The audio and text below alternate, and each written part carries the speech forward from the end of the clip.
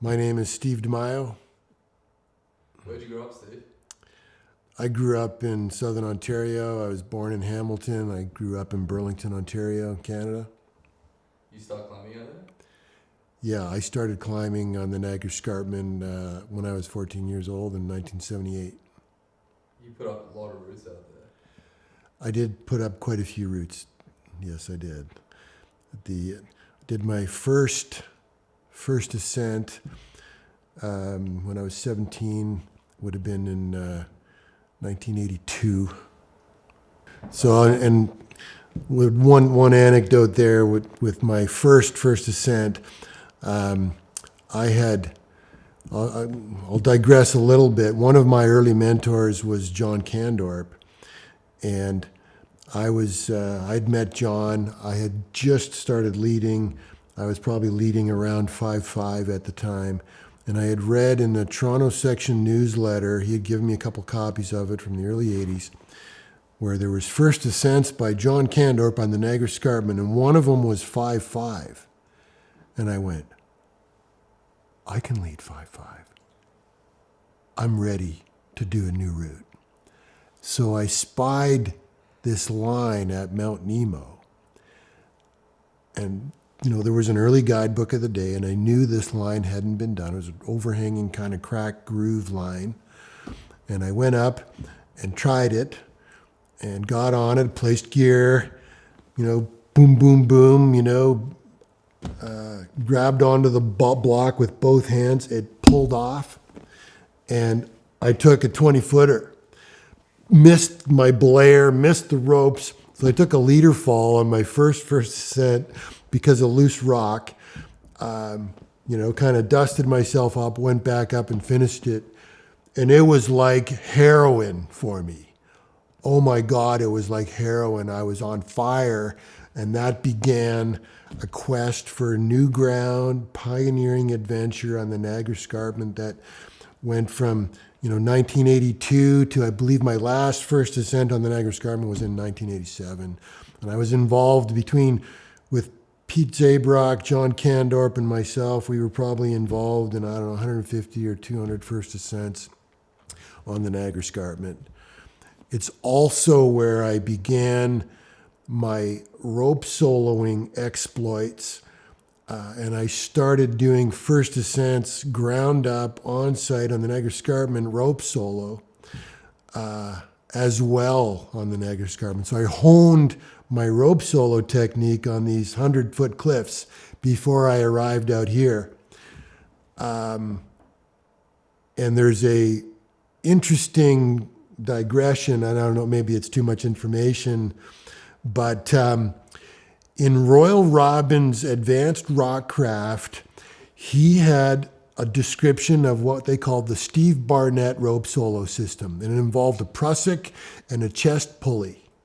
And when you use this pulley, it would compress the knot so the rope would feed itself out, and you had to back it up with knots. Okay, so I started out using the Steve Barnett system, and I had done many first ascents with it. Eventually, I got onto some 5.11 ground, overhanging 5.11 ground, big roof, high off the deck, 70, 80 feet up on the Niagara Escarpment, and a hold busted off. I had a jam at the lip, and the piece of popcorn in the crack broke, and I took my first leader fall rope soloing. Well, I believe now that nobody ever took a fall using the Steve Barnett system. Like, are you kidding me? The prusik melted onto the lead rope, and it was stuck on the lead rope like a piece of dried spaghetti. And I peeled it off the lead rope. It did hold, but I'm like, if I took a real fall, this was almost a top rope fall because the piece was here, but it's still with rope stretch and the whole thing. Anyway, after that, I said, well, this is just stupid. I'm just going to use knots. So I started putting 4 carabiners on my Pat Littlejohn harness, and I'd tie an overhand knot, clip it in, give myself 5, 10 feet of slack, clip another one, I had 4 knots on my harness.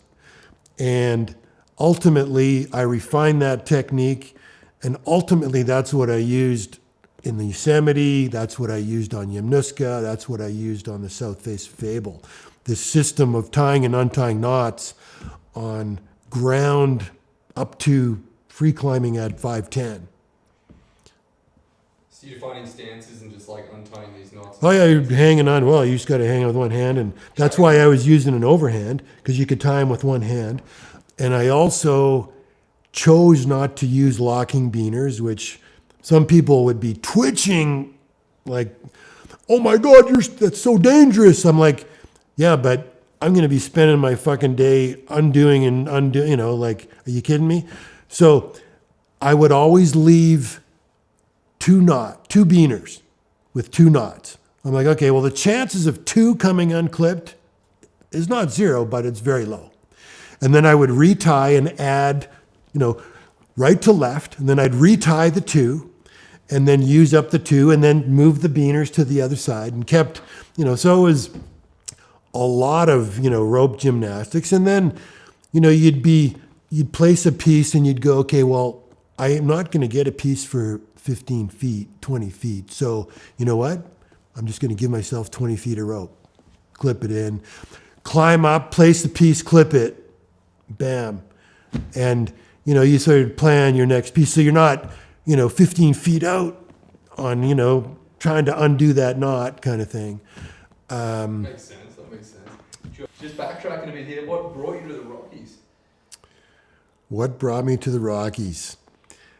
I came out here on a climbing trip in 1985, and it was me and John Candorp, and we decided to do a route on Yam. We actually went out, and John had been out here before, the year before, and climbed on Yam.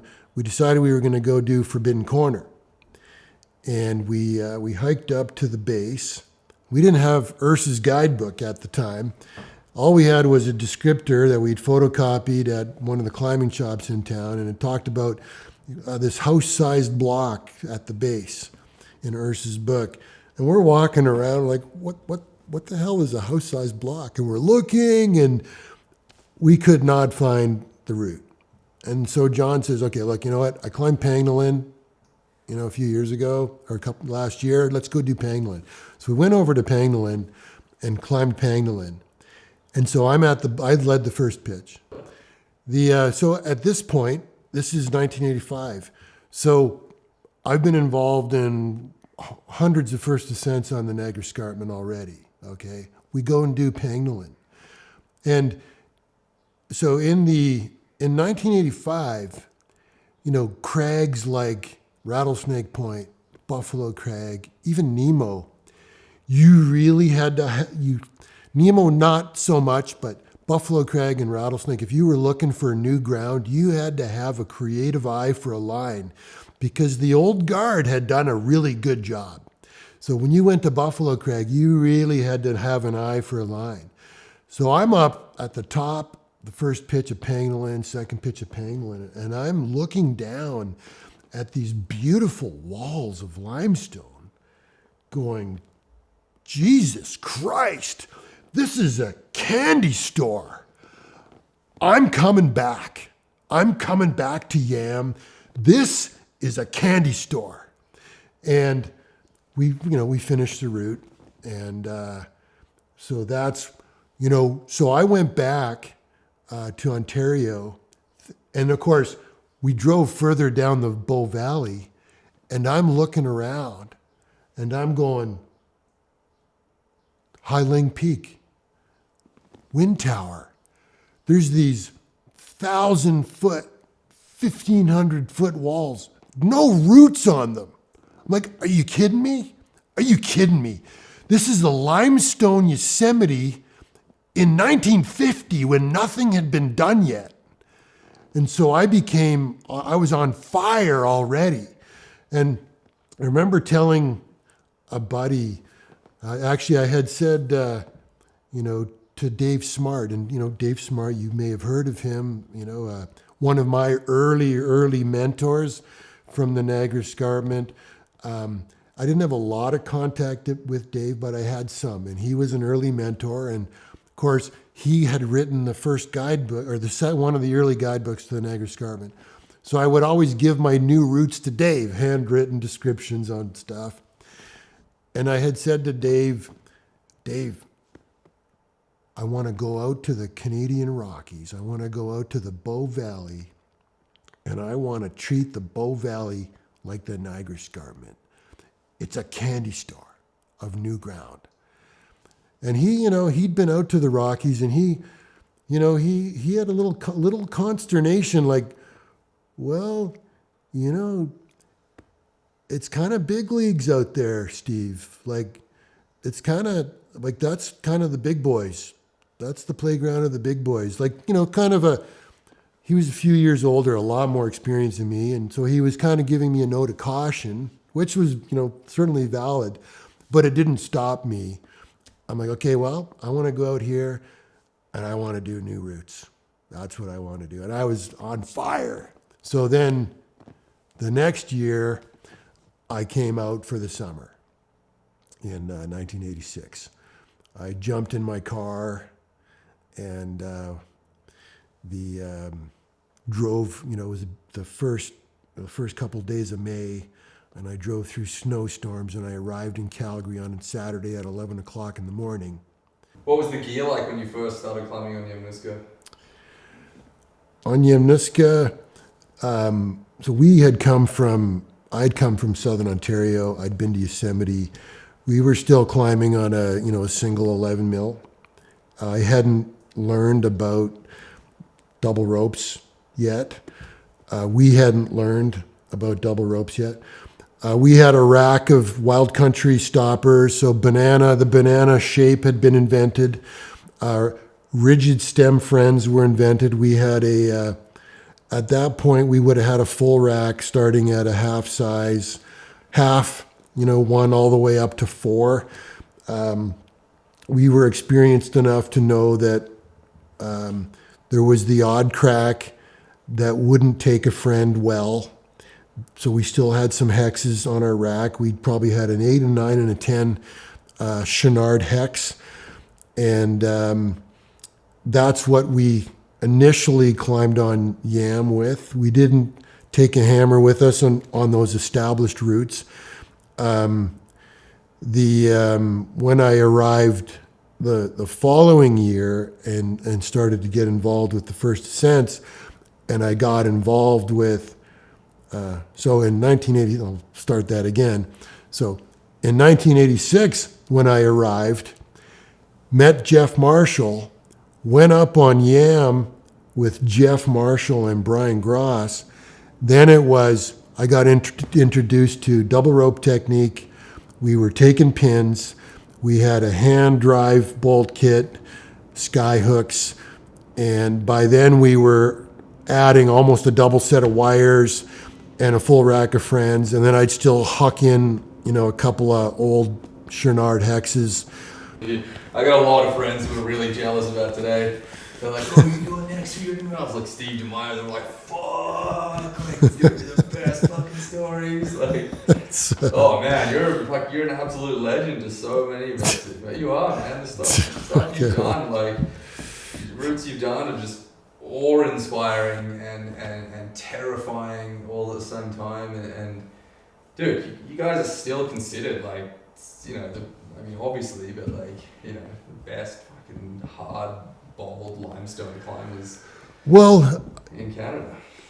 I'll get to that. Yeah, thank you for that. I mean, contextually,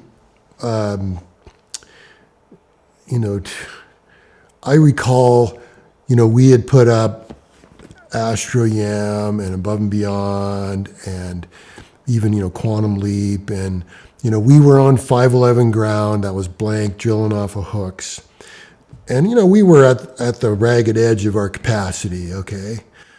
And then, within that genre, later, within a couple of years, I remember reading something about Ron Kalk, it might have been in Tuolumne, where they were on 511 ground, drilling off of hooks. and they were commenting that, you know, this was kind of a big deal.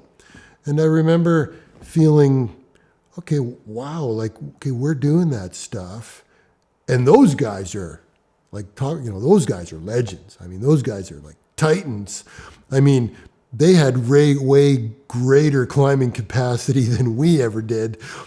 But we were like, the Rockies young guys with probably more boldness than brains in some cases, although we were mindful about the risks we were taking, or I believe we were. But I remember thinking, okay, well, if Ron Koch is pleased about that style at that level of technical difficulty, okay, it's not out of hand for us to feel pretty good about this. You know, I remember thinking that back in kind of the mid to late 80s. And, not to pat ourselves on the back, but okay, yeah, you know what? He felt good about it, so we can, kind of thing. It's a gauge, totally. It's a way to gauge.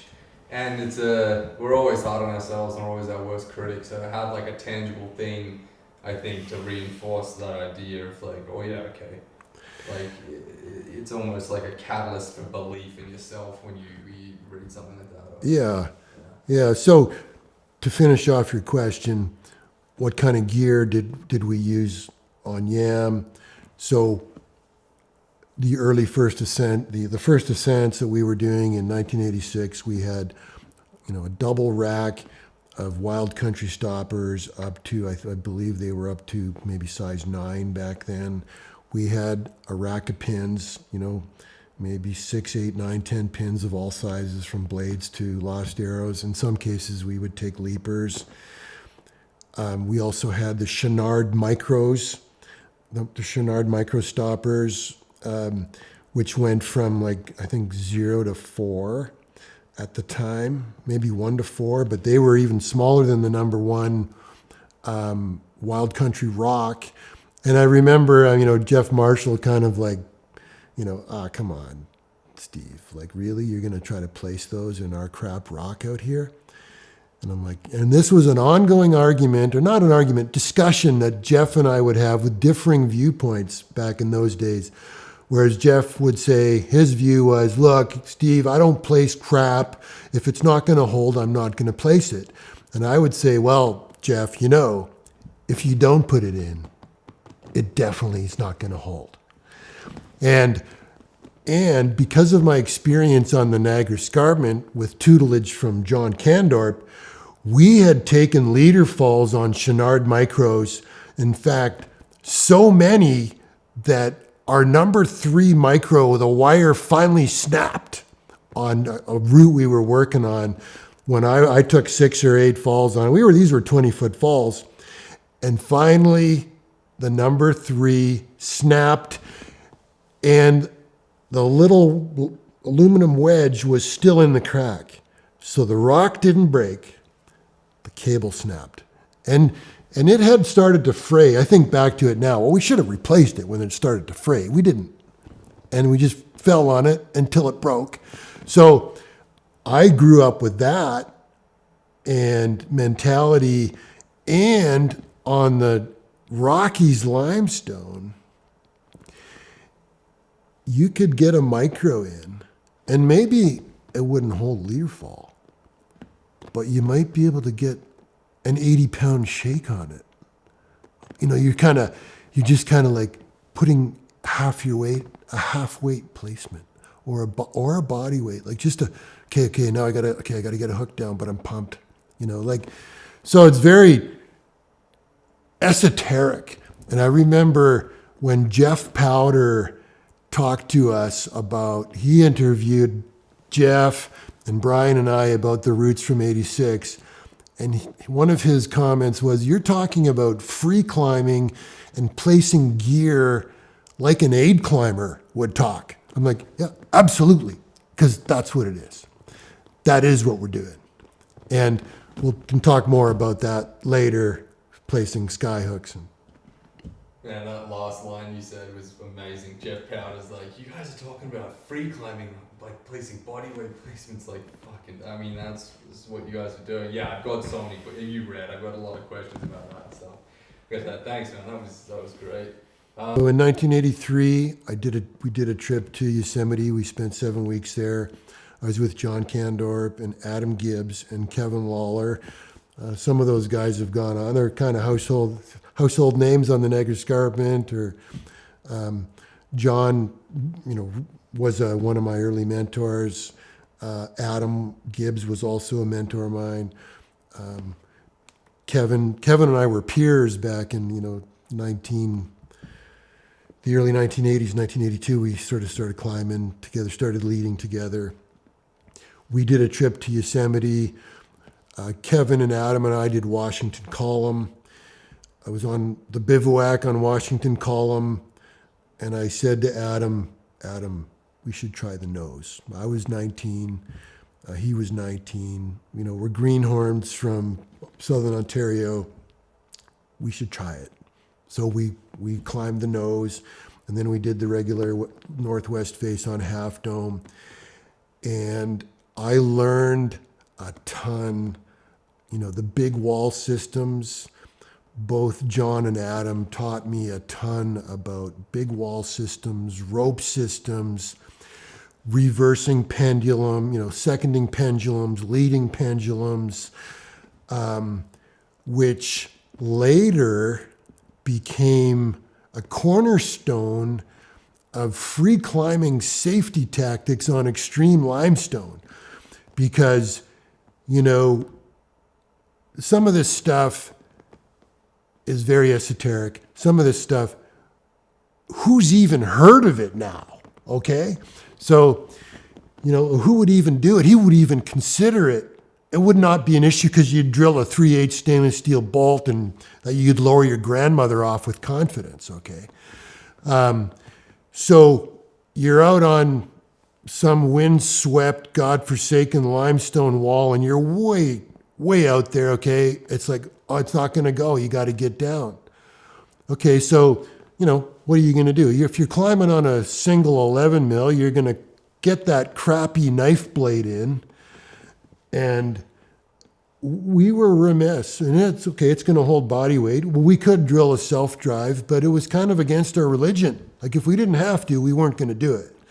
So, you're going to put in your single piece and you're going to lower off it 80 feet back to the station, okay? And you're going to be cleaning the gear as you go.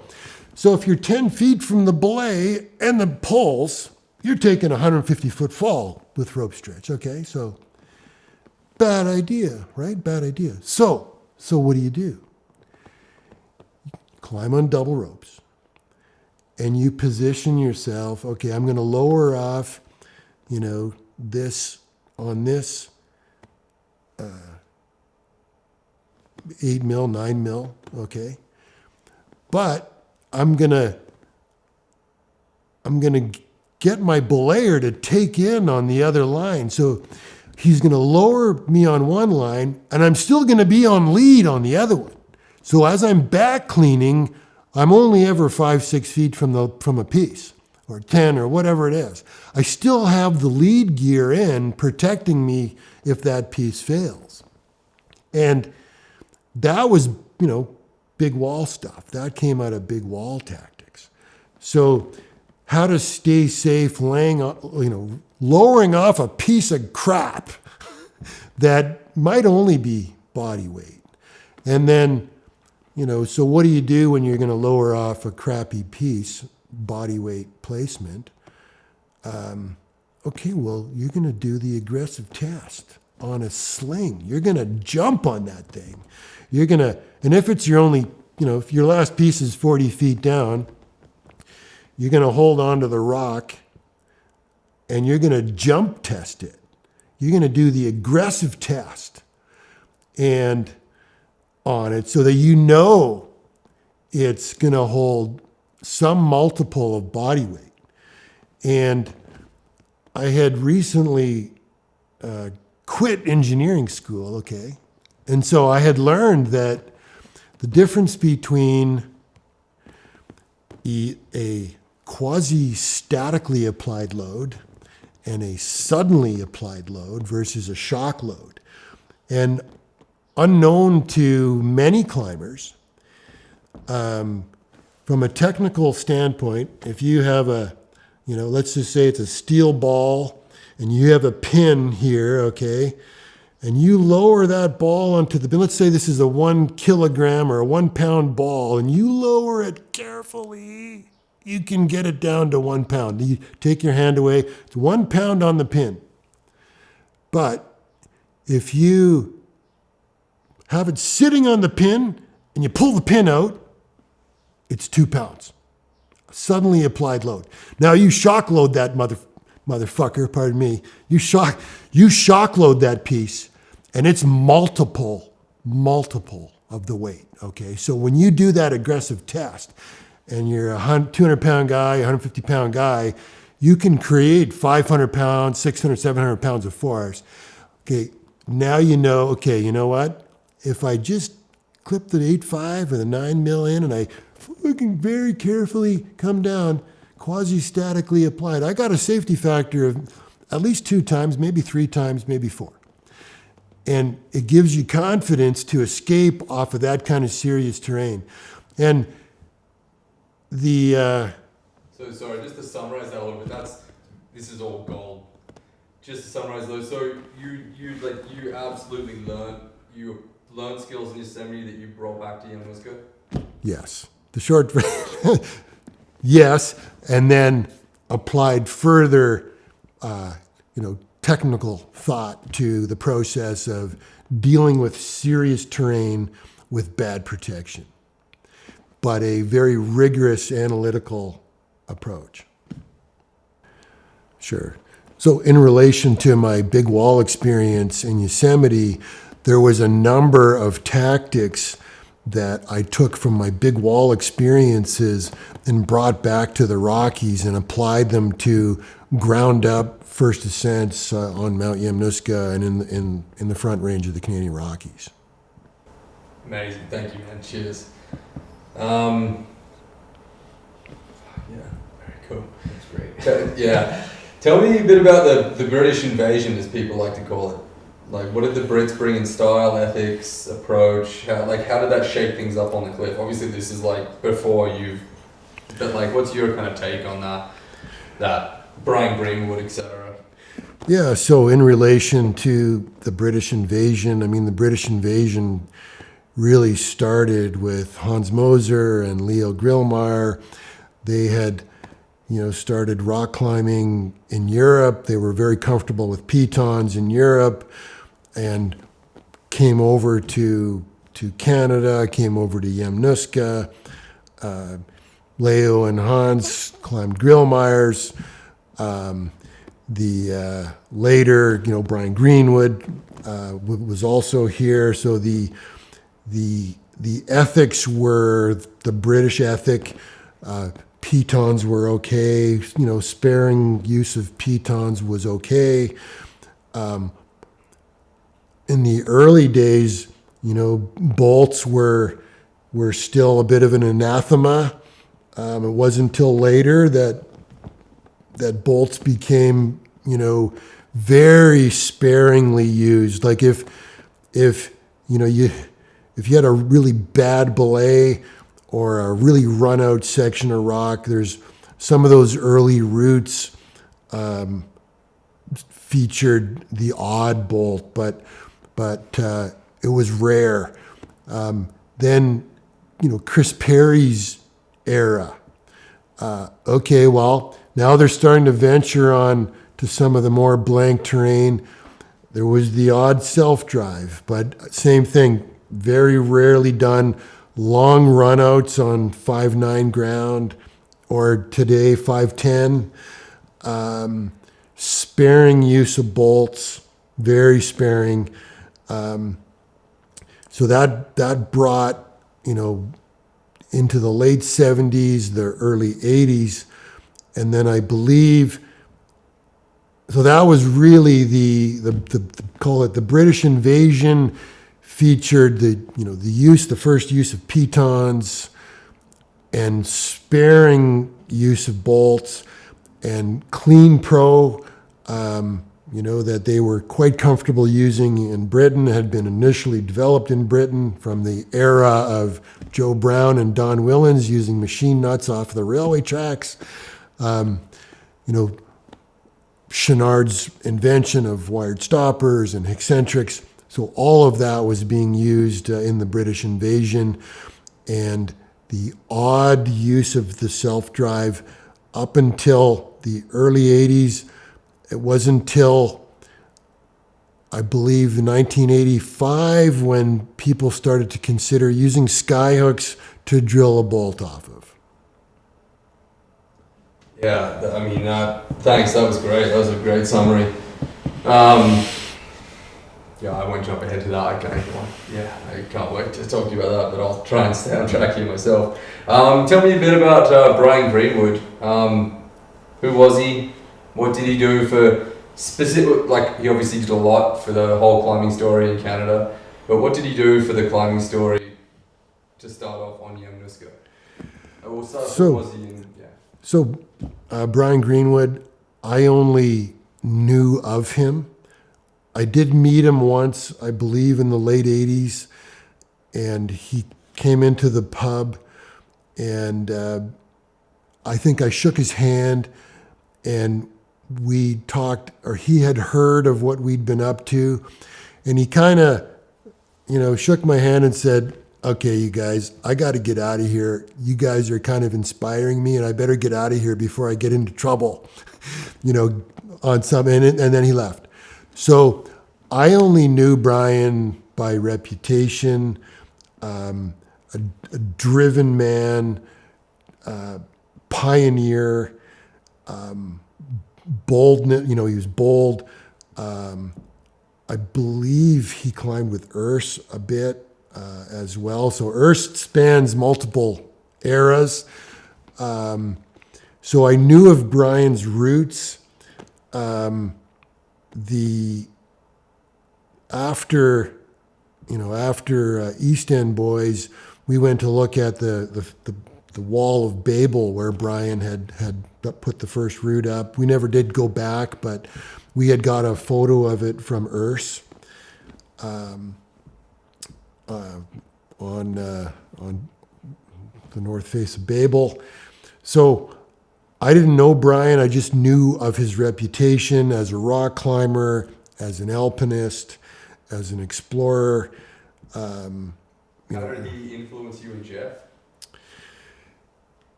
Or his roots inspire you guys? And not only his climbing of Yam, but his alpine roots. I mean, was he a source of inspiration for you guys? He may have been a source of inspiration for Jeff, as was, John Laughlin. Less so for me, because I didn't grow up here. So I arrived at the base of YAMNUSKA really not knowing any of the history. And so my inspiration was from an inner drive and an inner passion to explore limestone that didn't come from anybody else. It came from in here. Later I learned about Brian's roots and I heard about the man and the legend, but it wasn't a source of inspiration for me. Well, that's great. Thanks, Steve. I love it. Sweet. Yeah, that was great. Thanks. I appreciate just like the concise and honest answer there too. Yeah, it was good because it's funny. I mean, I'm fucking Australian and I was super green when I came to Canada in 2012 and I had the Yam was like one of my early. I climbed a bit in New Zealand where I was living before the earthquakes ruined my house, destroyed my house, and lost my job and stuff. That's why I moved to Canada. But I remember Carwall being one of my first rock climbs in Canada, and I was super green, and I had not put up 300 routes back on the escarpment. But I had a 50-liter pack or a 55-liter pack, and I was like, I'd been trad climbing a few years, but I remember just being so fucking humbled, and I had no idea the history. I had no idea what these names meant, or what these grades meant, or even when the year they were put up meant. And so I was like, 10A, no big deal, like whatever. And I'm questing on Carwall, just like shitting myself. Like, what the fuck? this is real. And then I slowly learned about YAMNUSKA and what these names could mean and what the year that they were put up and the significance that had. And it's a fun ride to go on. Could you tell me a bit about the Calgary Mountain Club? I'm not sure how involved you were, or even from like maybe a general like explain it as if you're talking to a layman who knows nothing about the Calgary Mountain Club. Like, what was it, and what was your personal experience like? Yeah, so in regards to the Calgary Mountain Club, I knew nothing. Could you just say the Calgary Mountain Club? Yeah, sure. The Calgary Mountain Club. When I arrived in Calgary in 1986, I knew nothing about the Calgary Mountain Club. I was introduced to the Calgary Mountain Club through Jeff Marshall, and I had met Jeff. He said, "Hey, there's a party, there's a Calgary Mountain Club party on Friday night. You should come." And I was brand new to Calgary. I knew nobody, so it was a social opportunity for me. I'd moved into a shared accommodation on 2nd Avenue Northeast by Edmonton Trail, and in the other room, without any malice whatsoever, there was a group of living there with me who were also looking for the cheapest accommodation they could find in the Calgary Herald in May of 1986. And so Jeff invited me to a Calgary Mountain Club party, and that was where I met a whole host of people. It was fun, it was drinking, it was music. They were very inclusive, and it was, it seemed like it was as much of a drinking club as a bunch of people that also like to climb. And so I met a number of people through the Calgary Mountain Club, Bill Betts and Sean Doherty and Brian Gross, and so Jeff was a bit of a hub for me, and very openly invited me to these parties. And there was a number of them. There seemed to be one every few weeks, that were hosted by various members of the CMC.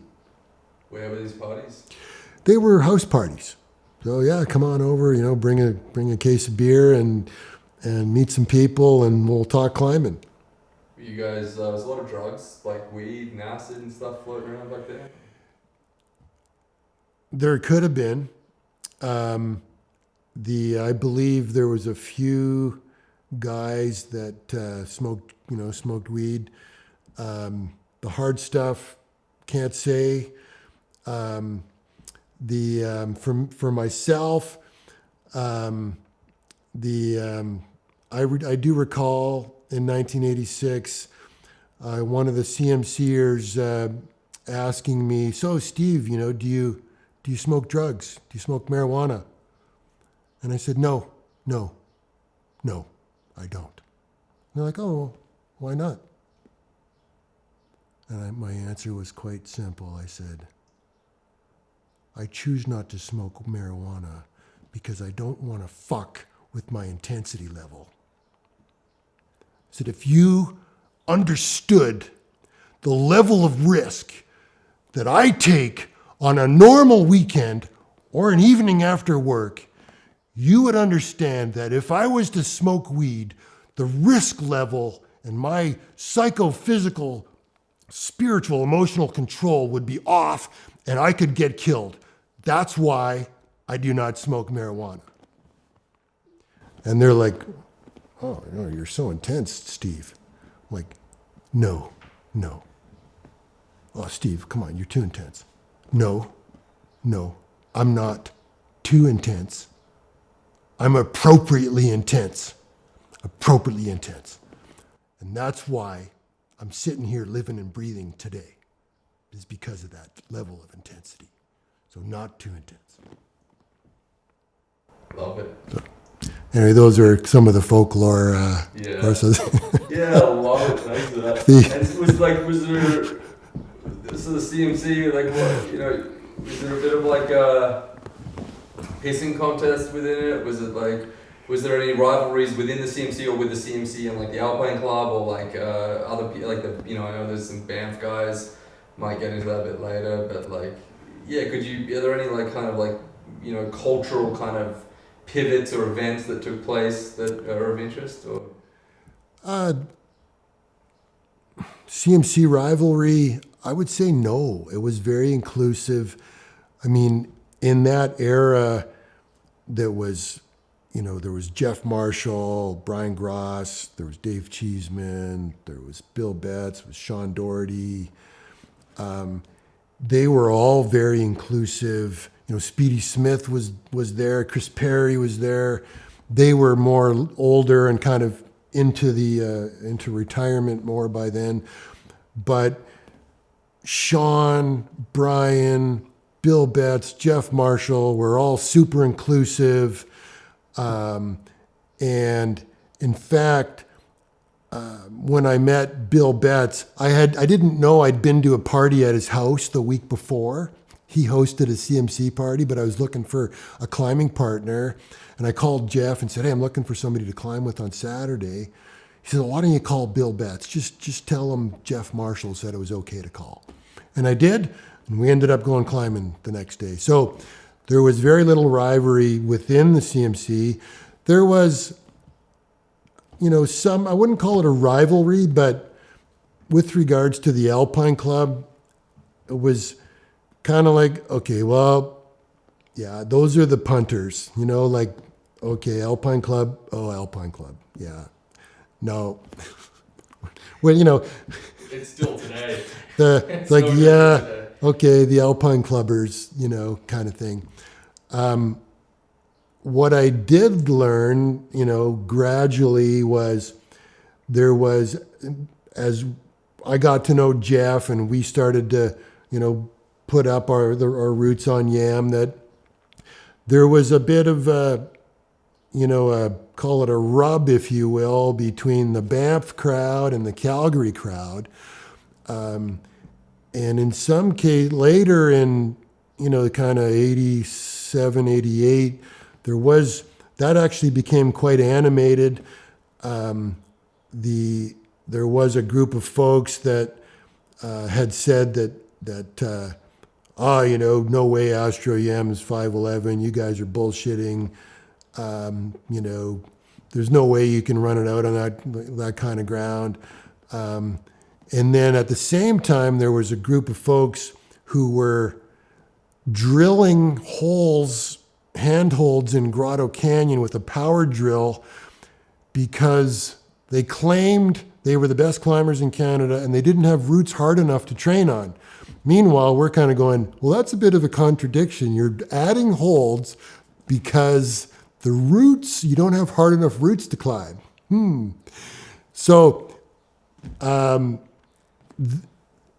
any event, there was a group of guys that grabbed the compressor and the drill and the gear and just took it as a kind of the protest to this practice.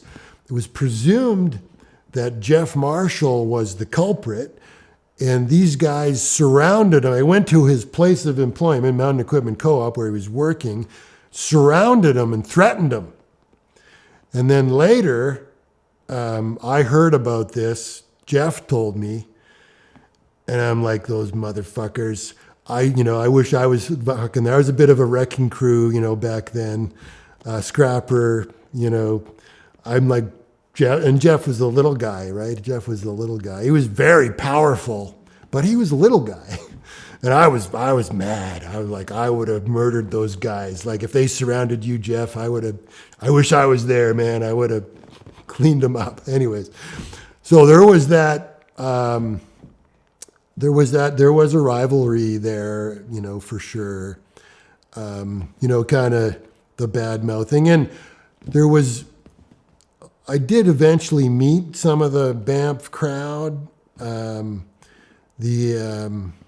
they were good guys like Ward Robinson and Peter Arbick and, Dan Guthrie. And there was never anything when I met those guys, they were good guys, very humble and talented, skilled guys.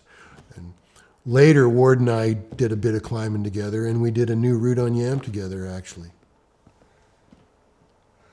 Yeah, I think Andy Genero told us it was maybe him that took the generator.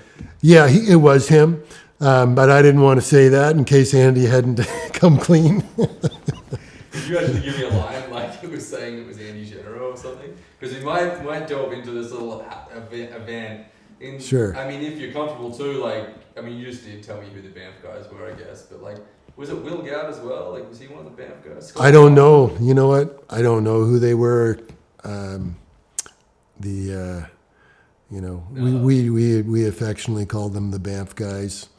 And didn't like some of those Banff guys go up on Astro Yam and then like downgrade it or something? Yeah, they claimed it was 510C. So they went up there and said, it's a total sandbag. It's 510C, Astro Sham. They wrote a note in the book, Astro Sham.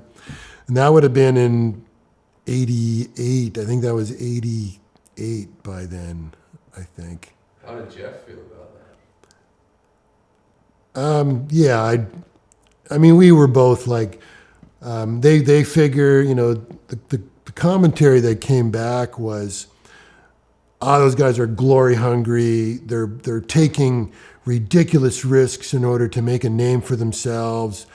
And I recall that we had been working on Wind Tower for 3 years, and for the penultimate successful ascent, I didn't take a camera as a protest on the final ascent, which is kind of too bad. When I think back to it now, yeah, fuck you. I'm not out to make a name for myself. I'm out to fucking climb. I'm not, in protest, I ain't taking a camera on the ascent. And it's too bad because we missed some good photo opportunities. That kind of thing. But anyway, that was a long time ago in a galaxy far, far away. I love it. I think I got a few more questions about the 70s. It's kind of an open-ended question, but like, what in your view, what did the 1970s like represent for YAMNUSKA? Yeah, so I don't have so the 1970s. I don't have, of course, personal experience with climbing on YAMNUSKA in the 70s. However, I am aware of the stories. The pivotal climbs of the 1970s, Yellow Edge and CMC Wall. And so Urs Callan and Billy Davidson. So strong team. Billy, a very passionate, gifted, talented climber, also went to Yosemite, rope soloed Tissac, comes back to YAMNUSKA after being in Yosemite and says, okay, I have a bold new plan for YAM. We can take the Yosemite aid techniques and put up new routes on Mount YAMNUSKA. So the Yellow Edge was birthed, the CMC Wall was birthed. And I think at some time after that, Billy Davidson went into retirement. I think Urs started to get busy with his business, so had a bit of a hiatus for a number of years. So the 70s brought Yosemite big wall tactics to YAMNUSKA, and that included aid, it included rivets, drill, I wouldn't say liberal use of bolts, but somewhat liberal use of rivets with some cases shoelaces on rivets, hose clamps on rivets. I believe some of that stuff is still visible on CMC Wall. There's still some of the Stubai stuff on Yellow Edge, which I believe has yet to be upgraded. And those are now, 50-year-old iron up there. So, cross yourself if you're religious to, and even if you're not, if you're going to run it out off that stuff now. And they were never meant for leader falls. They were only meant for, body weight or, a few multiples of body weight. You just gave me exactly what I wanted, Steve. Thank you so much. Just that line about the 70s, like, because I know all this stuff, obviously, like, this is for an audience in a film Sure. to learn from, like, Yeah, I so know you I've got, researched yeah, all yeah. this So you're shit, trying to man. get I was trying to put it Yeah. into a soundbite No, for you nailed it, man. It was absolutely perfect. Yeah, it was great. I mean, I'm just And some of so this isn't firsthand knowledge from you. I learned about this through, what the various, readings that I've done about YAMNUSKA as well. So, Yeah, and then people eventually, eventually going to be able to watch this film and learn it all in a neat, shiny package. But not that would at all take away from all of the writing and stories about it. Those will be timeless. Tell me about Carwall. Like, I understand it was pretty ahead of its time in '71. It was one of the first routes to like venture out onto like blanker sections of the wall. Like, from just a historical kind of perspective, like, what do you think like this, like Don Vacherot's Carwall kind of meant for YAM at the time? Sure. Carwall. So Carwall weaves together weaknesses in the cliff with blank sections. So you're linking together natural weaknesses in the cliff with blank sections, and then following the weaknesses to the next blank section. And then it was one of the early forays into some of the blank gray limestone that required aid. Use of bolts, rivets, pitons, and then get through the blank section to the next weakness. And so Carwall is a great example of that tactic. And I think, I believe it was Don Vacherot was one of the leading components of it. It was one of the early routes to get onto the magnificent gray limestone of YAMNUSKA that was staggeringly and surprisingly good, for the poor reputation that Rockies limestone and YAM limestone had, is that, there's a number of pitches on that route where the rock is conspicuously good. What do you think it meant for like that for other climbers around the early '70s when Carwall was put up? Do you think it like opened people's minds to what was possible or where direction might be going? It's a good question, and I'm not sure. I mean, in hindsight, I'm not sure what came first, Carwall or Forbidden Corner. I don't actually remember which one came first, because Forbidden Corner was also a vision of route finding, perhaps even more intricate and esoteric and sophisticated than Carwall was. So I'd actually have to go back and look. And I know Don Vacherot worked at Forbidden on multiple occasions. And the route finding today even flummoxes modern, newer limestone climbers as well. So I think if I think back to those four routes,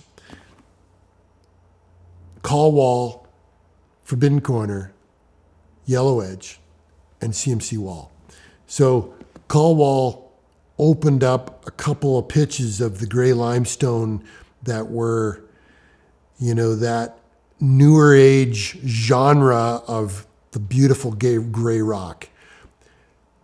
Forbidden Corner took it to another level of route finding and the esoteric nature of the possibilities of route finding on the gray limestone to me.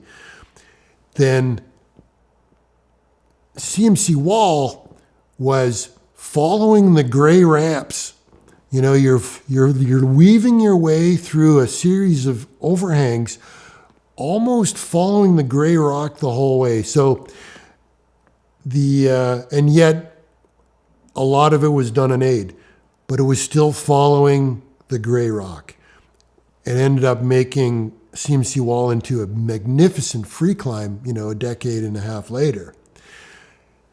The Yellow Edge, on the other hand, is a whole different animal. That's the yellow, rotten, overhanging limestone, which was a totally different animal than the gray rock on CMC wall.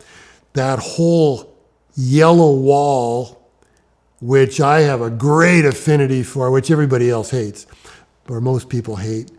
But anyway, I loved it. I grew up on that stuff. Like the Niagara Escarpment is like, that's what I grew up on. Overhanging, rotten limestone. To me, I just had a sense of comfort on it. It wasn't terror, it wasn't fear, I grew up on this stuff. Different type of climbing, very different genre. And, you know, the awakening of the yellow rock took 20 years, and then 30, and then 40, as blue jeans emerged much later, and things like East End Boys and blue jeans. And so when you think about, I don't want to go, maybe I'm going off topic here, No, but this is amazing. Keep but going. so East End Boys. So Bill and I walked up to East End Boys. We climbed it, and as I was leading the last pitch of East End Boys, I looked over to Bill and said, "You know, Bill, this route either overhangs on every pitch, or every pitch has an overhang in it." And I carried on to the top. The next day, I'm on the second free ascent of CMC wall. And I'd heard about the overhangs and, oh, you can't retreat. And I'm up on CMC wall, and I'm like, this isn't overhanging. Like, are you kidding me? It's, in fact, a lot of it's like 89 degrees or 88 degrees. Like, oh man, there's a little overlap here and there. But compared to East End Boys, this is a slab climb. Like, this is not overhanging. Like, and look how beautiful, this rock is beautiful. Like, compared to East End Boys, this was like a mecca of gray limestone. It was beautiful. Like, are you kidding me? Loose? I mean, the legends were, in the early 80s, the legends was CMC wall. It's the equivalent of elephants tethered to cornflakes. That's what people said. And I go up there and go, this is beautiful gray limestone. I grew up on the Niagara Escarpment. I know what loose rock is. This is beautiful. That was my view. And this is not overhanging. This is not overhanging. East End Boys is overhanging. This is not. Steve, like, you're giving me gold, man. I'm getting so excited. I can't wait to get in the edit room with this interview. Josh and I, we have to be quiet because you are slaying this, man. I'm so fucking happy.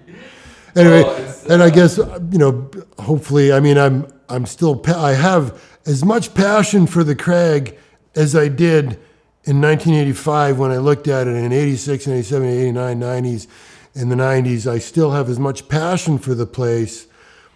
So hopefully I'm not, if you talk to folks, they'll tell you, oh yeah, Steve he gets animated. Like, when you get him going, so that this passion is real. I'm not fabricating this. Anyway, so I apologize if I'm kind of overdoing it or not, but.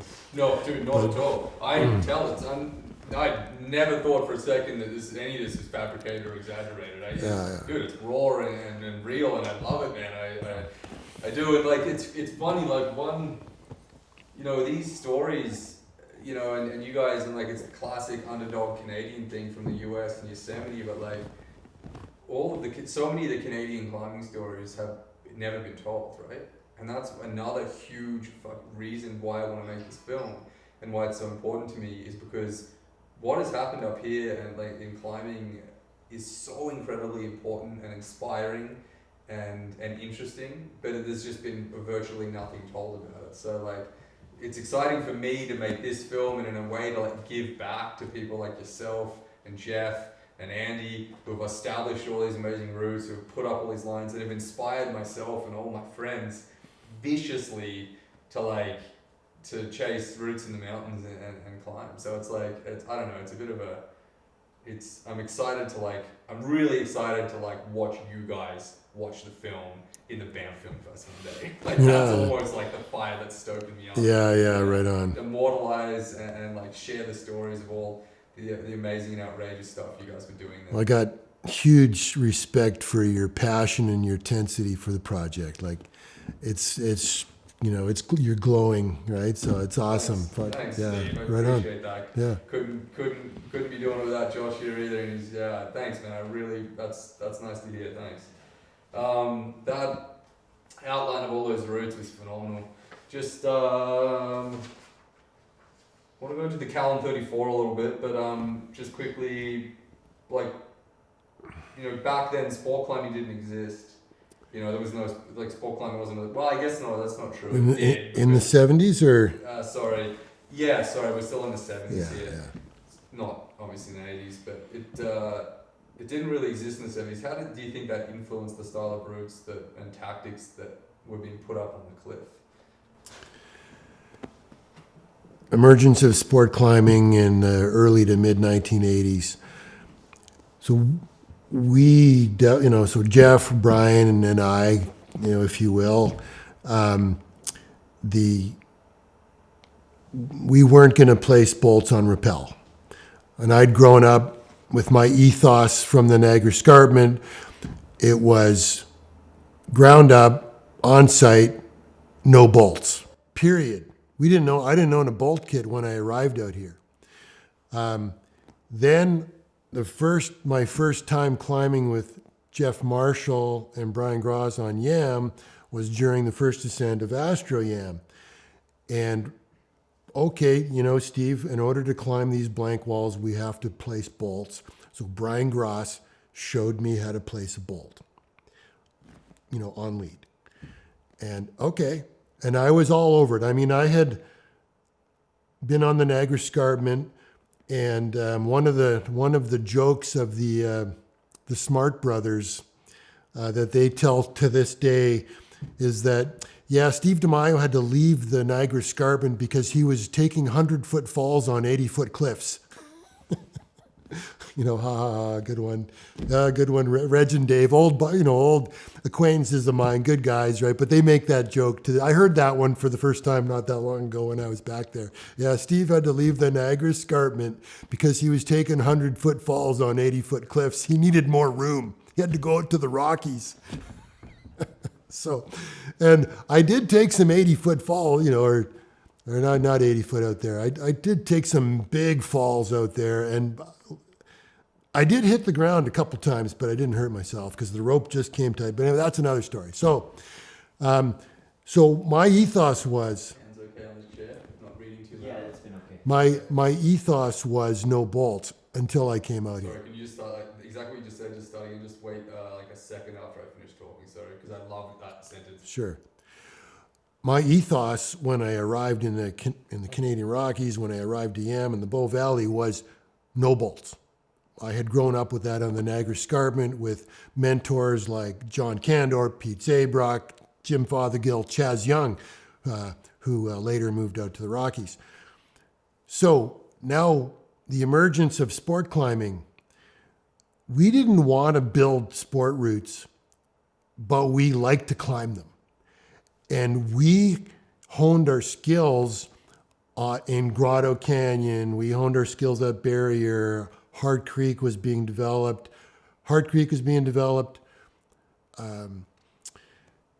Grotto Canyon was being developed. Barrier was being developed.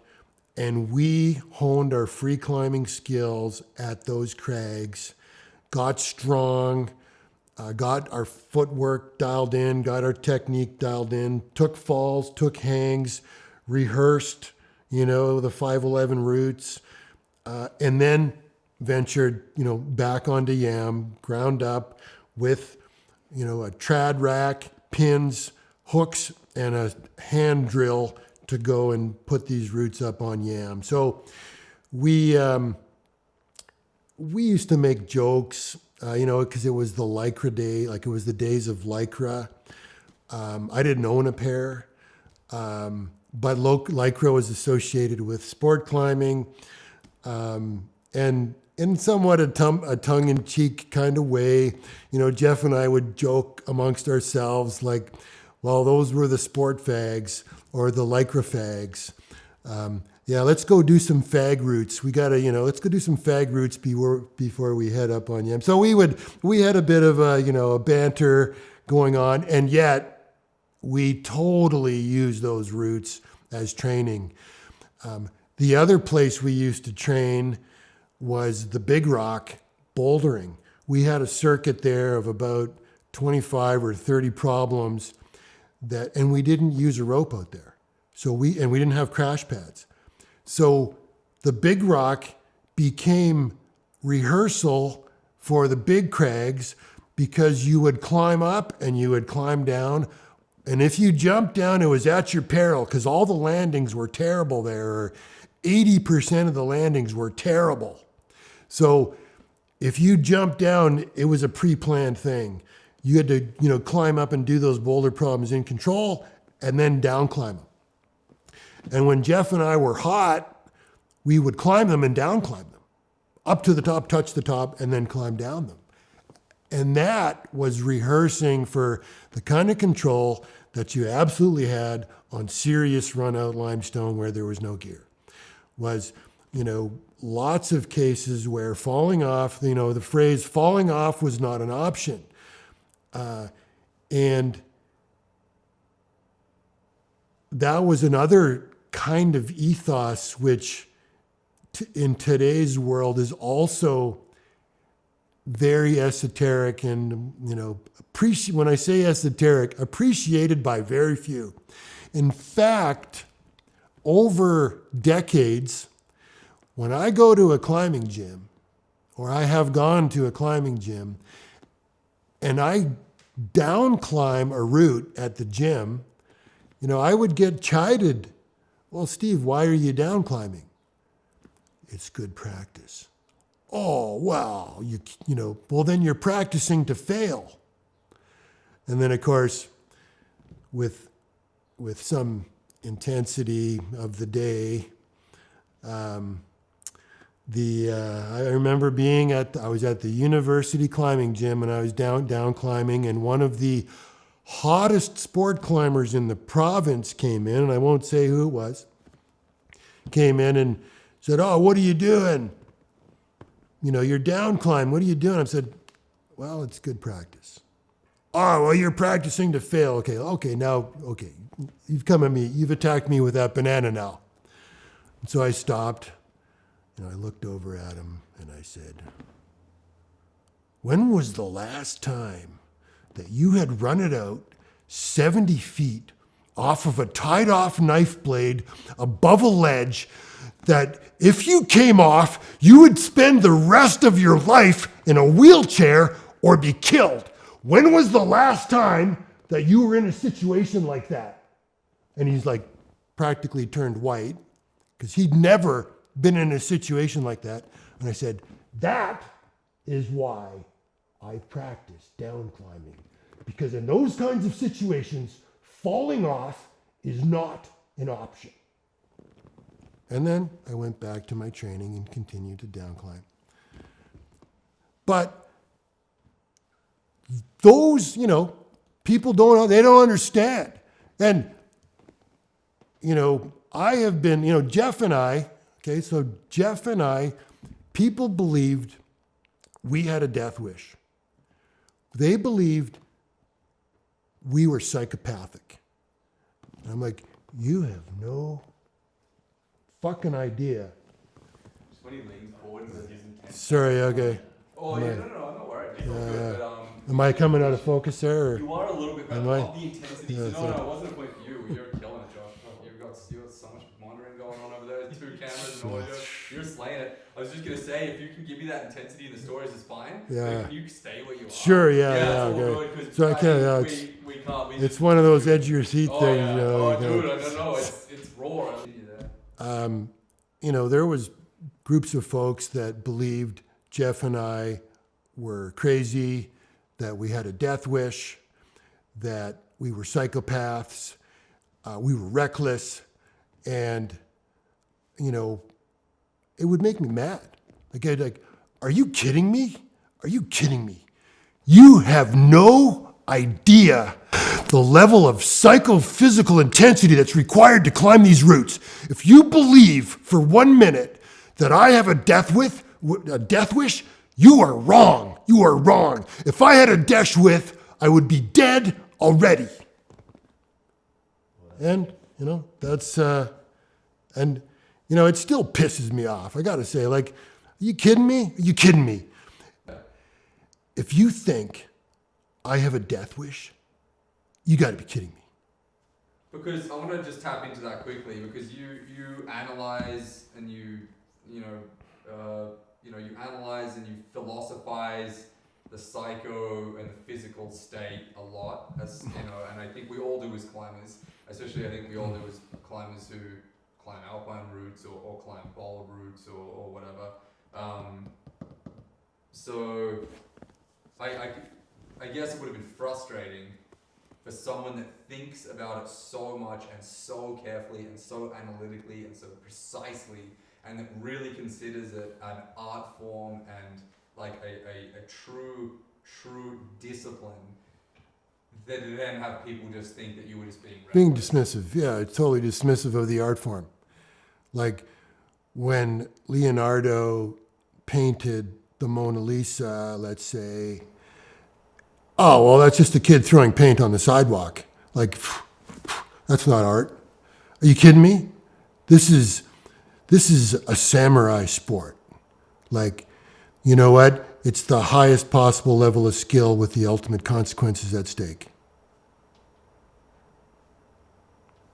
Thank you so much. That was fucking brilliant. And that's exactly what it is, at least what the style of climbing you guys were doing. I mean, I've climbed a lot on Yam, but I've never repeated any of your routes, and I'd like to one day, but... don't worry. I'd like to repeat my own routes someday.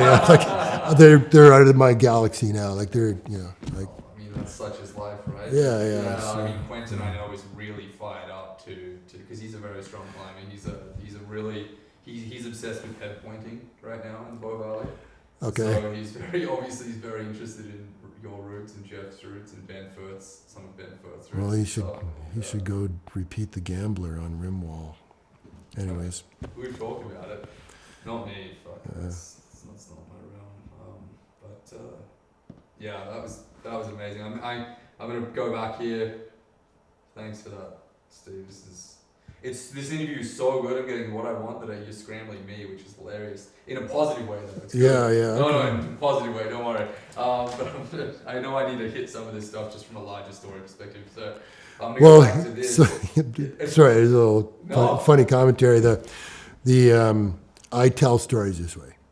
This is how I'm a storyteller at heart, and I'll be out, at a pub or a bar, and even early days with anybody, and they're like, "Steve, why are you yelling?" I'm like, "Am I yelling? I don't think I'm yelling, but they can hear you across the." I said, "I'm not yelling," and like I'm getting intense, but people are staring at me. I don't care. Like, you kidding me? Like, man after my own heart. I can get the same way. Sam will be like, "You're speaking really loud." I was like, "I don't care. This is a super intense story. This is appropriate volume right now." I'm just like, all right. Yeah. Good chat. And what's interesting? Sorry, I'm having a little retrospective here. Is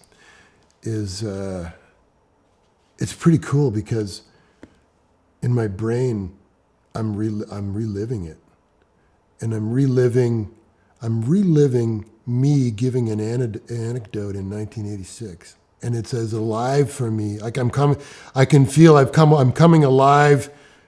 It's almost like time travel, which is interesting. Anyway, so. We cracked time travel. That's really special to hear that. Yeah. That's cool. So, I'm stoked this process is that amazing for you. Yeah, absolutely. Not everyone can tap into that. I mean, not everyone has. I think you need a certain kind of lead to a certain kind of life and have done certain things to maybe feel like kind of intensity about your memories. And you've certainly done that. But, tell me a little bit about the Callan 34. What is it? and why do people want to try and tick the list?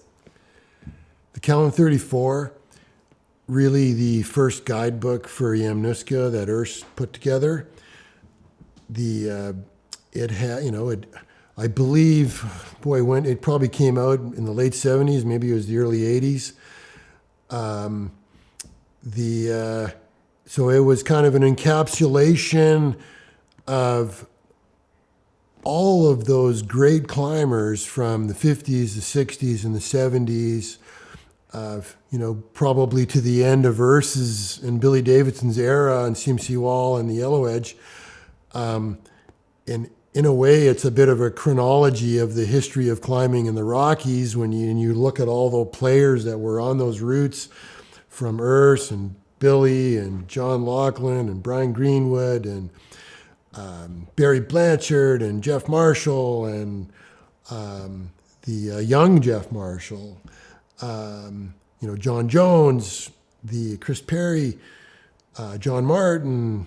It's a bit of a who's who of climbing in the Canadian Rockies, and they all cut their teeth on kind of the Callan 34. So to have to have mastered all of those routes it's quite a big trophy for those folks that are interested in ticking the boxes on lists like that. If you're it's a hell of a trophy, and they're not easy. It could be 34 days or more, because some of these routes you're going to get rained off, or you're going to lose a route. You're going to have to wrap off. It's probably a literal month of Sundays, if you will. Spanning probably years to get that list done.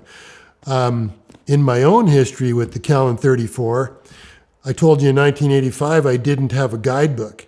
And then I did Penguin and went, oh my God, this is a candy store. So I immediately went and bought Urs's guidebook so I could figure out where the new route potential was on the crag.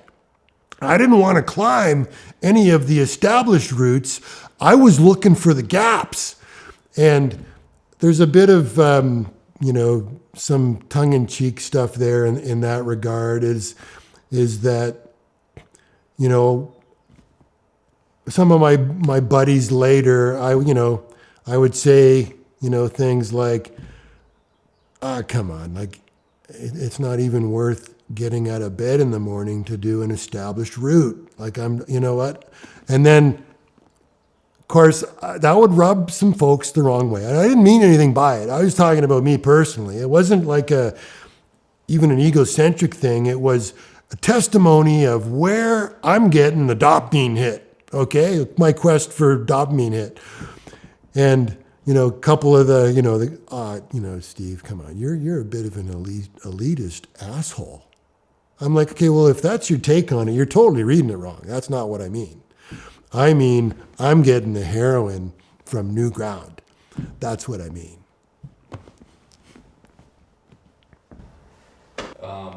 Could you talk to me, what's the climbing like on Yellow Edge? If you're at the crux pitch, if you're at the most exposed pitches, what's the style of climbing like? The Yellow Edge is quite varied. The first pitch, you got that kind of 10A crack climbing, hand jamming on YAM, which when I was doing those routes with my Yosemite experience and my, learning to use hand jams, is I would wear tape gloves on those routes. And, I remember being at the base of, it was time I climbed Deer at Tesma in March, and I put my tape gloves on. It was early in the season, and the guy I was with looked at me, he goes, come on, there's no hand jamming on YAM. We're standing at a belay station, okay? I literally reached up and went like this and got a hand jam, and I said, well, I guess that shatters that theory, doesn't it? And the thing about tape gloves on YAM is that the rough limestone cracks, I used to joke that, Steve, you're wearing tape gloves. I go, you're right, I'm wearing tape gloves. That's because I can put my hand in a crack and I pull out my piton hammer and I whack my hand into the crack and it ain't coming out. And then, you know, so yellow edge, pitch 1, hand jamming. Pitch 2, jamming through the overhang. You know, pitch 3 now, okay, intricate. There's some stew-by bolts, some intricate face climbing. It's a little intimidating leading up off of those old stew-by things. I don't know if they've been replaced. There's some stiff corner climbing up there. And then one of the crux sections, which was a rivet ladder going the traverse out to the right, super intricate, face climbing. And I recall there was, the 3 rivets and we stitched them all together with slings to do the traverse. Just like, okay, hopefully one of these will hold, if you come off kind of thing. Then you're around into the corner, onto the big ledge under the free climbing crux pitch. One single bolt off a ledge and a self-drive. And so I've been on that ledge. Let me see here. Twice. And actually, I haven't led that pitch. The 2 guys I was with led the pitch. And it's intimidating, and they both aided it at the time. So it had been freed by Peter Croft, but unless you pre-climbed it and put gear in, it was very difficult to protect with a ledge fall off an old self-drive. So for safety, the 2 guys I was with certainly had the talent to free climb it, but it was such a risky pitch that they aided it. So Why was it risky? Because it was a Explain to me what happened to a layman audience. Like, Sure. A risky pitch. There's a self-drive low down, and on the first descent, it was aided, on knife blades and maybe some crappy wires. But some blades, you high step off the bolt and you get a crappy body weight blade in, another crappy blade till you get a little higher, get some better gear, and then you're through it. It's a short pitch. So to try to free climb it, there's no fixed piton there. There was no fixed wire, and it's the crux of it's 11B or C, and it's super awkward, lay back. So to get gear in that spot, ground up. Extremely difficult to get that piece in, and the piece isn't very good anyway. Like you really have to work at it on aid to get the gear to stick good enough to then lower off and then lead the thing. But if you're just trying to make time, then you don't bother. You just pull on the sling, and so both of those guys did that. So then you're going to fall, and with the slack, you're going to hit the ledge. So it's an ankle breaker right there. And what's the risk of having the 1 bolt at the relay station? Well, sorry, the bolt is a lead bolt. Oh, sorry. So it's a lead bolt, but it's an old one. But you're going to hit the ledge, so probably the bolt's going to hold because the ledge is absorbing the energy of the fall. But it's still only a single old one. You're kind of like, even when you're waiting, and you're like, Jesus Christ, like, okay, if this old 40-year-old self-drive snaps on me, I'm hitting the ledge. I'm decking. I'm factor 2ing. Like that's what I recall in my hindsight. And both, my one partner in particular was edging into retirement at the time, and he's like, "This is bloody serious, man.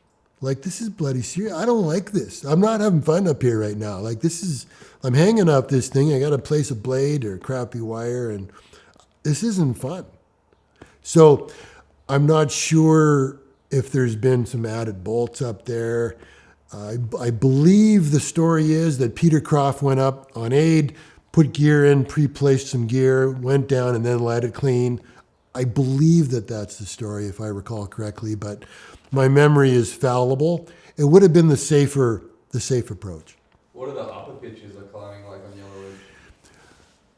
Then I believe the next pitch after that, I think, is the last pitch, which is another rivet ladder. And there's two finishes. You go up the rivet ladder, and it goes at the first. I'm going from memory here, and it's been over 30 years. You go up maybe the first 5, 6, 7 Stubai rivets. There's lots of them at 510, and then you make an awkward reach out to the right, off the rivet ladder, and then continue to the top at 510. And maybe it's 511, 510 or 11 to the top. So it leaves the rivet ladder about halfway. And then I believe Jeff Powder went back and freed the original line, I think at 512, which I've never done. I went up the other way. Is it exposed up there? Is the climbing on Yellow Edge feeling pretty exposed? It, and again, I'm going from memory. Because of the features, there's a lot of features. You're often in a corner.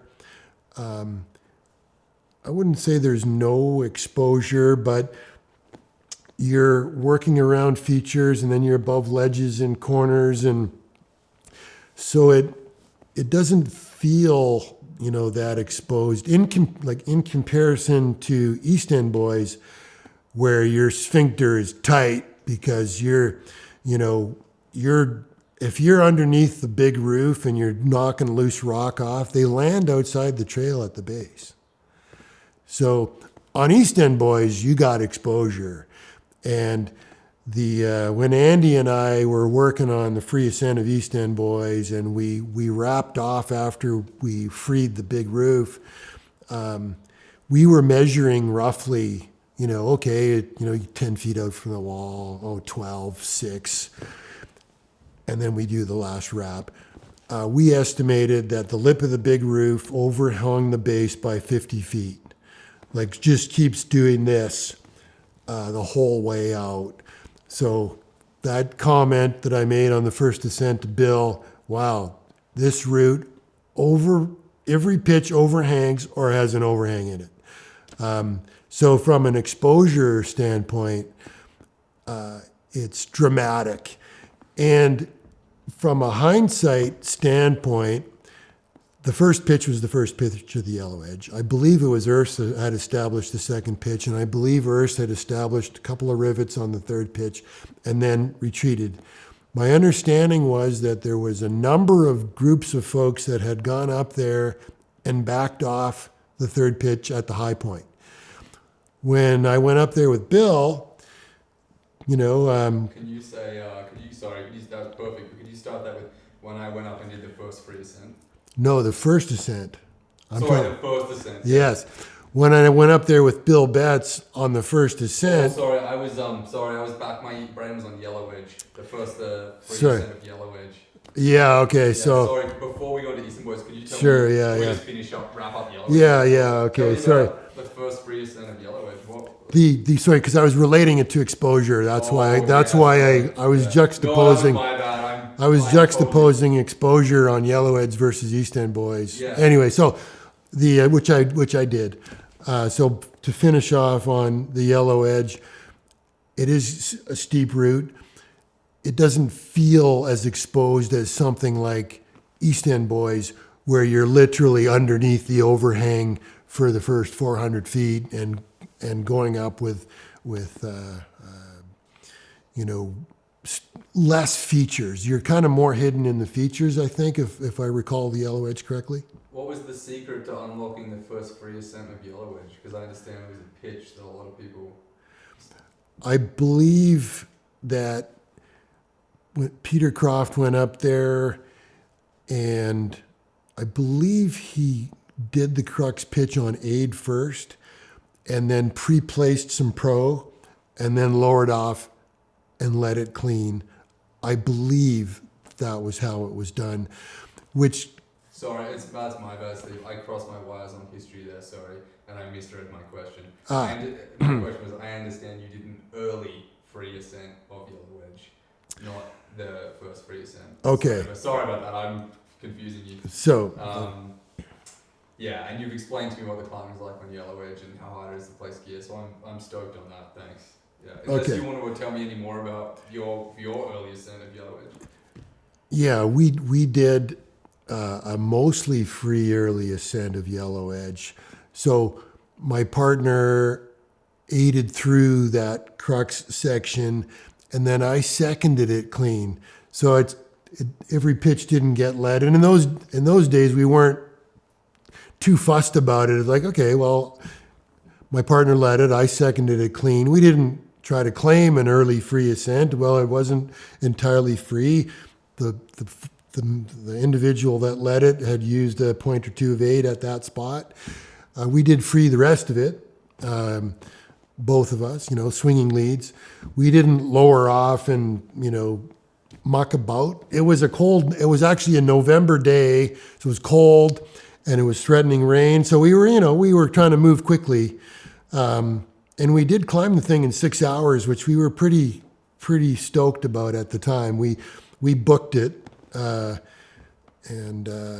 it was it wasn't entirely free. I seconded that crux pitch clean, but we can't claim an early free ascent from a very rigorous standpoint. No, that's fine. That's fine. I think we've talked about CMC wall a lot, but I don't think I phrased this exact question at you. Why was it so important at the time? CMC wall. CMC wall, the first free ascent of CMC wall showed the free climbing potential of the cliff. The route had been originally done as a big wall climb, and then was freed at the relatively low grade of 11A, which demonstrated that, okay, well, what does that mean for the rest of the cliff? We can now look at the cliff in a bit of a new way here, that if A3 and A4 got free climbed at 11A, okay, this is a candy store. This is a leading indicator of a candy store of free climbing that has yet to be untapped. And similar to, but at much harder grades, when people started to free the aid routes in Yosemite, but they were at much harder grades by virtue of the nature of the rock. So on YAMNUSKA, the rock features and the edges and the friction really presents itself well for free climbing. And so from a historical standpoint, looking back, for CMC wall to be freed at the modest grade of 511A and the rest of it at 510 is a wow moment for all of us, because it means that, wow, what other potential can be unlocked from the cliff? And that was going to follow in the seasons of 1985 and 86 and 87. Absolute fucking gold mine. Thank you. That was just couldn't script this shit better. It goes at 11C. When did it go from 11A to 11C? Oh, I don't know. I thought. Oh shit! Can I get you to say that again at 11C? Shit, that was I wonder if we could just get him to say 11C. Yeah, we could. Should we just go AC? Yeah. Could you say 511C for me? Sure. Just say 511C. That literally. Sure. 511C. I think we'll be. So did they upgrade that pitch? It goes at 11C CMC wall. Yeah. Really? Yeah. Okay, they upgraded it then. That's so your character though. You used to grade 511, 57, 510, solid 510, 57 back in the day, Steve. Well, but there was a few things going on there. I mean, sure, yeah. I mean, that later, but yeah. I think that's fine. It doesn't. I don't think it matters if you. Yeah, that was said. So that is such a crucial point, though. I wonder. Could you just give me that again, but say 11C? I can. You don't have to say exactly Sure, the same sure, way, but just sure, that sure. full package of like Yeah, what yeah. it meant when CMC Yeah. was free. Yeah. So for CMC wall, which was previously at 5.8 A3 or A4, for CMC wall to be freed at 511C at such a relatively moderate grade for that level of difficulty of aid climbing really had an inference that of the free climbing potential of YAMNUSKA. That, wow, if A4 can go at 511, it really was a bellwether to the free climbing potential of the rest of the crag. Fucking amazing. Thank you, Steve. Really appreciate that. Anything more to add about the second? There's there's a bit of comedy. I mean, you call it not comedy, but funny stuff. So CMC wall, I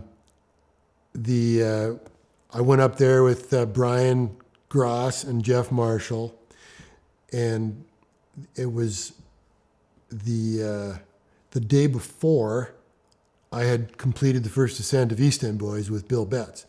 The next day, on Sunday, I went on to do the second free ascent of CMC wall, which we knew that had been freed by buddies of ours, Bill Stark and Brian Wallace, to do the second free ascent. And it was a blazing hot day that day. And I led the first pitch, and Jeff and Brian seconded. By the time we got to the top of the second pitch, which Brian led, we realized we'd left the pack at the base. And so we had no water. We were just in shorts and T-shirt. And it was a blazing hot day. And in those days, Jeff Marshall would just hike up in his underwear and a T-shirt to the base. And it was so hot that he had climbed, the first two pitches in his underwear still. So we realized the pack is at the base. And so Jeff Marshall climbed the second free ascent of CMC wall in his underwear and a T-shirt. And of course, the sun went around at the end of the day. It was starting to get a little cool, right? We had no clothes. Like I had shorts and a T-shirt. Jeff's in his underwear. And anyway, so pretty comical. And then earlier, I'd said, hanging around at the stations, I'd already talked about that. So I have a funny anecdote about, maybe I shouldn't tell it, doesn't it? It's not. Well, it's unreal. Stark was a big, powerful guy, and I'd never met the man. It's 1986, and we meet at Mountain Equipment, and Jeff introduces us, and it's a bit of it's a funny kind of chest-beating anecdote. Really, we meet, we don't know each other. And how the hell this ever even occurred, but it comes up like, hey, I'm a pretty strong guy. Yeah, Bill Stark's a pretty strong guy. Yeah, I'm a pretty strong guy. And, Bill's kind of like, I've never lost one of these, finger strength contests, ever. I'm like, really? Well, I've never lost one of those either. So we lock up in Mountain Equipment Co-op, Bill Stark and Steve DeMaio in 1986, right? And it's on. And we're like around, like we're knocking shit over, like there's clothes going. It's like our heads are butting. We're like wrestlers, like we're butting heads, and it's like it's down. It's like we're screaming, and eventually I got him, and he went down on his knees. He didn't want to give up, and then he said, "Okay, you got me." Okay, yeah, nice to meet you, Bill. Anyway, so however the hell that happened, we ended up in this finger strength war. And Bill he's a powerhouse. I don't know how I beat the guy, but he was like a bear. He was a grizzly bear. And I guess I must have been pretty powerful too. Anyway, so we never talked about it ever again. It's never come up. It was like we politely just said, okay, nice to meet you, Bill. Nice to meet you, Steve. Yeah, take care. Yeah, we'll see you around. He's like, toss me a route description for Astro Yam sometime, kind of thing. And see you later, right? Anyway, so It's never come up again, but it was like there was clothes flying, like we were knocking down racks of clothing and That's amazing, man. anyways. What a story. Man, what did the 1980s really represent on YAMNUSKA?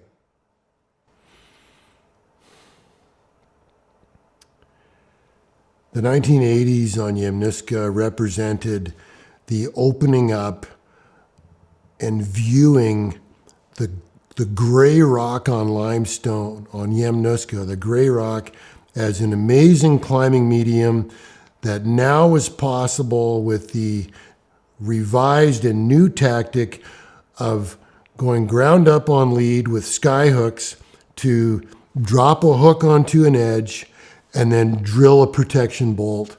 Suddenly, the blank walls became possible if you're prepared to take the runouts and take the risk of drilling off of sky hooks. Amazing, thank you.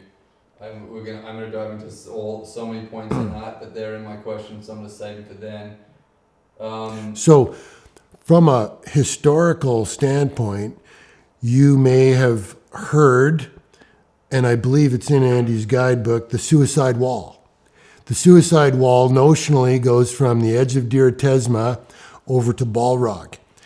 And back in the, call it the 70s, maybe even the early 80s, there was the sentiment that the suicide wall was unclimbable, or that it was at a minimum, at best, it was suicidal to go up there. And it was Brian Gross's vision. Brian said, I think it'll go. Brian felt it will go. But we got to take hooks and a drill. So that was the taming of the suicide wall. Astro YAM being the first route, Above and Beyond being the second route, Quantum Leap being the third route. And I'll call it a funny anecdote about Quantum Leap. It's now 1990, okay? And I'd been up, on Suicide Wall. I'd been up on Quantum Leap a couple of times with a few partners, and I could see it, and I could see the upper corner from down below. There was a dish. And I went back to Jeff Marshall. I went to visit Jeff Marshall at Mountain Equipment Co-op. I said, Jeff, I was scoping the line between Above and Beyond and Astro YAM, and it's gonna go, man. He's like, Steve, no way, man. It's gonna be brutal. I don't, no way. No, it's gonna go. It's gonna go. And it's going to be easier than Astro YAM and Above and Beyond. The upper pitches are in a bowl. It's going to be 5'10", man. We just got to get there. We just got to get there. And I said, Jeff, this line, I said, I know you've heard this before, but this is the last great line on YAM. We got to do it, man. And then, okay, I'm in. And then we went. So. You just made me think of something that I really want you to explain again, as if I'm a layman, because I know all this shit, but I don't know it all, because I'm asking questions, you're telling me amazing stories, but for an audience, you're talking about like thinking it will go, seeing things, like, oh my god. So why was it so important to you guys? Why was the ground up ethic so important to you? If you had if you didn't know if it was going to go, like why were you so against just wrapping in and having a look? And again, that's not me asking you that, because I know why, and I agree, and I have the same belief system. But to an ignorant, non-climbing audience, why is going ground up so important? Ground up is why is ground up so important? I mean, there's lots of reasons. There was lots of reasons. So to put it, if I was to put it into context for somebody who doesn't understand or doesn't understand the history, it was practically a religious belief. Okay, it was akin to a religious belief. So why won't you murder somebody? Oh my God, are you kidding me? It's like it's one of the commandments. And you're going to kill somebody. Well, I mean, Reinhold Messner talked about, he made the phrase famous, the murder of the impossible. And if you go top down with a bolt gun or a bolt kit, whether you're self-driving or power drilling, you have murdered the impossible. We were not prepared to murder the impossible. It was against our religion. It was against our ethics. It was against our religion. Now, more than that, the ground-up approach we viewed as artwork. So it was a tapestry to test ourselves on, to test our creative capacity to visualize a line, and then test our psychophysical, emotional, spiritual capacity to then make it real, ground up, drilling sparingly off of hooks when required, only when required. And if it wasn't required, if it was so far within your grade that you had 100% confidence, you should just run it out. Don't place a bolt if you don't need it. Or string together an otherwise protectionless pitch with body weight placements. I've talked about that before. So gear that might hold a 5-footer or a 10-footer, but not an 80-footer.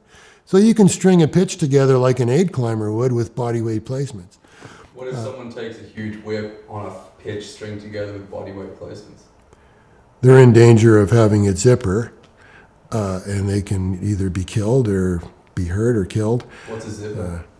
A zipper is when all the pieces pull. So we would like one piece pulls, second piece pulls, and then you're back at the belay. If it's a total zipper, you're taking a factor 2 onto the station. Many times I would string together a pitch of pieces that would hold a slip, but not a big fall. So you were literally leading off of a piece that might hold to get to the next body weight piece and then tap it in. Okay? That gives you the confidence to go up another 5 feet and look for something else.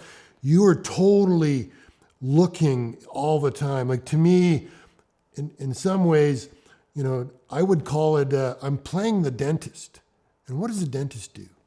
He's looking for cavities, right? And he's tapping, and, I would take a piton and I would be, if I had a little stance, I would be tapping a pin and testing cracks like a dentist. Waiting, I got a 1/4 inch. Okay. And, and then of course, some of the time you're just trying to get the pin because you're holding on with the other hand. So you're trying to get the pin to stick. And it's like, tap, tap, tap, tap, tap, tap, tap, tap. Okay. It's in 1/8 of an inch. Tap, tap. Careful, or you're going to lose the pin. And sometimes if you try to clip a sling on it, it was too much weight, the pin would fall out of the crack. So you're like, okay, tap, tap, tap. And I don't want to, give a non-YAM anecdote, but I will, okay? To give you a quintessential example of that. Okay, I'm on the last pitch of rim wall. It's getting dark. I've got a thin blade in the tip. I'm run out 40 feet from the belay above the ledge. I got no gear in, and I'm below an overhang. And I'm trying to get this pin in, and the sun's going down. We're losing daylight. It's like I get the pin in. If I don't get a pin, I got to down climb, and we're going to bivouac. Okay? So, and I'm tap, tap, tap, tap, tap, tap. And I'm holding my hammer with my 2 fingers like this to stabilize the pin. And I'm holding on with my other hand, and I'm tapping it like this. I'm tap, tap, tap. 1/16 of an inch, tap, tap, tap. 1/8 of an inch, tap, tap. Oh, 1/4 inch. Now I grab the shaft of the hammer. Tap, tap. Not too hard. You don't want it to bounce out of the crack. Tap, tap, tap. Then 1/2 inch, 1 inch. Okay, look, it's going in. And then I start, I've got my teeth gritted, and it's in 2 inches, and I'm wailing on this piton, and I drive the whole thing in all the way to the eye. This is as good as a bolt. And I clip it in, and I howl, yeah! Clip it into the rope, and I'm gone. I'm like Ben Johnson to the top. 1/2 inch, 1/2 inch, 1/2 inch. Okay, 1/2 inch. Okay, fuck, it's going in. And I'm literally, I've got my holding my hammer with my 2 fingers like this to stabilize the pin. And I'm I was with Jim Savigny and Chuck Quinn. They climb up to the top. We top out. That's the top. Dead flat, unrope. We go down. Fate or fortune would have it, I don't climb with Chuck Quinn for 30 years. And I went climbing with him 2 years ago. And he says, Steve, do you remember that piton on rim wall? I'm like, oh yeah, I remember it. He goes, I still have it. He says, it's on my wall at home. I kept it. He said, when you got, like, you were run out so far off the ledge, that was your one piece of gear on the whole pitch. He says, I kept it. And I remember when you howled, when you got, he says, I heard it.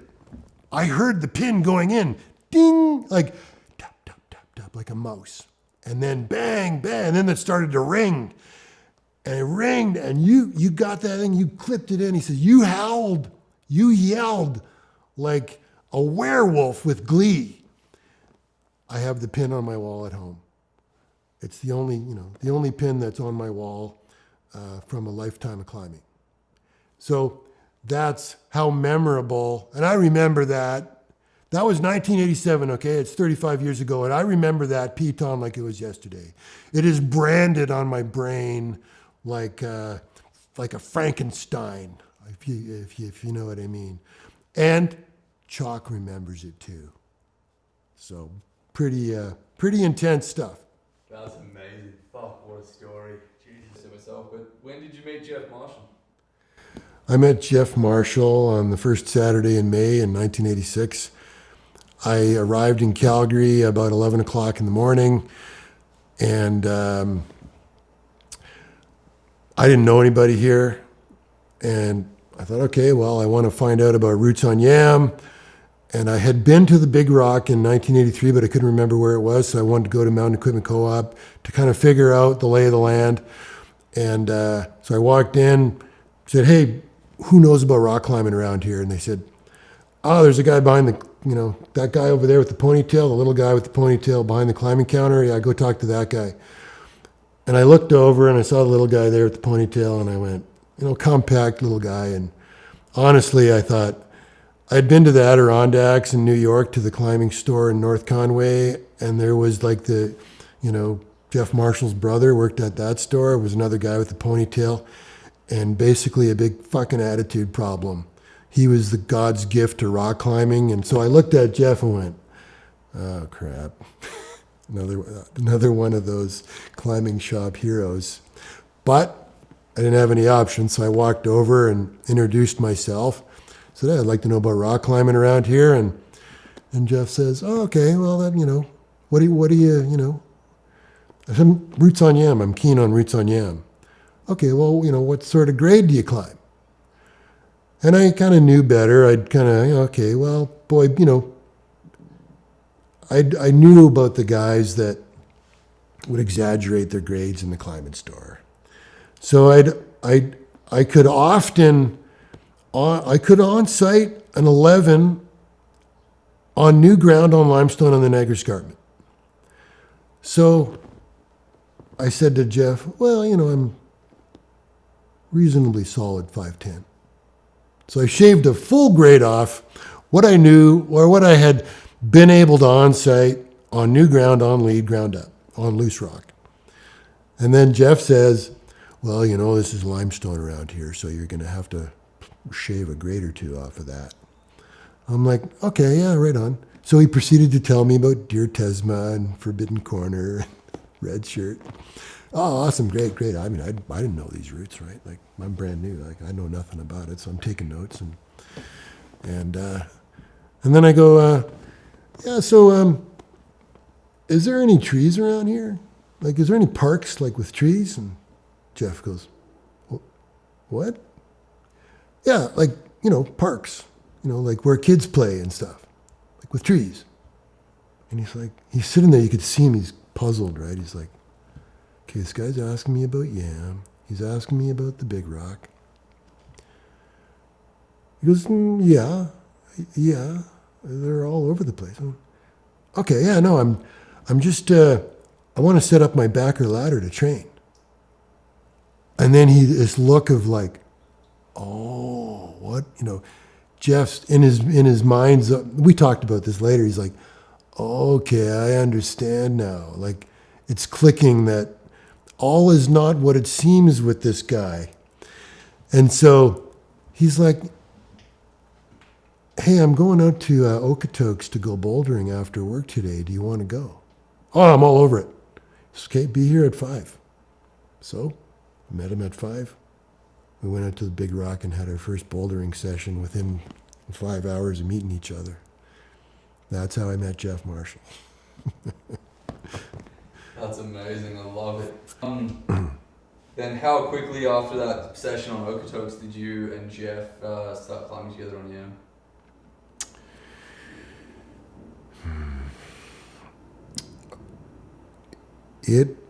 It was a wet season that spring. So we didn't climb on Yam until June, but we did climb at Barrier. We climbed in Grotto. Okay, I got a question then. How quickly did you guys kind of become? How fast did your climbing partnership evolve and your friendship evolve from that day you met at Mac? It evolved fairly quickly. Did you say our friendship? Sorry. Yeah. So our friendship evolved fairly quickly. We went climbing at the Big Rock. I stayed overnight at his house that night because I had no place to stay. I had just arrived in Calgary.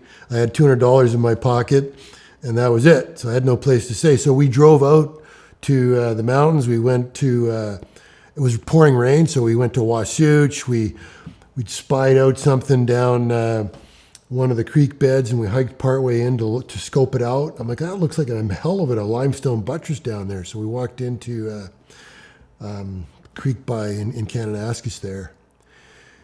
And then we had a couple more trips to Okotoks. We climbed in Grotto. We would have went to Barrier. And then he gave me some leads. May long weekend, I rope soloed Forbidden Corner. And nobody else was climbing on Yam because we'd had a big snowstorm the week before. So the crag was running with water, and either I was too keen or didn't know any better, so I went and did it anyway. And then the next day I met Jeff in Grotto Canyon. And I'm walking around Grotto, looking at Grotto Canyon like the Niagara Escarpment, and there's an overhanging rotten crack line that looks like it hasn't been done.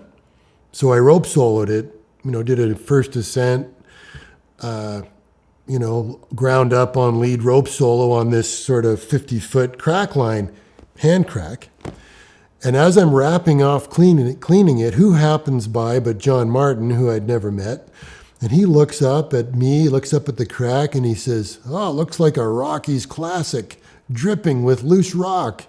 And I kind of grumbled something. It's not that bad, actually. And then whatever.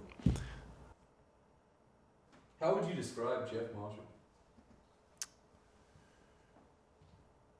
Jeff Marshall.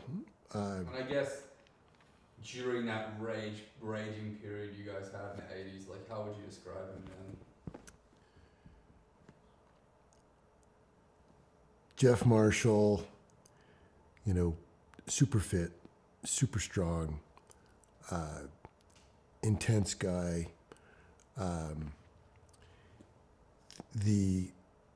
We met, we clicked, we connected, and there was a synergy that started to happen where we were both peers. And for myself, I would be off trying to do hard routes with other guys in some cases. And then Jeff and I would get together, and we were peers, so we could swap leads on the hard ground. We had similar ethic. But there was something else going on there which was very special. And I'll give you an example of that. We went up to climb Wind Tower together. And I went up onto the first pitch and led it. It was 5'11", ground up on site, some long run outs, big fall potential, got the thing clean on site, and it started to rain. So I said, Jeff, it's an amazing pitch. And at the time I thought, you know what? This is the best lead of my climbing career. Like for all in, for seriousness, technical difficulty, new ground. I said, Jeff, you got to second the pitch, man. It's awesome. So he left the pack and he seconded it and he got to the station and he's like, wow, Steve, that may be the most impressive lead on rock I've ever seen. And, you know, he's climbed with some good guys, you know. And so I'm like, wow, like what a compliment. So there wasn't competition. It was support and accolades right out of the gates. Like it wasn't the Adirondack ponytail guy. This was a guy who was complimentary and supportive and wow. And then, you know, we wrapped off. We went, you know, whatever, you know. And then I dropped by the Mountain Equipment Co-op when Jeff was at work, and I walked in. There was one of the co-op staff guys there. Saw me walk in, and he goes, oh, Steve, Jeff told me about the amazing lead that you did on the first pitch of Wind Tower.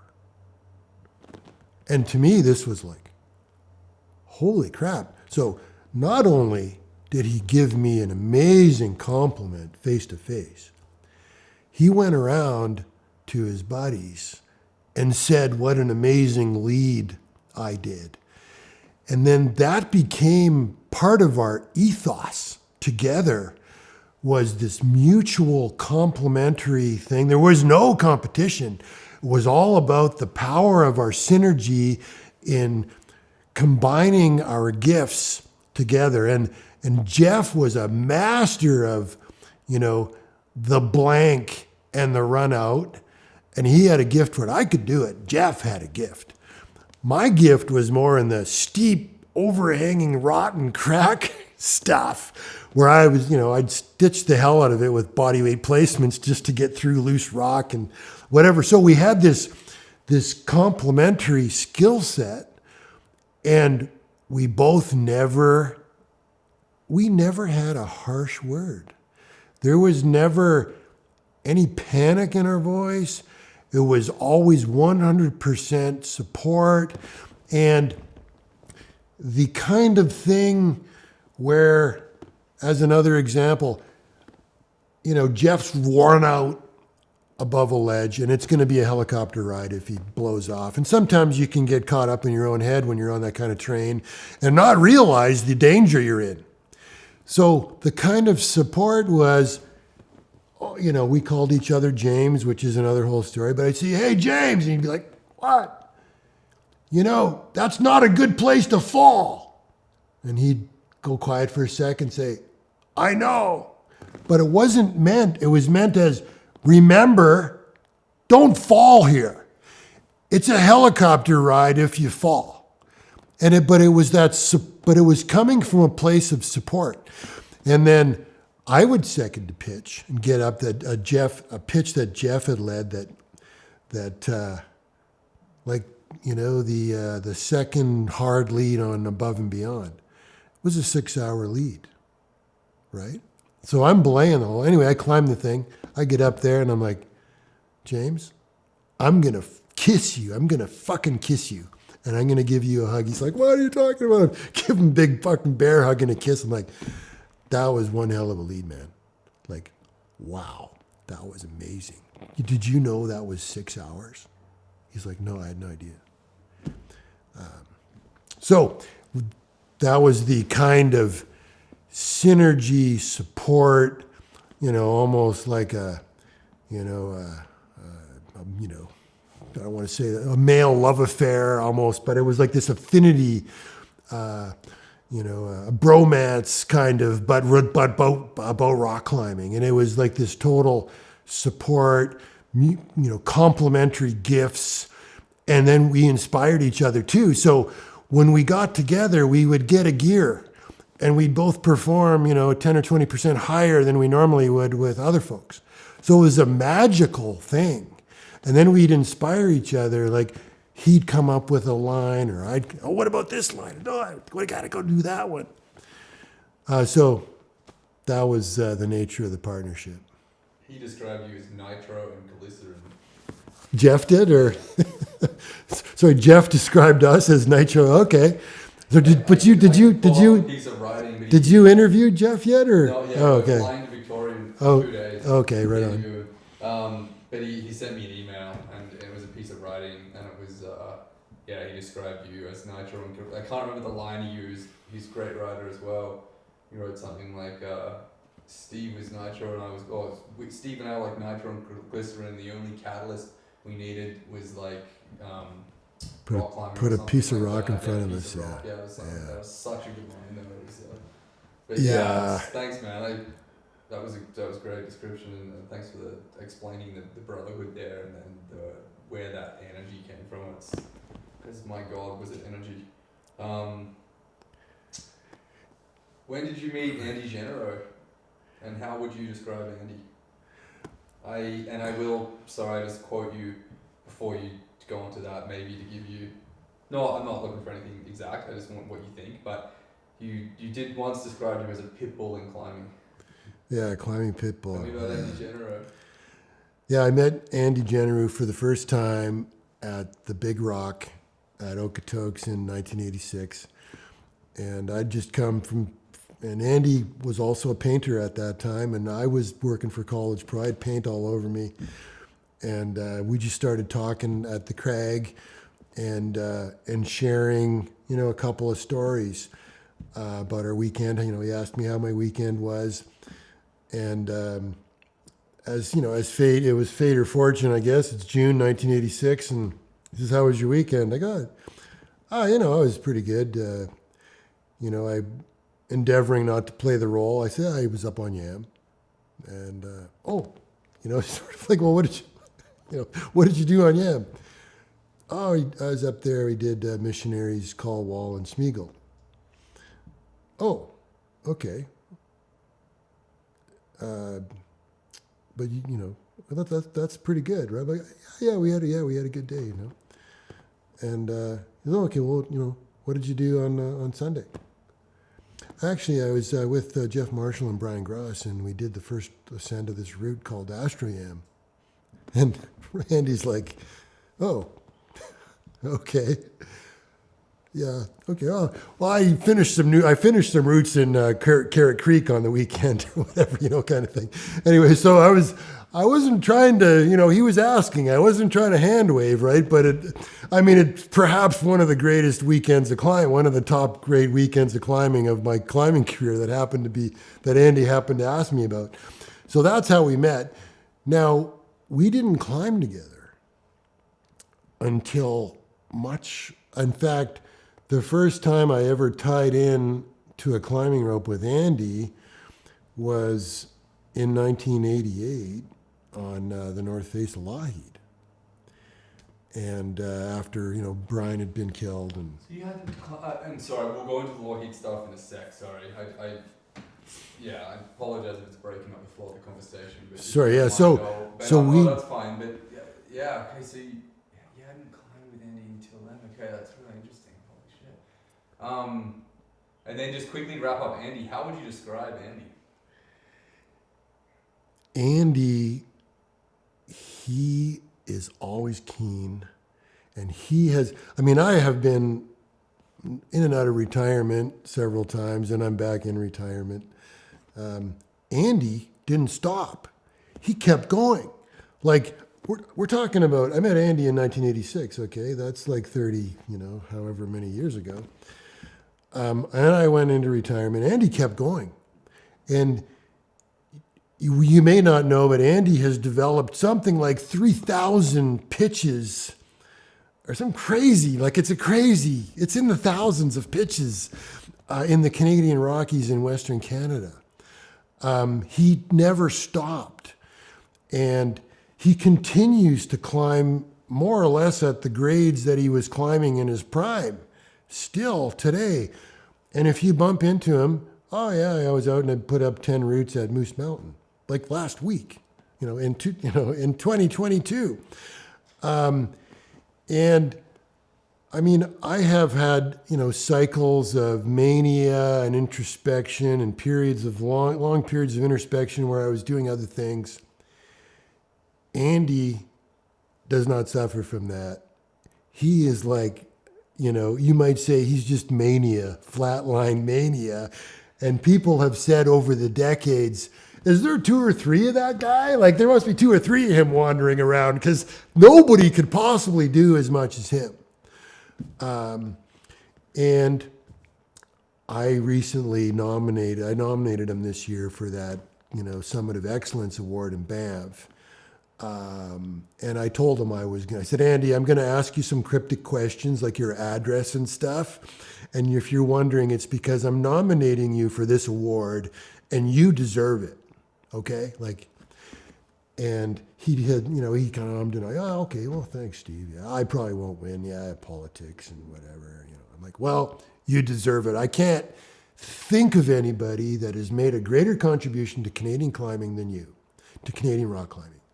Period. That's it. I mean, I can talk for probably. You say that exactly. I'm sorry. I don't mean to take away. That was amazing, and all this is amazing. But could you say that last bit, but say Andy Jenner at the end instead of that you? I can't think of anyone who's contributed more to Canadian climbing than Andy Jenner. Yeah, sure. I cannot think of anybody that's made a greater contribution to Canadian rock climbing than Andy Jenner, period. Thank you. I completely agree. I think he's the most undersung, underrated. The off the record, he has rubbed people the wrong way. He's got on the other side of politics. The brass, Andy's like, yeah, I'll never win that award. Fuck, politics or whatever. Like, well, you should. And apparently 10 years ago, Jeff Powder approached him and said, Andy, what do you think? You should, have somebody nominate you, right? So I said, Andy, I'm nominating you. And then to my, various buddies, put a nomination in for Andy. Just do it. He deserves it. We need to get 10 nominations in for Andy Jenner. And fucking carpet bomb these fuckers. Sorry, you don't have to. Anyways. I love it. I'm going to send that straight to Joanne and Nikki Lynch at the Banff Center and be like, yeah, so you should nominate him. Seriously. Yeah, do it. It takes you 20 minutes online, whatever. You fill out the form and submit it. Amazing. Just do it. He deserves it. Oh, man. So Andy's done both, tactics on YAMNUSKA. He was instrumental in the ground up days. And then later it was, ground up with power drill. And that's kind of when I exited, right around the time where it was ground up with the power drill. And then the ethic changed. And top down became acceptable. And so Andy has also participated in that ethos. And what's interesting is if you go to inter-era routes from many of the old guard, but in let's say Andy, where he was ground up and it was a mix of natural gear and bolts, or top down with natural gear and bolts. There are folks out there that say, he didn't place enough bolts. They're too difficult. Mere mortals can't climb those routes. And then basically he needs to place more. And yet there are also those that say he's placed too many. So my comment is, partly, I go, well, you have to understand Andy has spanned about 4 generations of climbers. So back in the early 1980s, it was ground up and sparing use of bolts was the ethos and the ethics. And then it went from there to the point where top down with a bolt every 5 feet on YAM is ethically acceptable. I mean, I don't know blue jeans or, but I understand it's a sport climb. I'm not sure how close they are, but I believe they established it top down with the power drill. So it's accepted. So there's a spectrum. And when you have a guy like Andy who has spanned multiple generations, it's not appropriate to chastise him for not putting bolts in for routes that he did in 1986. You couldn't have hit the nail more on the head for me. Thank you.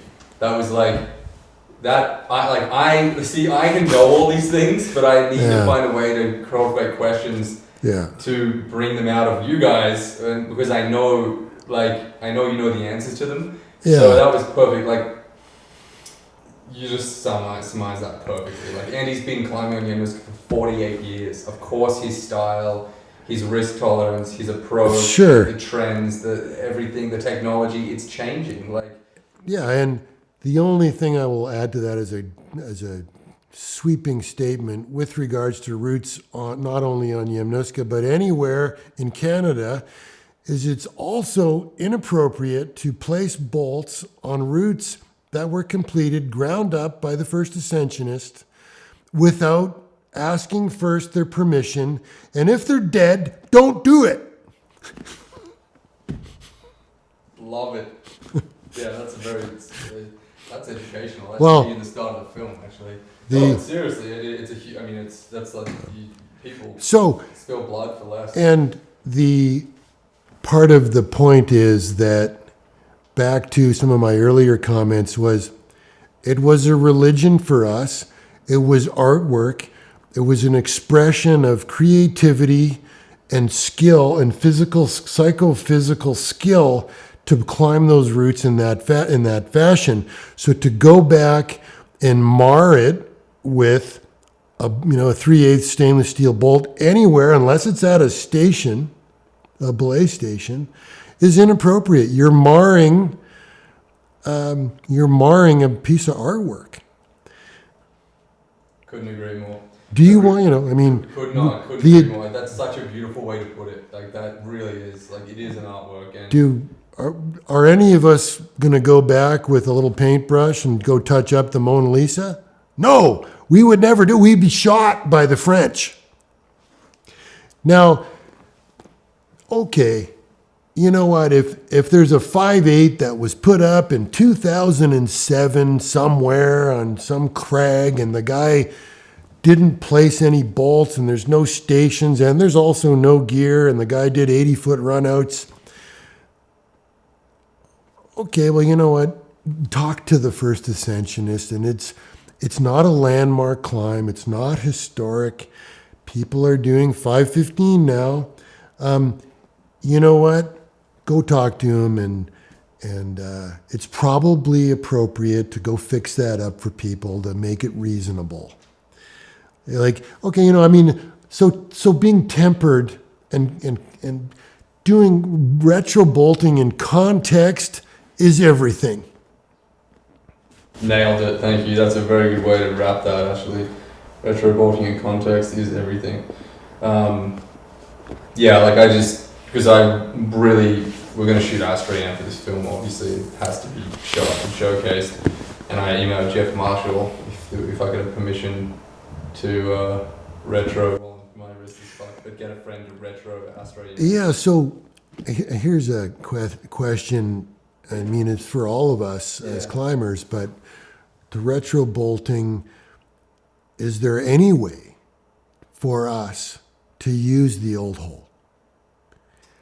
Because it's not sustainable to continue to go up and just drill another hole. And when I was in Yosemite Valley, rapping from the Heart Ledges in 1983, there was a station with 7 leaper bolts drilled in 1983, okay? So it's 39 years ago. It's not sustainable for us to continue to drill bolts beside the old ones.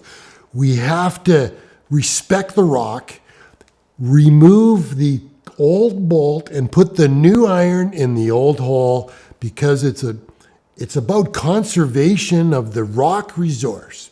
I feel very strongly about that, and we're doing a terrible job of it. Totally. I couldn't answer that, to be honest. I'm not sure. I mean, I'm sure it's case by case depending on the hardware that was used and stuff, but I totally agree. I mean, it's not... I guess now with like glue-in bolts and like some of these expansion bolts, they'll last 40 odd years, you know. But it doesn't matter. Yeah, it's just doesn't matter. Another one, you know, I totally agree. Anyway. How did the exploits of Chuck Quinn, Brian Grass, and Dave Cheeseman inspire what you and Jeff went on to do in 1986? Tell me about the Wild Boys. Tell me about the trilogy. So the Wild Boys, Heat Is On, Brown Trousers, put up by Brian Grass, Dave Cheeseman, Chuck Quinn. I had heard about those routes. I believe I read about them perhaps in the Canadian Alpine Journal or something. Explicitly, they weren't a direct inspiration for me. However, I got to meet Brian Grass, when we went up to climb Astroyam. So I met Brian. I heard about those routes. I knew about his involvement. When we were on Astroyam, I asked about that overhanging crack line to the left of Deir Tesma. I said, Brian, what's that? He said, that's one of our next new routes. Which a couple of weeks later became Highlander when I rope soloed it. So I was inspired and mentored by Brian, not necessarily by his routes, but by Brian. So we climbed Astroyam. Brian taught me how to drill bolts. I witnessed drilling from hooks. And then Brian and Jeff went up north for a month to climb in the Cirque of the Unclimbables. And Brian and I started up on Above and Beyond together, just the two of us. So I was with one of the old guard, if you will. I was the 21-year-old young guy. Brian's in his mid-30s. And he says, this is the next route. This is the line, Steve. This is the next one. The line left, the buttress left of Ball Rock. So I was inspired by Brian. Who were the Wild Boys, the three? Could you tell me who they were? So the Wild Boys were more than a group of three. It was Dave Cheeseman, Brian Grass, and Chuck Quinn who put up the route called the Wild Boys. At the same time, Dave Cheeseman was starting a sporting retail goods store with Bill Betts, also called the Wild Boys Sports. And the two principals were Dave Cheeseman and Bill Betts, with support from Brian Grass. Brian was starting his tent manufacturing company at the time called Integral Designs. So if anything, they were the original Wild Boys, that group of four. And then by virtue of us being the young guys, Jeff and I also included ourselves in the Wild Boys. Thank you. I understand you and Jeff Marshall had a very intense partnership during the second half of the 1980s. Can you paint me a bit of a picture of this climbing partnership? I think you covered that earlier. Yeah. Like, we're going to talk more about you and Jeff, but I mean, if you have anything to add about those years with I don't think so. I don't ask you all about all the routes you guys climbed. Yeah, so there'll be some of that. Like, I think we covered a bunch of that. Yeah. That one I'll actually come back to as well, because that's kind of the thing. Yeah, in your book, The Rage, you refer to the 1985 to 1990 period as the hard years, or also as the harvest years. What do you mean by that? The hard years, the harvest years in the Rage, 1985 to 1990. I started climbing in 1978. I cut my teeth on the Niagara Escarpment. I learned a lot of my craft, my psychophysical, emotional, spiritual craft on the Niagara Escarpment under the tutelage of the likes of Jim Fothergill and John Candorp. Went to Yosemite, learned the rudimentary big wall tactics. came to the Bow Valley, saw all the blank walls, and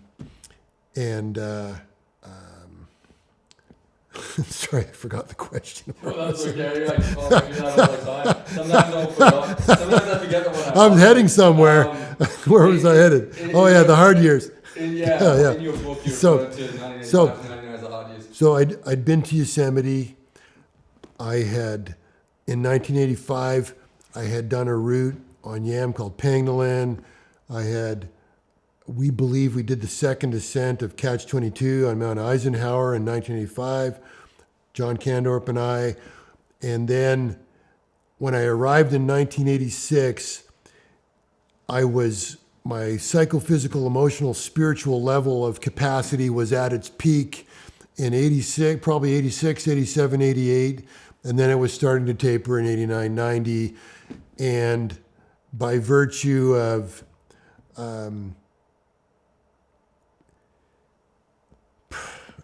Brian Wallace's death on Mount Lougheed was like a pile driver in my chest. And I never recovered from that as a person, as a climber.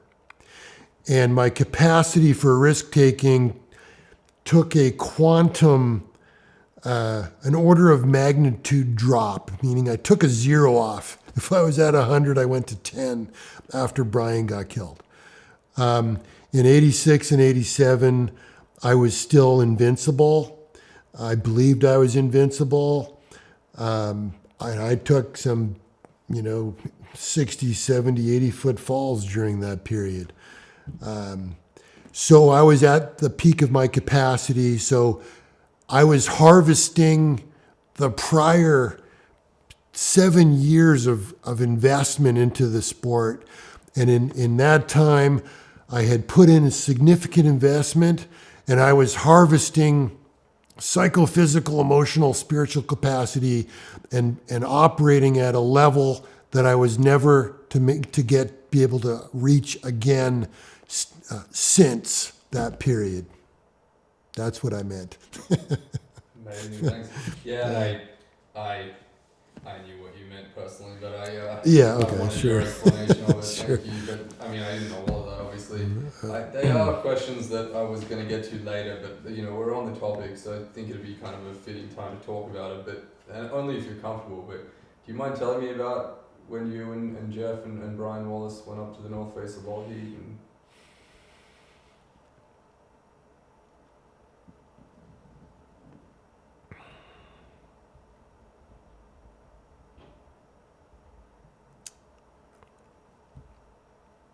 I can.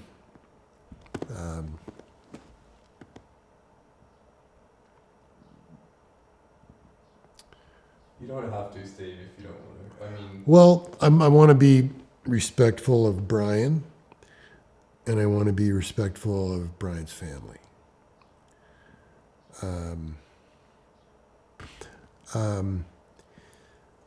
Brian went for it. A hold broke off. He fell and got killed. But Brian wanted to be the man. He wanted to be the man of the day that day. And in fact, we'd had some words about the line several hundred feet below that head wall, him and I. Brian, and he's like, no, that's it, that's the line. I'm like, well, Brian, I don't know if it is. It might be, but so I can talk about that a bit. maybe give me the year, the objective, who the team, and How long do you want me to spend on it? yeah, I know it's not. And how long do we have record time? Are these our last cards? Or? I can. We've got an hour 41. Oh fuck. I can. 5 minutes? 5? Sorry, I know that's disrespectful Okay. to say that. Well, I can. I'll try to. I'll try to give some key elements.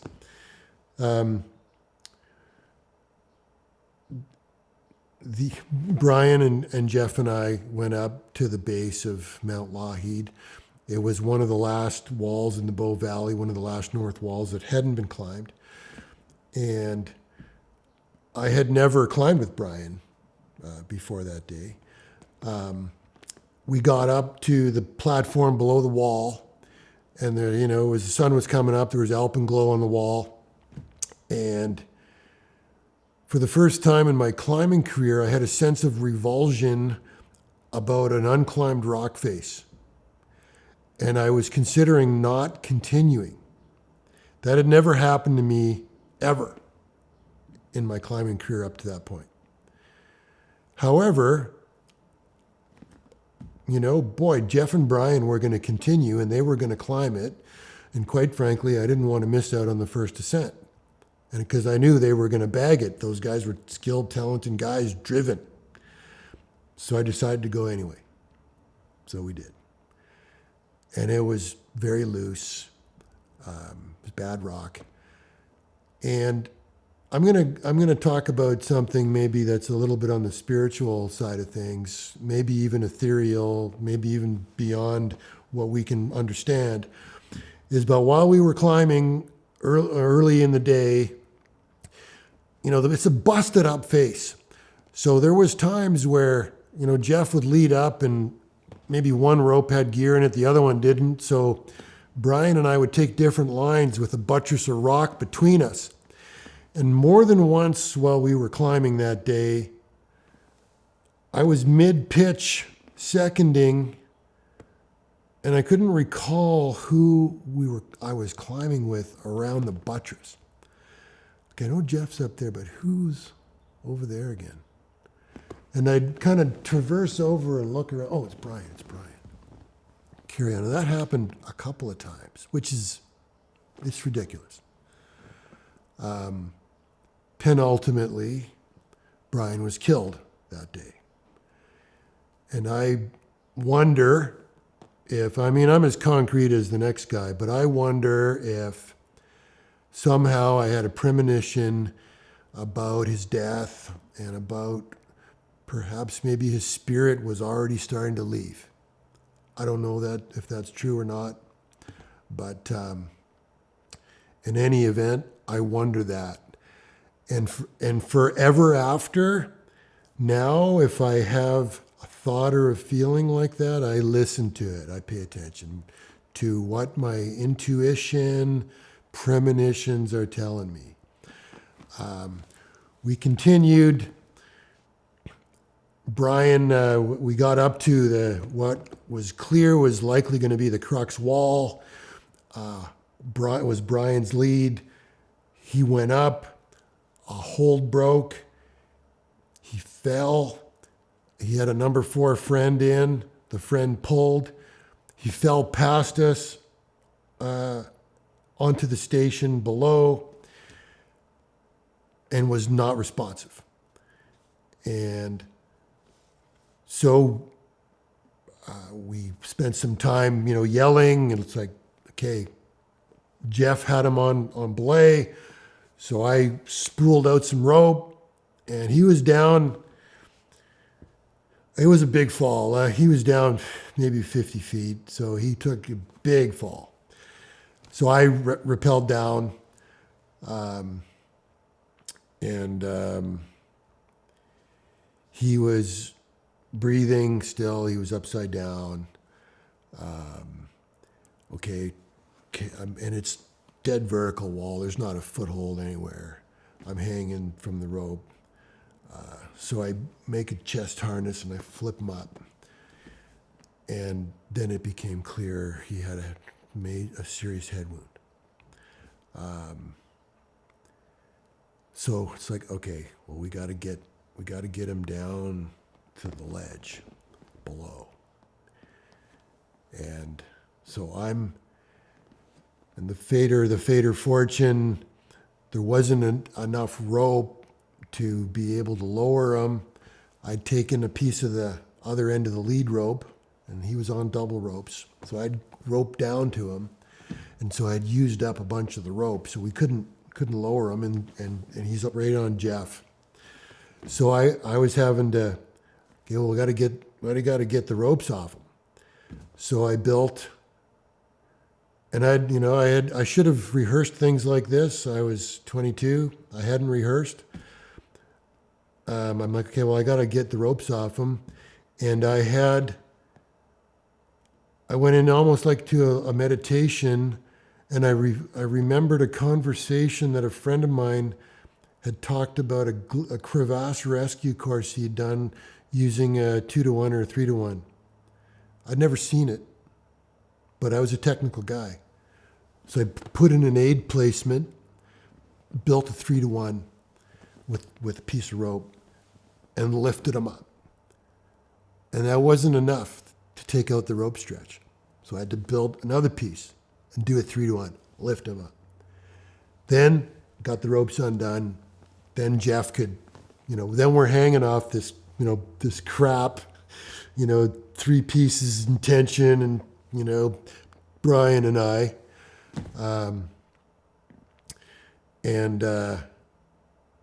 Right around that time, he stopped breathing.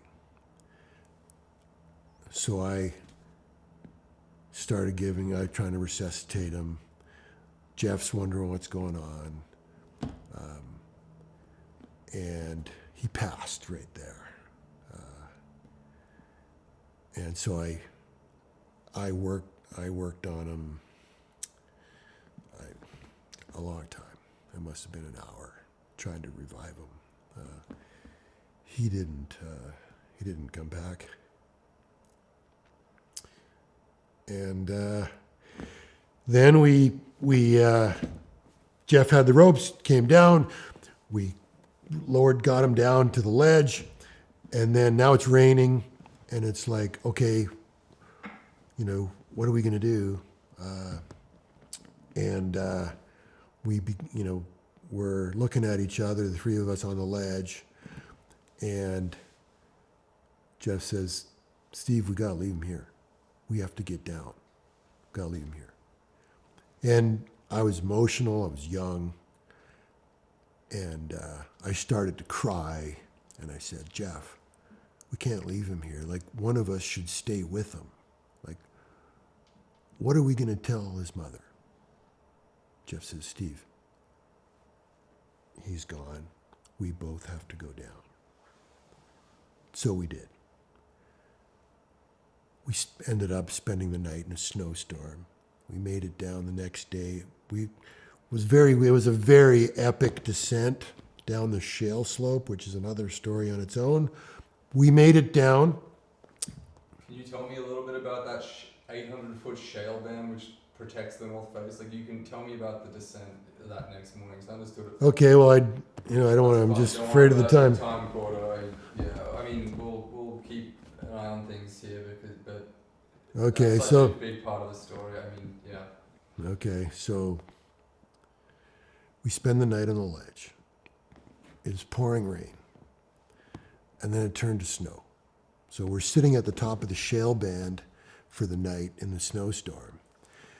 And rookie mistake, but this is in the day when, the polypro shirts were brown or they were blue.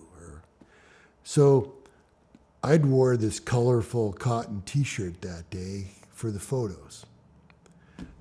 So we're sitting on, I still got this cotton t-shirt and I'm soaked through to the skin. And I should have just taken it off because I had, wool and pile, but I didn't. And I felt, it was like, when you're so cold, you don't want to strip down and do the right thing. So I didn't. So I was freezing through the night and probably bordering on hypothermia. And light comes, there's 6 inches of snow, and we got no gear, we don't have bivy gear, we're soaked, I'm cold. And I said to Jeff in the morning, and we got to get down, it's the 300-foot shale slope. And it's it's consolidated cornflakes. It is literally, and I'm not exaggerating that, it was literally, you could fill bowls of rock with it, okay? Was it 300 feet, sorry, or longer? Yeah. About 100 meters? Yeah. And we know that, right? So, actually, no, it's more than that. I think it's close to like 700. Yeah, you're right. I'm sorry, because we wrapped off a rock. Okay, so we're not quite there yet. Sorry, so pardon me.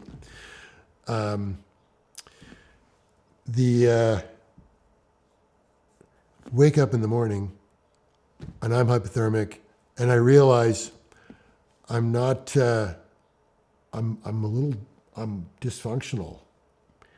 I'm reduced capacity with hypothermia. And I said to Jeff, you're going to have to take care of me today. And he looks at me. He doesn't say anything. And I'm like, I didn't say anything either. It's like, yeah, okay. So we put an anchor in. We wrapped 150 feet down to a bench. Pull the ropes. There's no anchors anywhere. And it's at least another 200 feet down to the next rock band. So there you go. There's your 450 feet. And we're looking at each other, and it's very steep. Like, it's steep. We're on this bench, and one slip and we're gone. Oh, and sorry, below the shale slope is a 150-foot cliff. So if you lose it, you're going off the cliff and you're dead, right? So we're up there stomping around in our Just hands up. yeah, sorry, So we're it's up okay, it's okay. we're up there stomping around in our approach shoes. We have a rock hammer each, and we try traversing out, following the band out to the right. It doesn't go.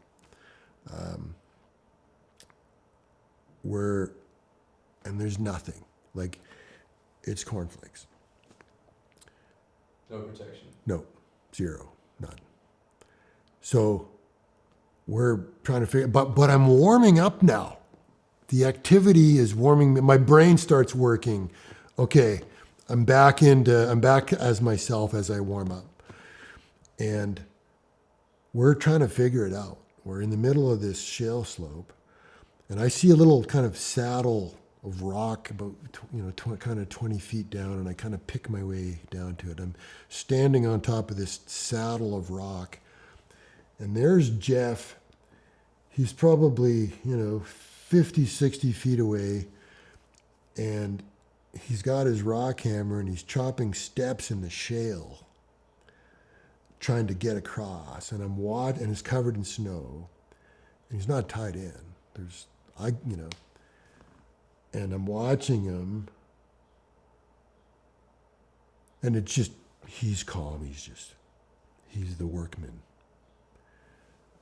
And I'm watching him and I'm going, Jesus Christ, I might watch my friend die if he slips. And I'm standing there on this little saddle of shale, and I look out, and it's covered in cloud. I look out into the mist, and I have a vision of being 18 years old in the Needles of South Dakota, where they don't have anchors at the top of those spires. And the way you get down is one guy goes off one side and one guy goes off the other. And I yell, Jeff, get over here. I got an anchor. Get over here. He's like, what do you mean you got an anchor? There's no anchor. I'm like, just get over here. I got a way out. He comes down. He's like, James, what are you talking about? I'm like, Jeff, we got a little saddle in the slope here. We're going to dig a trench in the gravel, in the shale, and we're going to lay the rope in it.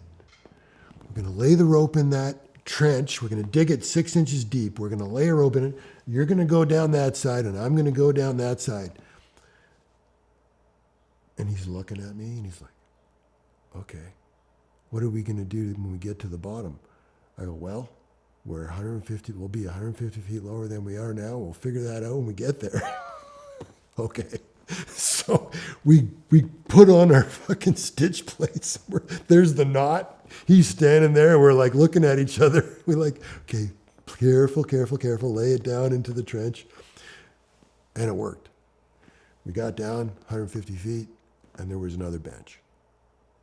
We unclip, pull the rope down. Bam. There was another little, this time there was a rock horn sticking out. I threw it around the rock horn. We had a maybe 60, 70 foot wrap to the rock band, drill the bolt, and we were out of there. So it was like this, out of the mist, this vision came to me in my hour of need about the Needles in South Dakota, And I'm so grateful. It saved our lives. I'm convinced it saved our lives. And none of us had ever done anything like that ever. And never done anything like it ever again. So it was creativity in the moment, in a survival situation, in our hour of need. And I remain so grateful for that. And furthermore, it's a testimony of rock climbing apprenticeship. You don't know where these skills are going to come in for you and save your life. So anyway, I remain pleased that my composure was good enough that vision could come to me in that moment and literally save our lives. How did Brian's death affect you and Jeff and your climbing in the following years? I think so. Brian's death affected me a lot. My propensity for risk taking was, dramatically reduced. We became infinitely aware of consequences and our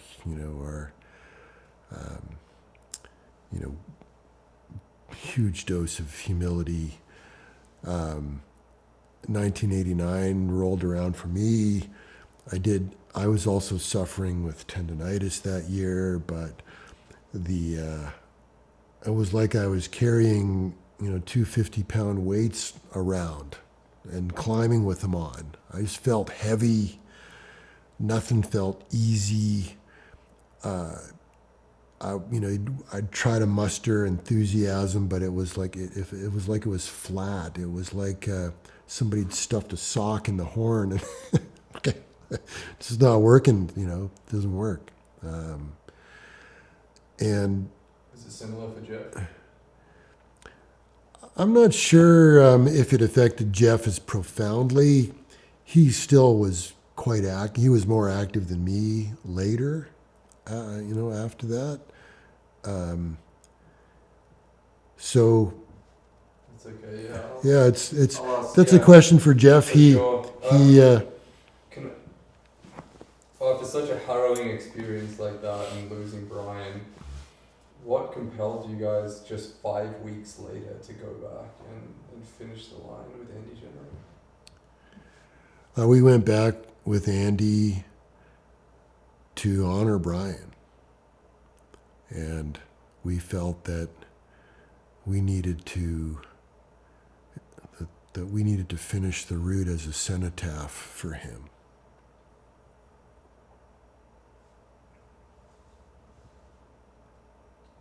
As a memorial.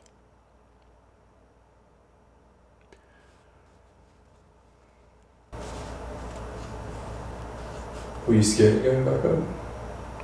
Yes.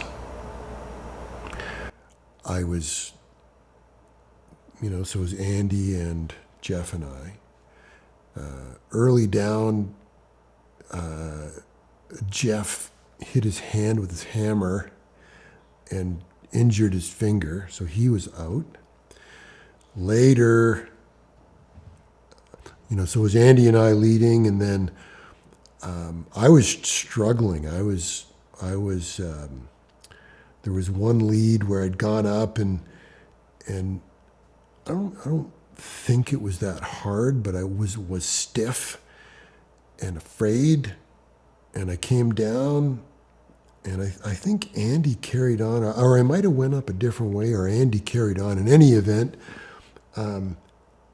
Andy, I think, led the rest of the route on our, we got up to where Brian had fallen, and he went to the right, around, placed a bolt, and continued up. Then we bivvied, and then it was a couple of short pitches to the top. I remember, sort of some of the comic moments, I guess.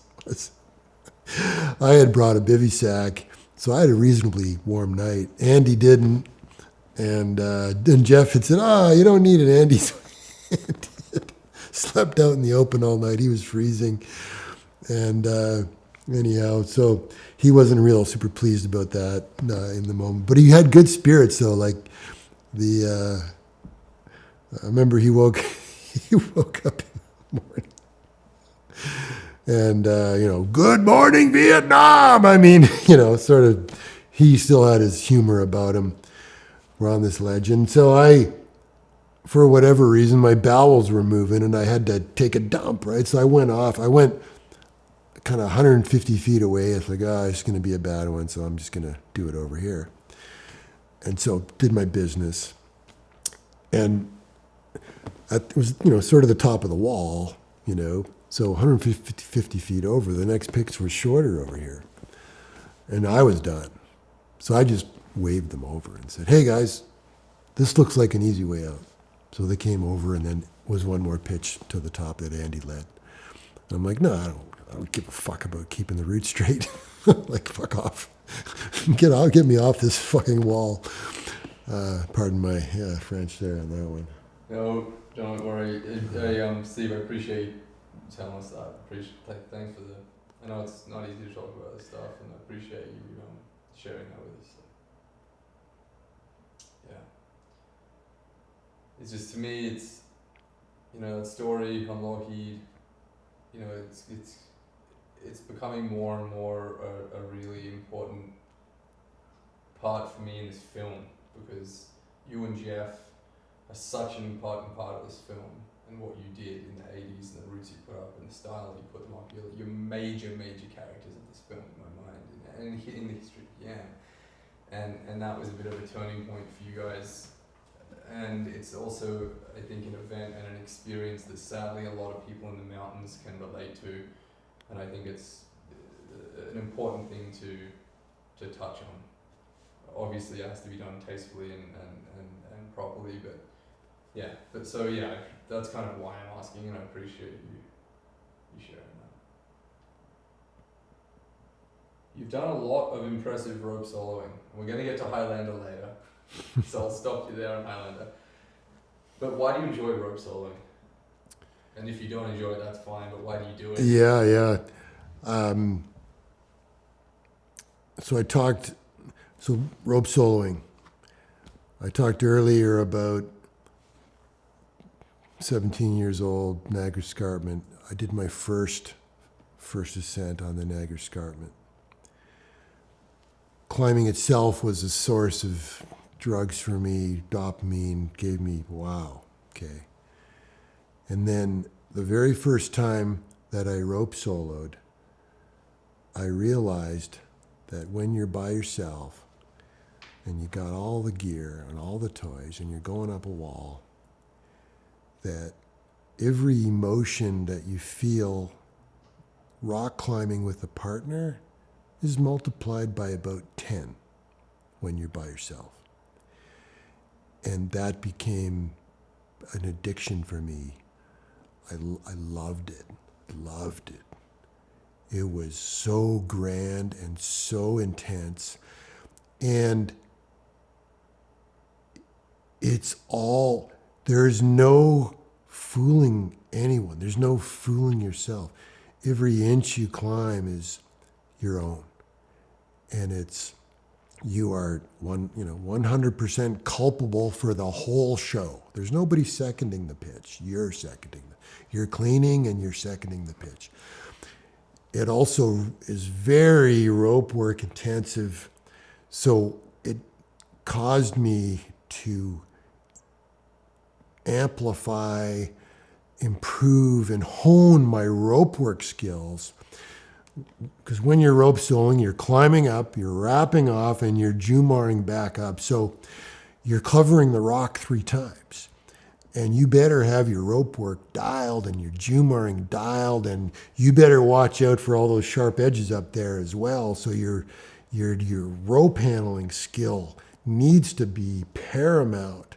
So I learned a ton by challenging myself rope soloing. That's why I rope solo. That was amazing, thanks. Yeah, I know it's funny. Like, I've rope soloed a bit, but you've actually really inspired me. I want to go on rope solo a lot of routes on YAM now, just because I want that experience of doing those routes on my own and those long days. And it's amazing fitness.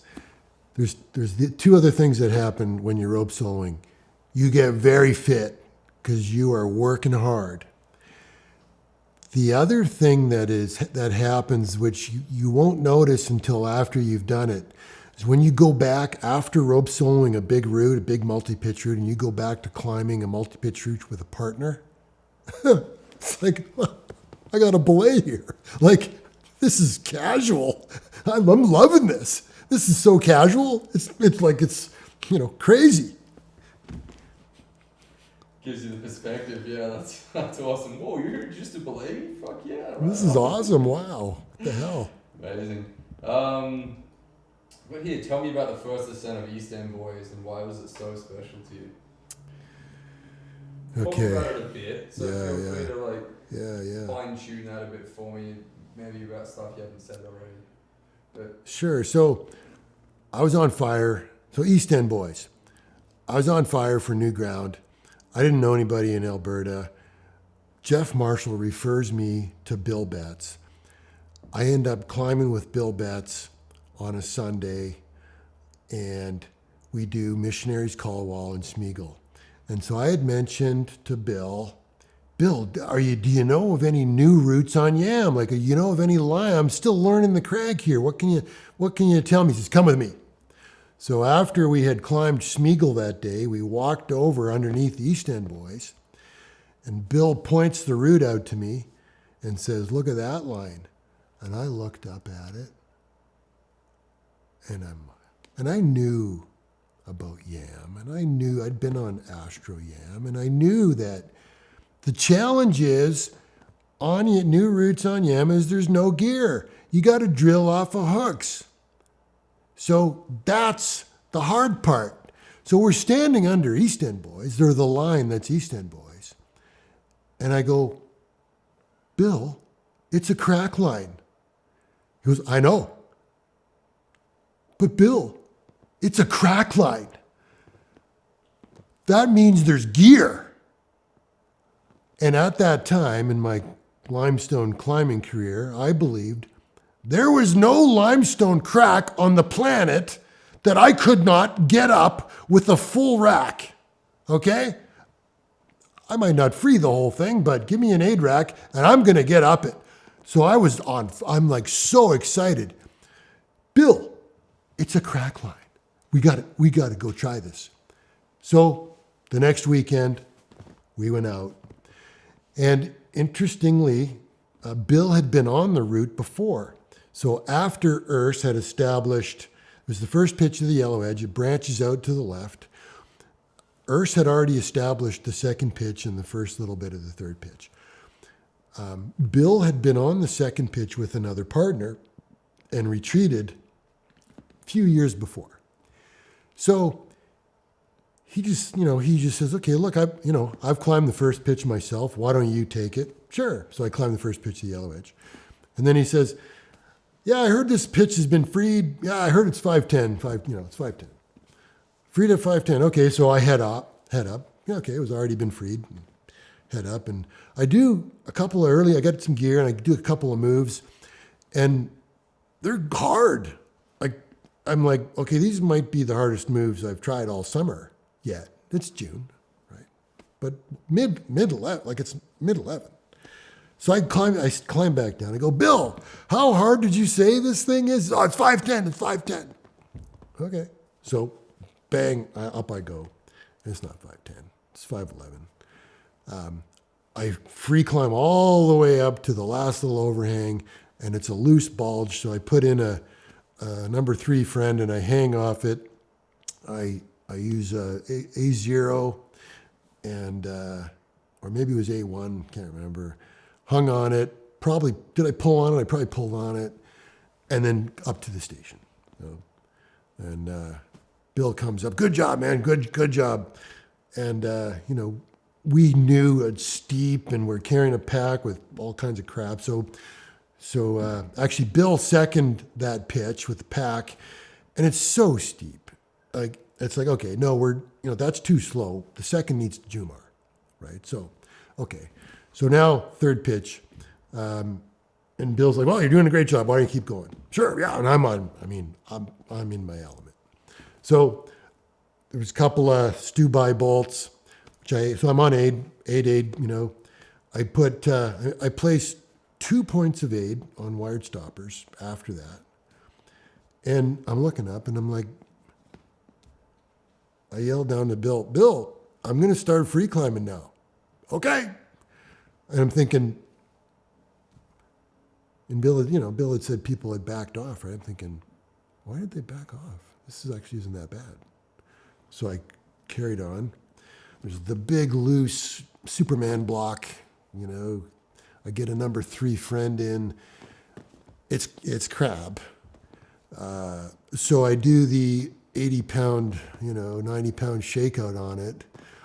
You know, 'cause I'm getting pumped. It's hard. Like, okay, so anyway, then leave the block and continue free climbing up to the station.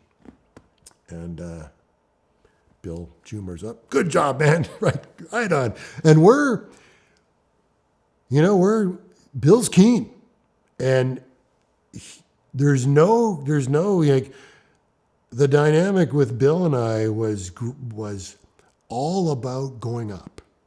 There was no fear. We were both excited, and because and this is only our second time climbing together, right? So we're still not really sure. We're kind of getting to know each other, and so Bill says, "Look, you're doing a great job. You know what? Just keep going." Sure, awesome, great, And I got my tape gloves on, and the next pitch is like a 511C crack pitch. So I'm jamming and placing shit. I'm flying. I'm loving it. Like, it's a crack line, right? Like, this is gold. And I get up into the fist crack, which is right at the crux, maybe a couple moves below, and I'm in the fist crack, and I was just styling. So I had placed the number 4 in the bottom of the fist crack, but my next piece below that was a ways down. Because I was cruising, I could see the crack coming. I'm like, yeah, whatever, it's bomber, right? Bang. So I'm up in the fist crack, and oh shit, my fists are creeping out, and the friend's down at my feet, and so I yell down to Bill, watch this here, because I'm going to come off. And I'm thinking, maybe I can grab the friend on the way by. Like, if I can maybe, and I was strong enough in those days, I had the confidence. Anyway, so they creep, I'm hanging on, like I can't move. If I pull this hand out, this one's going to slip. So it's like a way, okay, I'm good. Okay, Bill, I'm coming off, watch me, right? It's like, and I go to grab I miss. Anyway, rope comes tight, friend pulls. And I fly down the crag. And I pass Bill. Not by much, but he's about at the roof line, and I'm below him, upside down. And the piece gear eventually held, and the friend is now at my waist, right, because it slid down the rope. I'm upside down, and I pull myself up, and Bill's right there. And I look at him, and he looks at me, and I go, and I'm thinking, okay, he might be gripped. Right? I'm thinking, so I go, are you okay, Bill? And he looks at me and he goes, I'm okay. Are you okay? And then I'm like, yeah, I'm good. I'm okay. I unclip, put the friend on my harness, still got the rack, look at him and go, well, I guess I'd better get back up there before I get scared. So it's like an 80-footer, right? Like total airtime. I'm unhurt. And up I go, back up. Like, okay, you know what? The friend pulled. I'm going to protect this a little more conservatively. There's gear there, but I just didn't put it in. So I place some stoppers and I make it through. Well, not yet. That's up higher, right? That's at the station. I have to aid the last bit. It gets to be hard 511 in the upper bit below the roof. I place 7 wired stoppers, tie them into them with spider web. Okay, Bill, come on up, right? Bill's Jumaring up the pitch, right? And it's overhanging up to that belay. We're under the big roof. And Bill's Jumaring up. And we'd started calling each other Jimmy, by then. And he's like, Jimmy. He goes, that was amazing. That was so awesome. He goes, if only you knew how many guys have backed off this route. And I'm like, what do you mean? Oh, yeah, no, so many guys have backed off. He hadn't told me. He's like, oh, yeah, there was guys even had named this thing. And no, everybody backed off way down there, like at the beginning of the third pitch. I'm like, you fucking sandbagger.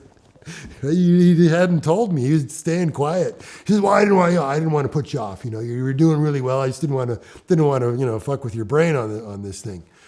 And so he comes up. I've got 7 wires in, all in, you know, spider web. And they're all over, like, because there's no crack. Like, it's incipient cracks, right? It's all over hell. But I grew up doing this shit, right? So I'm good with it, right? For a downward pull. And so Bill, you know, and I'm looking and I'm going, and I'm clipped all into it, right? I'm thinking, okay, this is going to be a bit of a challenge to do the changeover up here. Like, and there's not a foothold. Like, there's, you know, there's a 5'11" smear for a foothold right there. And I'm like, and I'm looking at the roof going, okay, it's going to be aid for sure. So I go, so Bill, have you done much aid? And he looks at me, he looks up at the roof, he looks back at me, and he starts laughing his head off. And he says, Steve, don't ask me that question now, right? Like killing himself laughing. I'm like, why is he laughing? But what? I'm like, okay, whatever, you know, like, okay, so no problem. You know, we're going to have to do the changeover. So we're, you know, clipping and unclipping and doing all the stuff. And like, he's got me on belay while and then I'm about to take off and he goes, do you mind if I put a bolt in here? And, you know, I was aware of the psychological stability of partnerships and harmony in scenarios like that. So if your partner makes a suggestion, it's not a big deal, you know, don't argue with them. Just, you know, like, you know, this is delicate. New ground, we can damage the you know, the balance here. So, yeah, okay, sure, Bill. You know, so I had the bulkhead, so I hand him the bulk. I give him the bulkhead and say, well, do you mind? And I knew it's a lot of work. Like, you kind of get a bit of a pump and stuff. I said, well, do you mind if you drill it? I'm feeling a little pumped. Well, sure, no problem. So he fucking pounds it in. And it was all like, he gets it in and the redhead self-driving. He gets a quick draw and he clips the quick draw straight in, right to his harness and double beaners. He's like, okay, I'm good. So, okay, sure. So off I go through the big roof. It's A3, it's loose blocks. You took 2 stoppers out of the 7-stopper range. Oh, sorry, yeah. So Bill puts the, yeah, okay, sorry. He puts the bolt in, he clips into the bolt and goes, okay, I'm good. And so I see that and oh, okay, well, I take 3 wires out of the station. I go, well, Bill, you know, and Bill's like, his eyes are big and his kind of jaw drops a bit. And I'm like, well, you got the bolt now. You don't need these. I need these upstairs, right? And he's like, okay, yeah, you're right. Like, okay, he couldn't say anything. Like, yeah, okay, you're right. So I take the wire. Anyway, so then up I go, which was a comical moment. Up I go. I'm going through the big roof, and I am loving it.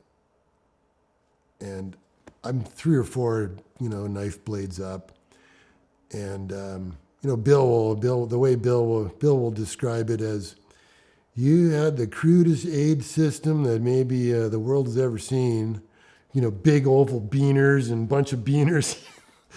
He's like, but you knew how to do it, man. You were efficient at it. Anyway, so I'm buzzing through the great roof, and I am where I want to be. And I kind of, you know, Bill's down. I go yell down to Bill. I go, Bill. You know, I mean, and my system involved like oval, and an oval, in an oval.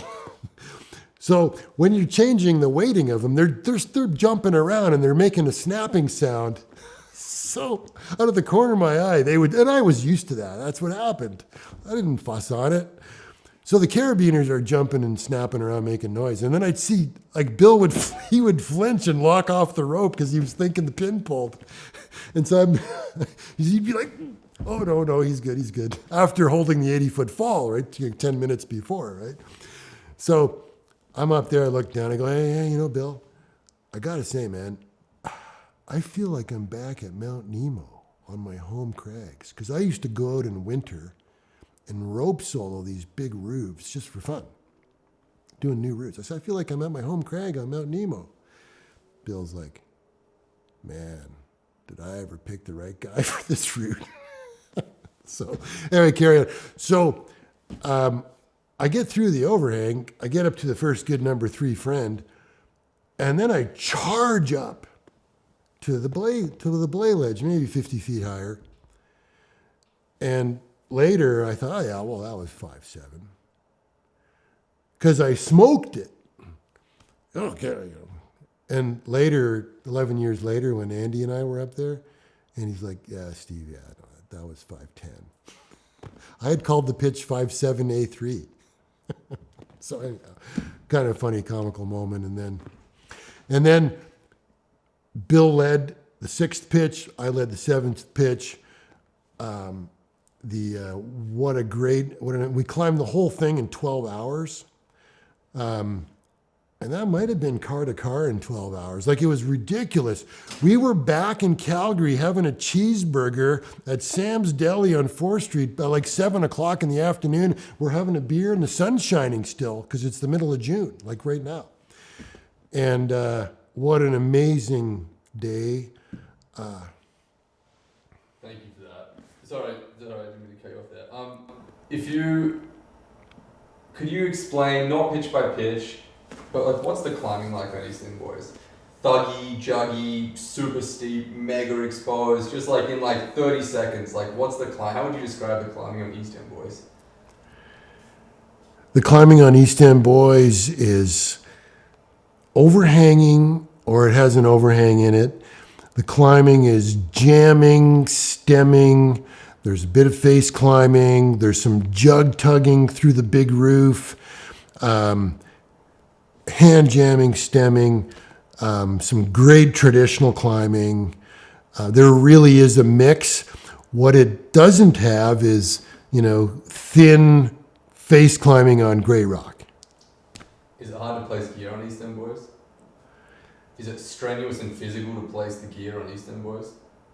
Yes, it is. It is, because Can it's you say so. that for me? Yeah, I mean, East End Boys is burly. It's strenuous. I mean, you're going to be hanging there by jams or finger locks trying to get gear in. So strenuous to get the gear in. You got to be fit, and you got to have, some ambition to move upward. And if you're not comfortable on overhanging ground, it's going to be very, very intimidating. Is it wildly exposed? Yes. Yeah. You say Super. East End Boys is wildly exposed. Yeah, East End Boys is wildly exposed. When you're pulling through the lip of the great roof, you are 50 feet out from the base of the wall. And you're only about 350 feet up at that point. Is this the steepest route on YAM? It's the steepest route I've ever done on YAM. Would you say it's your crowning achievement that day on YAM? Because you were firing and you led so many of the hard pitches. There's two crowning achievements for me on YAM. One was East End Boys, because I had practically a religious experience on the route, and I led 6 out of the 7 pitches. Well, and took an 80-foot fall, recovered and continued, and we were either 12 hours, whether that was bottom to top or car to car, I don't remember, but it was fast. And I was on my game. The other religious experience I had was when I rope soloed Highlander, on site, ground up in a day, which from a psychophysical, emotional, spiritual standpoint is even, I don't know if it adds a 0 on the East End Boys, but the style of that ascent and the absence of bolts on the whole thing turn it into almost a mystical martial arts like samurai warrior event that it's hard for me to fathom that I pulled it off today. And in fact, when I stepped on top of the mountain at 11:30 at night in fading light in June of 1986, the words that I said were, "Fuck me, I pulled it off." Rope solo established in a single day, no bolts placed. Brian Greenwood describing it as one of the most significant achievements on the south face of YAM. Tell me about putting up Highlander. Yeah, Highlander was a religious experience for me.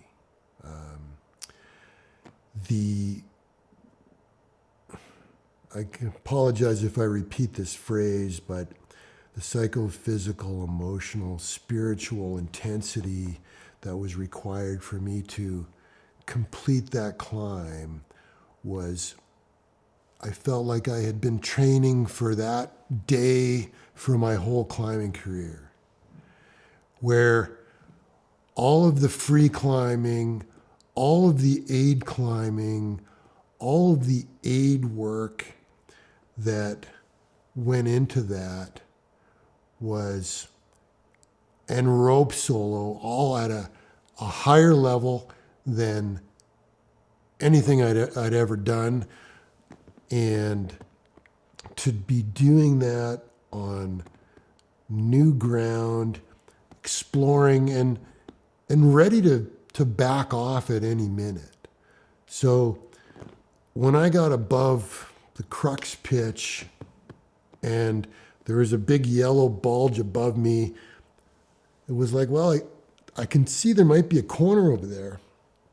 I'm going to traverse over there and poke my head in the bottom of it. And literally I said to myself, if it looks evil, I'm going to climb back and wrap off. And I poked my head around the corner and went, that'll go. So I kept going. So that diagonal traverse, I had to wrap it and jug it. And so I, fixed the anchor and I did a combination climb, wrap, in those days I was using a figure 8. So I'm kind of going sideways and I'm climbing back and then get to the anchor, grab the pack, grab the spare rope, and now I got to jug it. And it's quite complicated. It's big wall tactics. It's seconding pendulums, rope solo on a new route on YAM. And in that moment, I remember thinking, wow, it's a good thing that it's me up here doing this, because some other folks, may not know how to do this, safely. And a bit of a segue, what did I mean by that? I'd been chastised later in book reviews, people saying, what an arrogant SOB, oh, I'm glad it's me up here, I'm better than everybody else. I'm like, oh man, wow, did you ever take that wrong? Well, what I mean is I'm prone to depression, and right now I'm actually pleased about who I am. That's what I meant. Like, I'm having a good day. I'm having a good day. That's what I meant. You know what I mean? It was nothing to do with, anyway, leave it there, yeah. So you complicated traverse, then you peered around the corner, and then... Yeah, and then kept going. Another rope length up, wrap and jug. It was about 5'9", and I'm padding my way up. Now, one comment about the crux pitch while I'm aiding it. It was like it's very exposed pitch. The rope doesn't touch the rock. Like, it overhangs like 15 feet there, that pitch. And you're jamming, stemming, and I was jamming, stemming, aiding, mixed up the groove. My spine was tingling, but with joy. It's like, I have been training for this for my whole climbing career. I'm like Leighton Core. I'm Joe Brown. I'm doing it. I'm doing it. It's real. It's new ground. And I'm loving it. It was beautiful, beautiful. So back to the upper corner. It's 5'9", it's run out. There's not a lot of gear, but it's, you know, as Jeff Marshall used to say, tic-tac-toe, you know. And I'm padding my way up, tapping wires in, and visualizing myself like the famous tennis player of the day, Bjorn Borg. They called him the Iceman. So I'm visualizing, I'm run out, but I'm visualizing myself as the Iceman. I'm just climbing. Get to the anchor, next anchor, I'm down, I'm back up. And now I can see the top now. And I'm 200 feet from the top. Okay, let's go. So I'm thinking, okay, I'm gonna have to take the second rope with me because I'm running out of daylight and I'm gonna run out of time. So I don't want to have to, do another wrap jug thing. So I keep climbing. I run out of rope. I just tie the other rope on and keep going. And I get to. I see the top of CMC wall. I was there a week ago. Off to the left, 50 feet from the top, I see a 5.5 exit. But for some, in those days, oh no, we got to keep it pure. And no, I'm going to go straight. In hindsight, I shouldn't have done that. I should have just went left and finished on CMC wall, but I didn't. And it's steep and it's bad pro. And I ended up climbing the last, 20 feet with crap gear, and the sun is going down, and I'm 10 feet from the top, and there's an overhang between me and the top. And I remember a couple of weeks before, Brian Gross had said, "Well, Steve, you always climb your best when you have to." Okay, here goes. Reach up.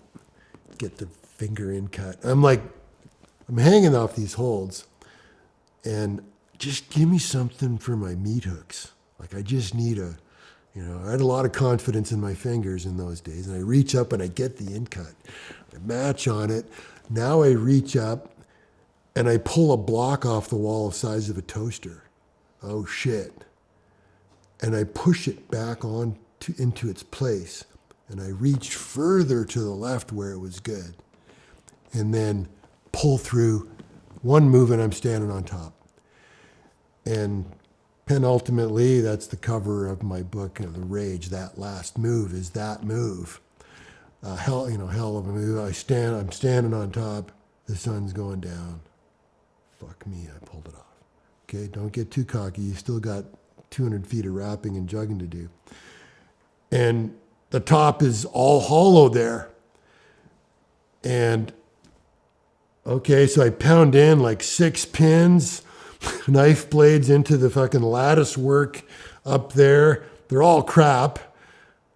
Stitch them all together like Spider-Man. And then I got a bit of rope left, so I go down and lasso a pile of rocks with the remaining 11 mil and go, okay, well, that might hold a monkey's fart, which is better than nothing. And then I wrap down, jug, and get to the top. Now it's black, pitch black at the top. But so I didn't have a headlamp. Picked my way down from the top of EM just by feel. I knew the trail now. Back to the parking lot, drive back to Calgary, and I'm trashed. I got my fingers hurt. Everything hurts, and I fill the bathtub full of hot water, and I climb in the bathtub. Everything stinks like hell. And then I just have an emotional breakdown. Oh my God. Holy fuck. Wow. What a day. Holy shit. So I'm reliving it. What a powerful. I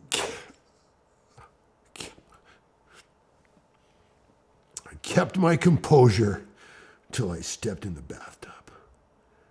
Wow. Wow. Thank you.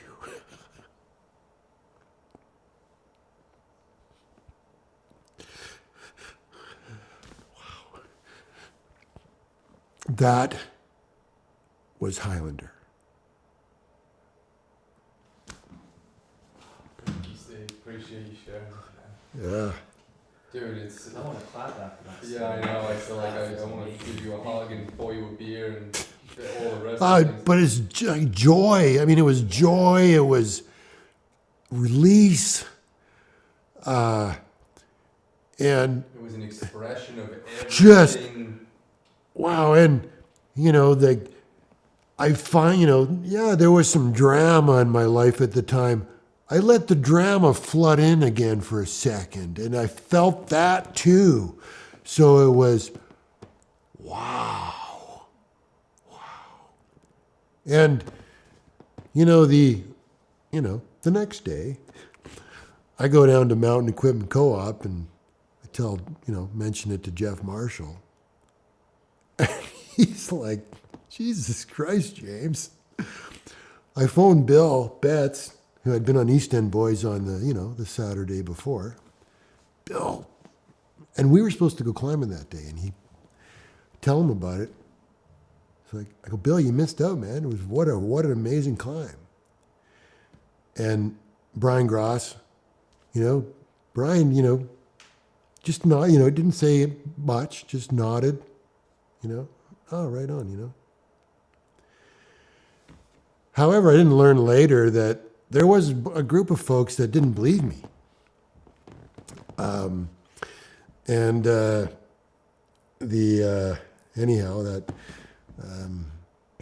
Later, a month later, I went back with Sean Doherty and I freed the crux. And I think that put all the doubts to bed, because there's no way you could walk up to something that had never been done and fucking climb the thing. And, we probably climbed it in 8 hours or something, right? Like there, and two other, John Martin, I had only met him once before. I saw him later, and he had heard about Highlander, and he was, all he said was, "You must have a mind of steel." And I took that as a great compliment. Oh, thanks, John. I'm not sure I do, but thank you for that. Anyway. You certainly do. AstroYam was an important development on YAMNUSKA, partly because at the time, or prior to the arrival of the Wild Boys, the Brian Gross, Dave Cheeseman, Chuck Quinn, that whole wall between Deir Tesma and Balrog was considered, unclimbable. There was no line there. It was blank gray limestone. So the story is that Brian Gross got off route one day on Deir Tesma and started and headed up there and said, "Boy, I think there's a line here." Went back to the bar and said, I think it'll go." "Ah, no way, that's suicide wall. That'll never go." So Brian was the visionary. He recruited, the best limestone climbers that in the local area at the time. That included Jeff Marshall and Jeff Powder and Brian Wallace. And they all had time up there on the early attempts. Later, Jeff went up there to push the route with Dave Cheeseman as well. Didn't finish it, got stormed off. So the importance of the route was that it opened up the gray limestone, and it solidified call it the new tactic of heading out into the sea of gray limestone with a pretty meager regular rack, a set of sky hooks, and a hand drill, with the expectation that you were going to be heading off into no man's land. Drop a sky hook down to drill the necessary protection bolts, otherwise you were going to be soloing. So for AstroYam to be finished really was a bellwether to what was going to come on the remainder of the crag, ground up. And Brian Gross's comment was, if we were willing to take the runouts Yam was a candy store. That was a direct quote from Brian Gross in 1986. Amazing. Thank you so much. Above and beyond. Above and beyond, another important route. So Brian and I got to know each other. My first time climbing with Brian was on Astro Yam. Jeff Marshall had left to go up north for a month in July. So Brian and I teamed up. He said, I got the next line. It's the buttress to the left of Ball Rock. Sure, I'm in. So it was the next line, the next, sort of obvious trophy, if you will, after Astro Yam. And it was more serious and more difficult and probably took an equal number of attempts. Penultimately, on the first pitch, Brian knocked some rocks off and hit me in the leg, and we had to go to the hospital to get stitches that day. He got 2 bolts up on what would be pitch 2. The next day, we went back, me with stitches, and said, Brian, I want to see how my leg's doing. Why don't you let me go up on pitch 2 and, finish it, which I did. He had drilled 2 bolts from hooks, and I finished it with traditional gear up a small crack. Then, unfortunately, on pitch 2, Brian went up, put a hook down, the edge broke. He took a factor 2 onto the station and broke his ankle. We wrapped off. He went down the scree on his butt, and then I carried him back to the car on my back. And then we went to the hospital the next day. And we were sort of joking, I guess Wild Boys Go to Hospital might be a good name, eh, Brian? First me, and then you. So then Brian was out of action. Jeff's back. And so Jeff and I went up. I repeated, pitch 2. Jeff went up to where Brian had fallen, and the driver was still stuck in the rock. So he just put a wired stopper over the driver and drilled another bolt over here. And then that was the 6-hour lead on pitch 3. And so we came down that day, returned again. I put in pitch 4. Jeff put in pitch 5. I got onto pitch 6. And somewhat memorably on pitch 6 was kind of out in no man's land, running out of daylight. And a bit of a comical moment because Jeff and I are still getting to know each other, really. It's our second route together? Like literally, right? Crazy. I'm up there on pitch 6 and I'm, kind of run out, and he's like, and it's getting dark, and it's like, okay, well, what are we going to do? And he goes, James, how's it going? And I yell down, well, it's a zone 3 situation. Dead quiet. You can sort of hear the crickets in Saskatchewan for a second. And then Jeff goes, what's a zone 3 situation? And I'm up there, like I'm run out, and I'm like, well, if I blow out of here, it's going to be good value. And he's like, okay. So he just shuts up then. Anyway, it wasn't going to go. Didn't have enough time. It was, so we retreated in the dark.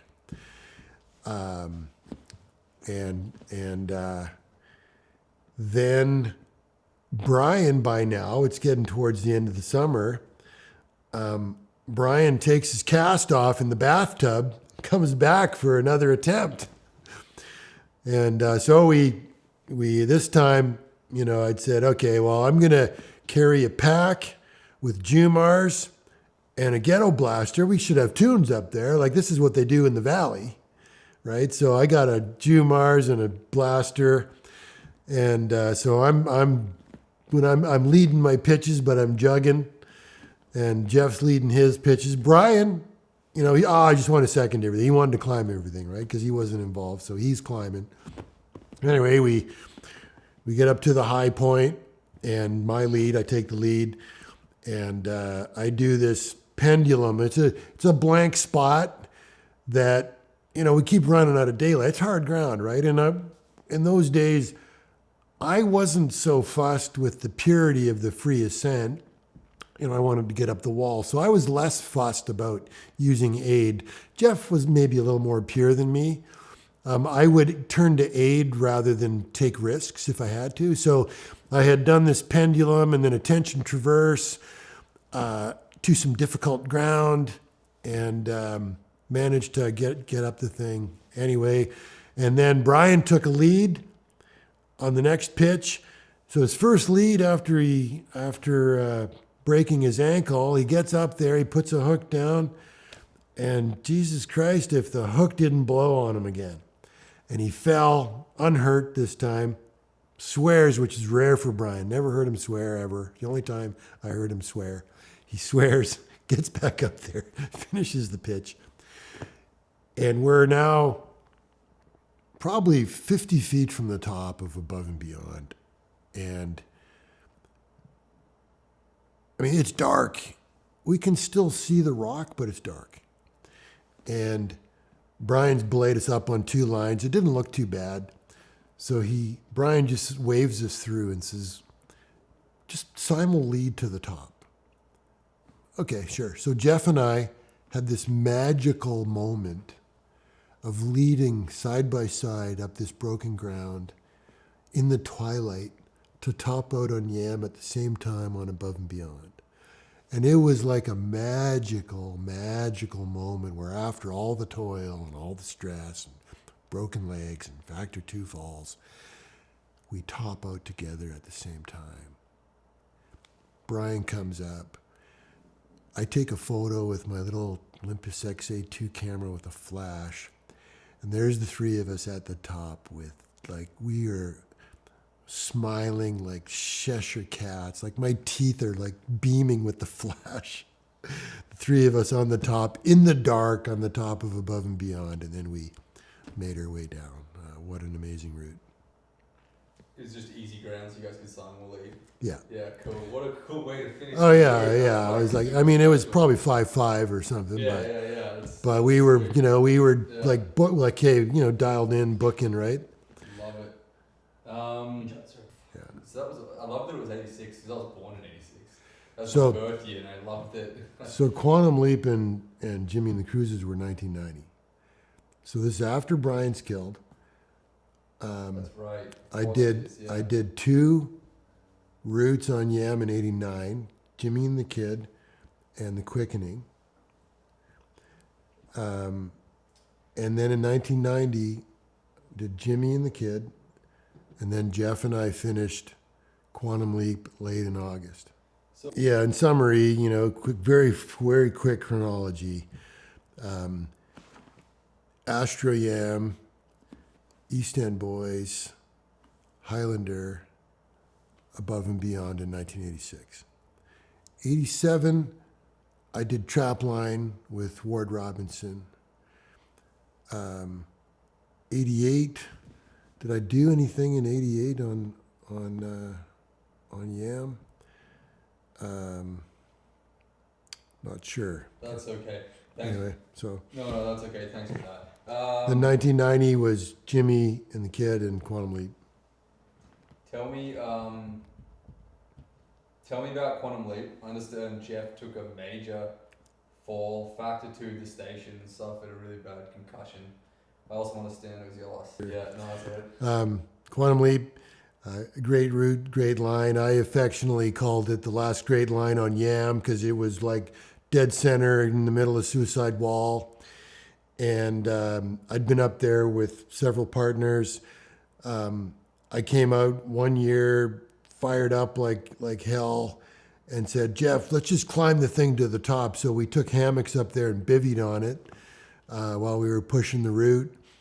I said, let's just get up there and climb the thing right to the top. And I don't care how long it takes. Anyway, we bivvied, and then it was bad weather on the next day, so we came down. Went back, and so I'd pitch 3, I believe. Jeff was up off the station, and long way up. 25 feet maybe. Maybe it was 30. 2-bolt belay, and so the hold busted off and he fell. So it wasn't quite a factor 2. It was like a factor 1.9 because I had the bolt clipped. We had the bolt clipped with a draw. So it went from me to the bolt and then down, which makes a huge difference, like with the dynamics. Nevertheless, Jeff fell upside down, hit his head, cracked his helmet, and was delirious. He did manage to climb back up to the belay and, clipped him in, and he was delirious. And I remember, telling him later, well, Jeff, he arrived at the belay after the factor 2, and, you said, gee, I must have hit my head on that little fall I took. Like, okay. I'm like, Jeff, we're going down. So we retreated. And then came back. And then penultimately, Jeff finished that pitch, surpassed where the hold broke off, dropped a hook. Like I forget, it must have been 30 or 35 feet out that he dropped the hook down, got it in, clipped to the bolt now, took a photo of me, which was later published in the Canadian Alpine Journal, and a few folks accused him of faking the shot because it looked like a G.I. Joe on a blank wall or something. Like, anyways. And then we continued from there to the top of the wall. Some hard climbing. I used some aid through an overlap at one point. Jeff. What's the nature of the climbing like on Quantum Leap? Are we talking like big, bold run-outs on like hard technical face climbing? Yeah, so there's technical face. On the second pitch, it was bolts from hooks, and I'd worked it, and I remember being on that pitch and backing off it with various partners. I'd been up there with a few folks. I remember coming back, and I had done Yellow Edge. I came back to Jeff and said, Jeff, I think that second pitch on Quantum Leap is like the hardest moves on YAM right now. Because I can't do them. And I'd done everything else, right? Like there was nothing else harder in 1987. And anyway, finally when we went back, again, stalling out, I'm like, okay, well, I kind of did a stretch and managed to get a skyhook down, reaching. And okay, so then I did an aid move on the hook, and then it seemed too close to the other bolt, so I didn't want to drill.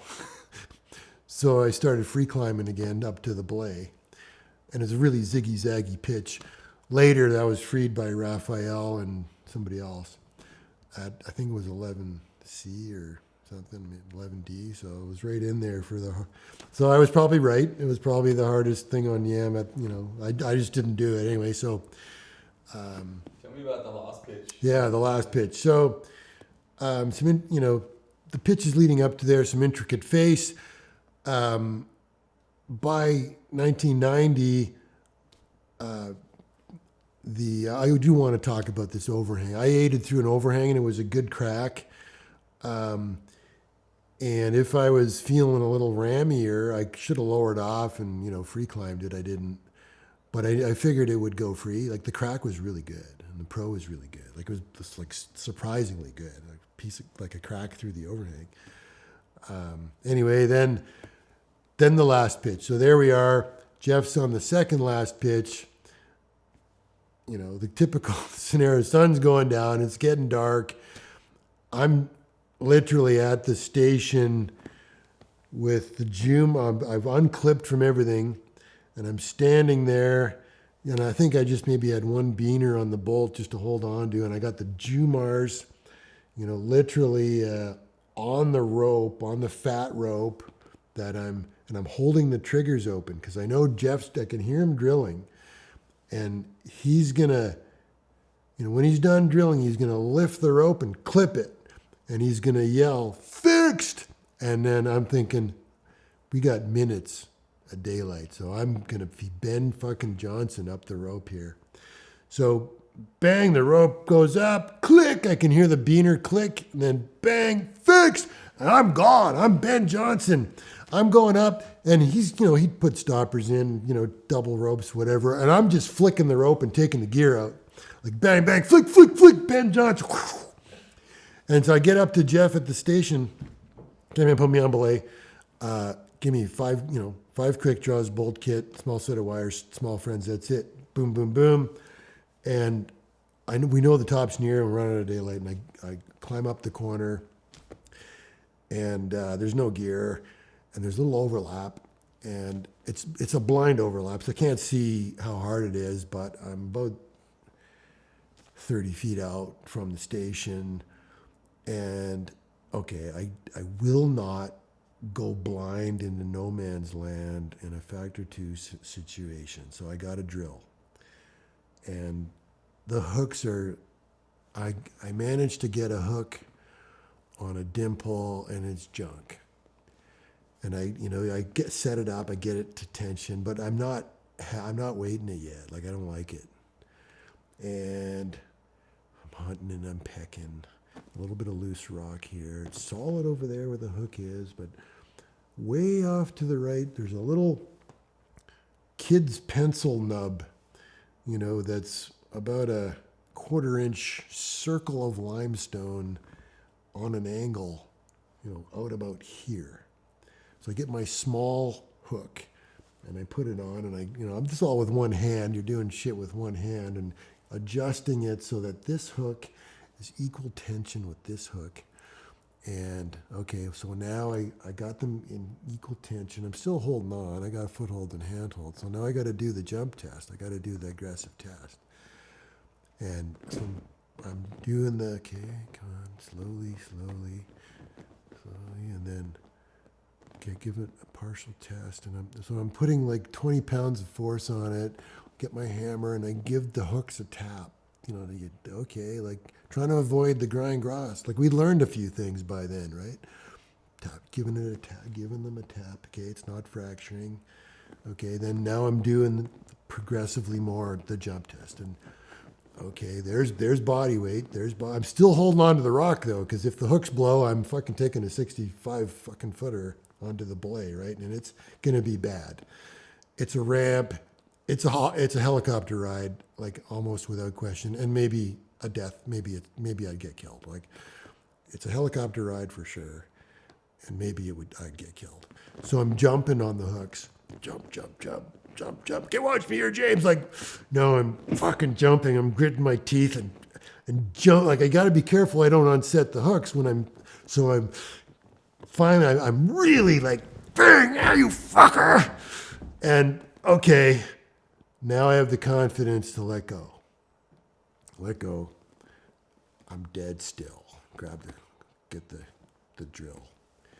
And I can't drill here because there's a hollow flake right here. So I have to lean over and I drill like this with the hand drill. Drill. And of course, yeah, okay.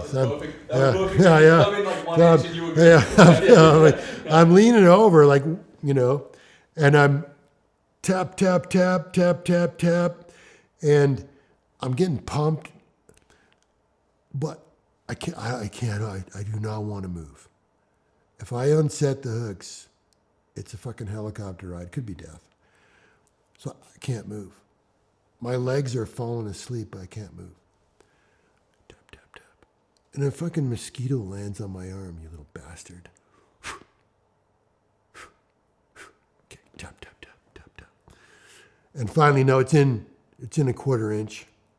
It's in 3/4, 3/8. There's a 1/2 inch. I get a sling. I put it around the driver, clip into it. I'm like, okay, just in case. I'm like, okay, I got gear. Fuck. Okay, finish the thing. Okay, get the red head. Careful, get the red head. And then hammer it in. Okay, put the fucking hanger on. Clip. Fucking grab on. Clip the rope and Jesus fucking Christ, right? I just move and the hooks come off and they're like I unclip them onto my bandolier. Okay, Jeff, I'm gone. I'm going.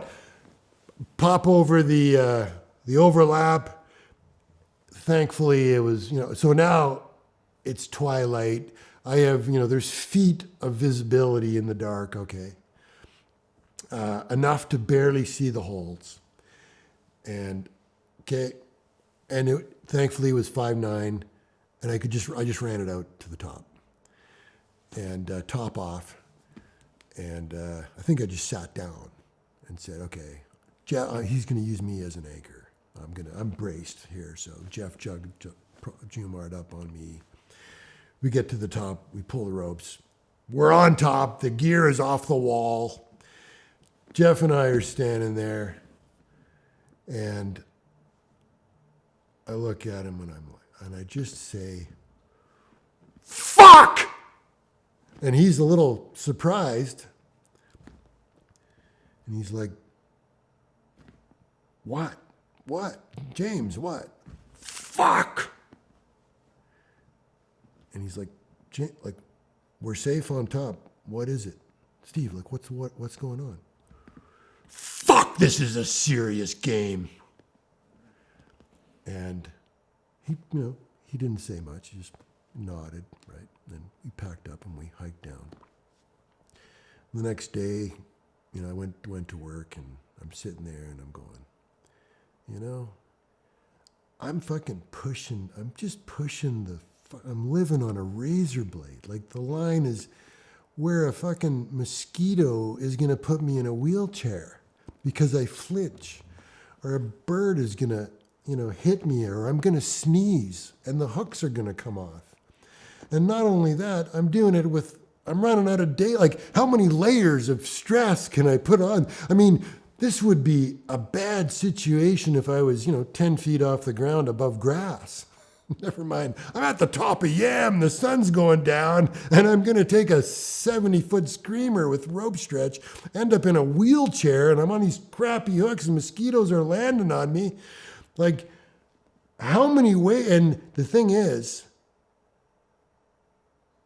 it occurs to me, it's like, yeah, well, if you can deal with it, you will. If you think you can, you will. And I'm going, how much farther can I shave that piece of wood holding me onto the mountain before I fuck up one day and get killed? Like, it's going to happen. Like, you can't shave it that close every time and get away with it. I'm going to make a mistake sometime. And that was it. I was like, you know what? I got to stop. So. What year was that? That was 1990. And I did come out of retirement, for a brief period in 99 and 98, 99, maybe 2000 to free East End boys. But I was a different climber. I was a different person when I did that. So that was the end of living on the ragged edge of my psychophysical, emotional, spiritual capacity. Man, thank you for that story. Just gonna check that. Yep. Fucking intense, man. So, my man, I'm gonna think about that. I hope it doesn't fuck my psyche up for Yam. I mean, it'll inspire me, which your climbing does a lot when I'm up there. But fuck, man, it's like, that is just so fucking intense. It just blows my mind. Like, I can feel like I'm hanging on those hooks right now, man. And I can't imagine. I can't So- imagine. How do you think the climbing history of YAMNUSKA has influenced the progression of Canadian alpinism? YAM has historically been, a bellwether for Canadian climbing, where standards have typically and historically been pushed on YAM first before they were pushed on the inner ranges on the bigger limestone faces. And that's been a bit of a history going back to the 1950s for the over 70 years. And, a funny anecdote of Bill Betts, one of the things he used to say is, YAM sits like a finger at the gateway to the Canadian Rockies, and it's saying, if you can't climb me, forget about the rest.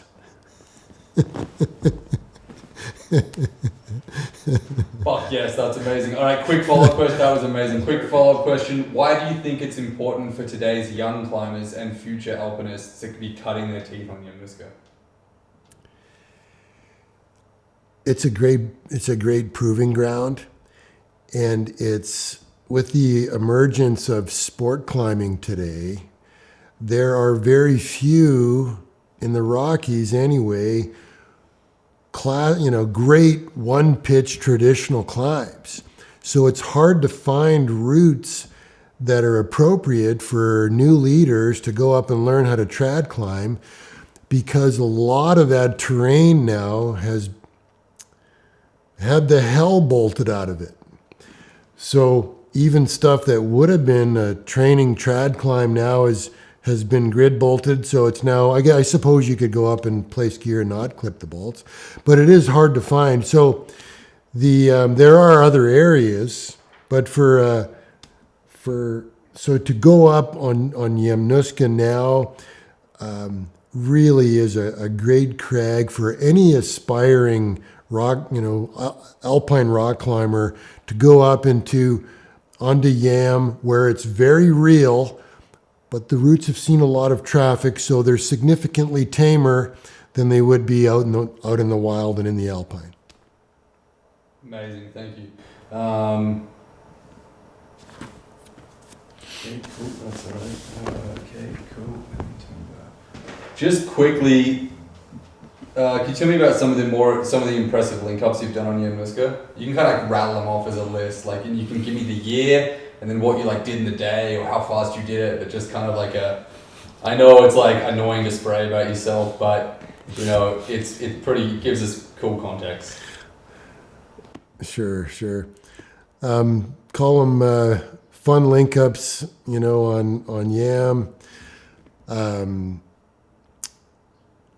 The link ups, or however you want to call them, speed records or whatever. One of the few climbs that I would do solo on YAM was Grillmeyer's, and I would have a little, I'd time myself to see how I could do. And so one day I went up there just in my rock shoes alone.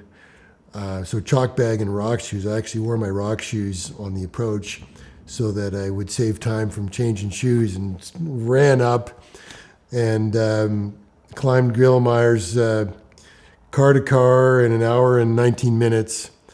Now that was from the old parking lot. Okay, so it's tough to replicate now. And in fact, in those days, okay, so you got to have the beta here. They had a gate, but my Toyota Tercel fit under the gate, so I could drive up to the top of the quarry. So when I say car to car, I kind of cheated a little bit. It was car to car, but it was from that upper spot above the quarry.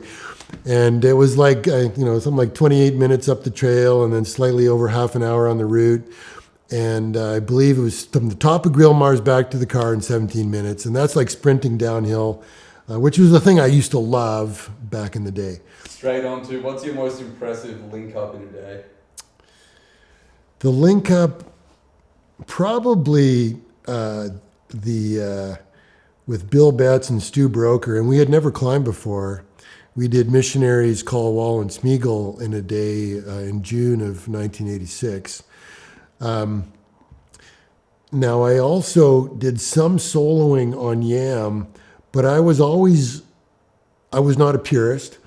I used what I called back then the Mesner approach, where I would take a 50 meter 9 mil rope with me. And if it was either difficult or suspect, I would thread a piton along the way somewhere, tie both ends to me, climb above it, and then just pull one end and do a reverse rappel. So I did that. One afternoon, I did call wall and and forbidden corner that way. And people always think call wall is more difficult, but it's actually not. It's forbidden corner is significantly more sustained. I used my Mesner technique on the back rope more on forbidden than I did on call wall. Another time I showed up in the YAM parking lot and the sun was already down. It was late. I think it was October. The sun was down. And I thought, I'm going to go do Deer Tesma. So I took a rope, sprinted up the trail, ran across the base. And I used two points of protection on Deer Tesma, once on the first pitch and once on the last pitch. And all the rest of it, I was just trailing that rope all the way. Pretty, and I was down back at the car before daylight. I didn't time myself on that one, but I was moving pretty quick. Another time. Oh, sorry, I'll stop you there really quickly. Oh, well, unless you want to. Yeah, go for it. Another time, working downtown till 5 in the summertime, jumped on my road bike, cycled out to YAM, soloed Grillmars, and then rode my bicycle back. So it was like a 160-kilometer bike ride with a solo of YAM. Tell me about the quadrathon. What is the quadrathon? The quadrathon is a solo of Professor's Falls in Banff. Jump in the truck, drive to YAM parking lot, solo easy street, rollerblade along the 1A back to Calgary, jump on my road bike and ride back to YAM parking lot. That was a quadrathon. And that was like a 7 a.m. start. I finished at something like 2 or 3 in the morning, only to arrive at YAM parking lot and find my truck broken into and all of my ice and climbing gear stolen.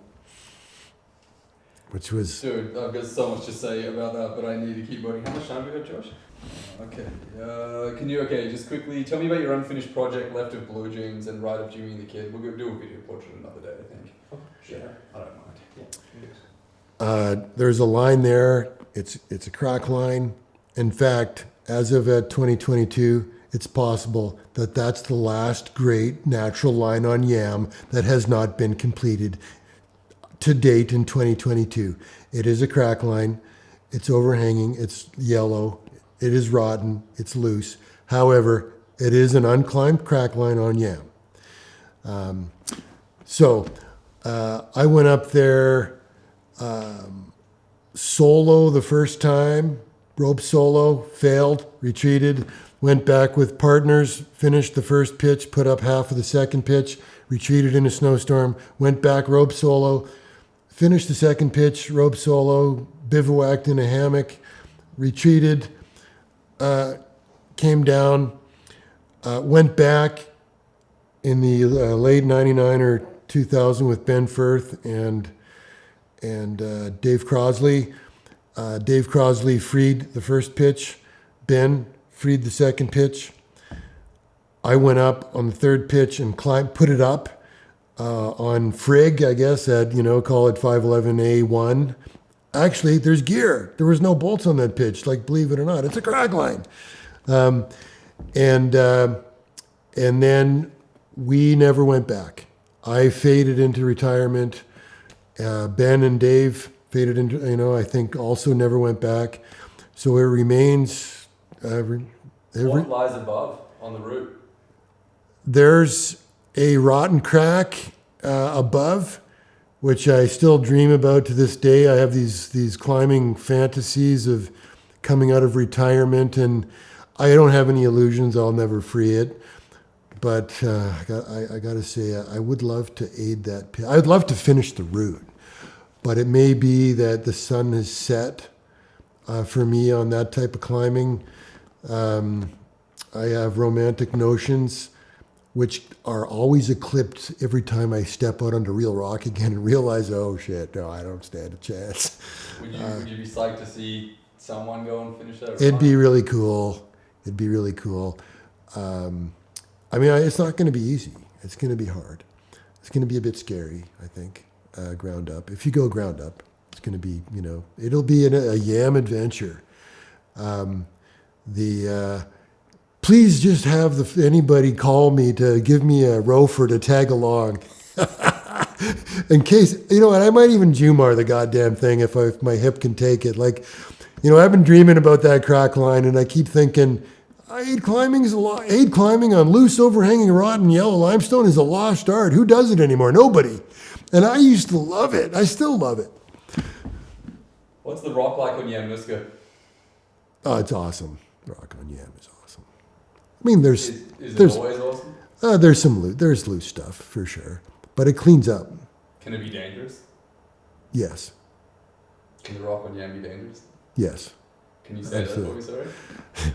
The rock on Yam can be dangerous, and climbing on loose stone is a skill. It's a developed skill, and you know, you need to have an appetite for it as well. Oh shit! All right. So- Tell me about the iron butterfly. The one last thing about Yeah. loose rock on Yes. Yam. I mean, How many minutes? Sorry. Oh, sorry. some of my partners used to, you know, well, Steve likes loose rock. No, I don't like it. However, it did light me up. I got to say, loose rock lit my brain up.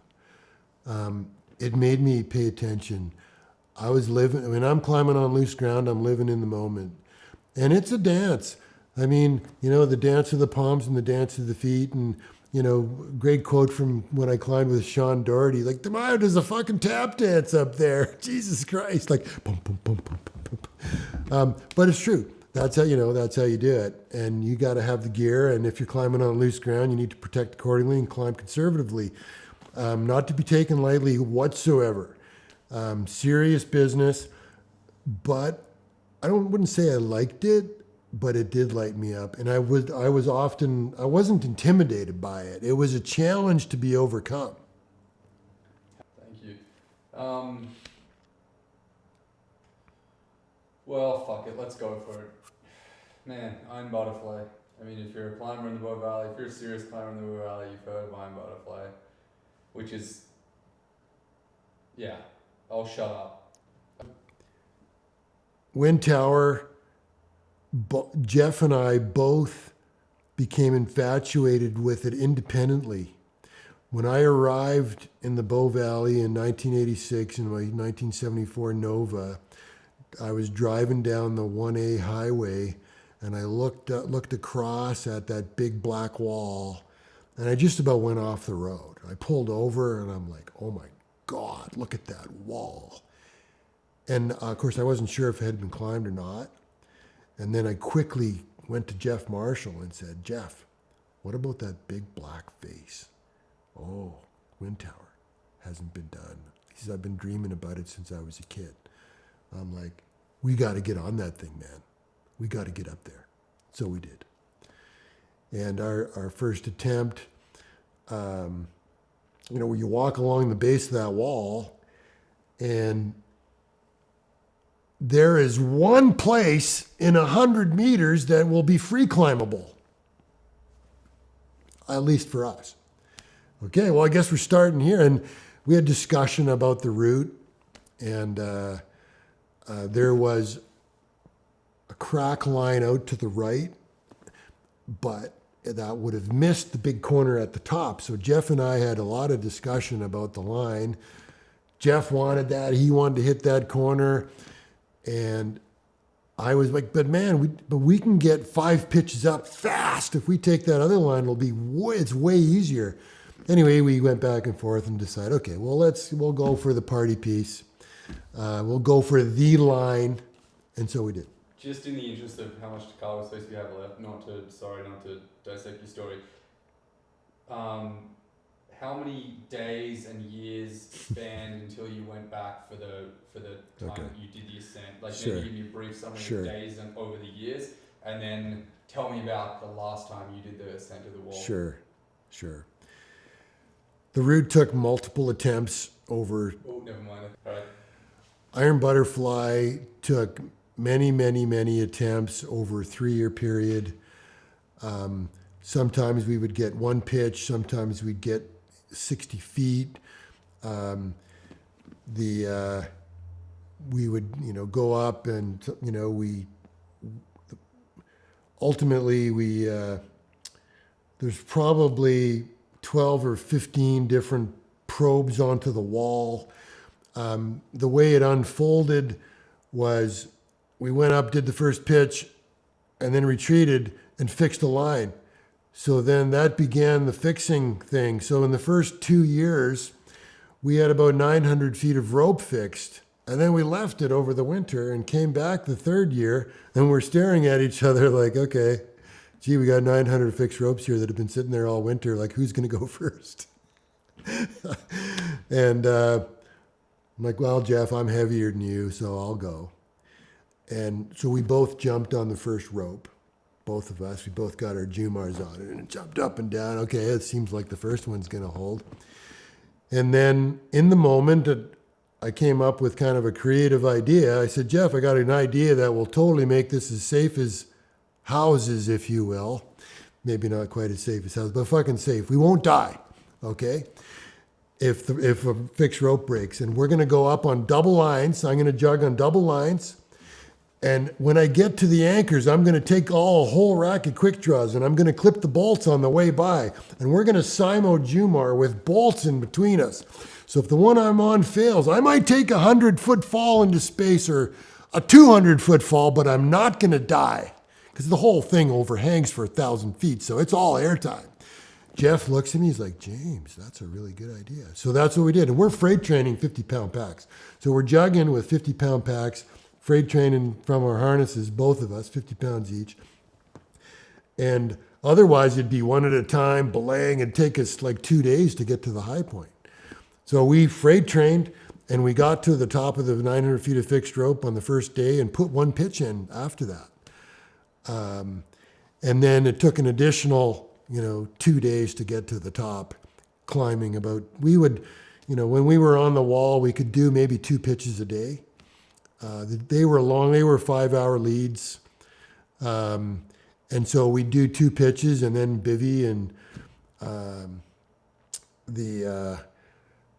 so the second day we did the 2 and the third day we were close to the top, but sun was going down. It's 1988 and I'm like, Jeff, it doesn't look hard.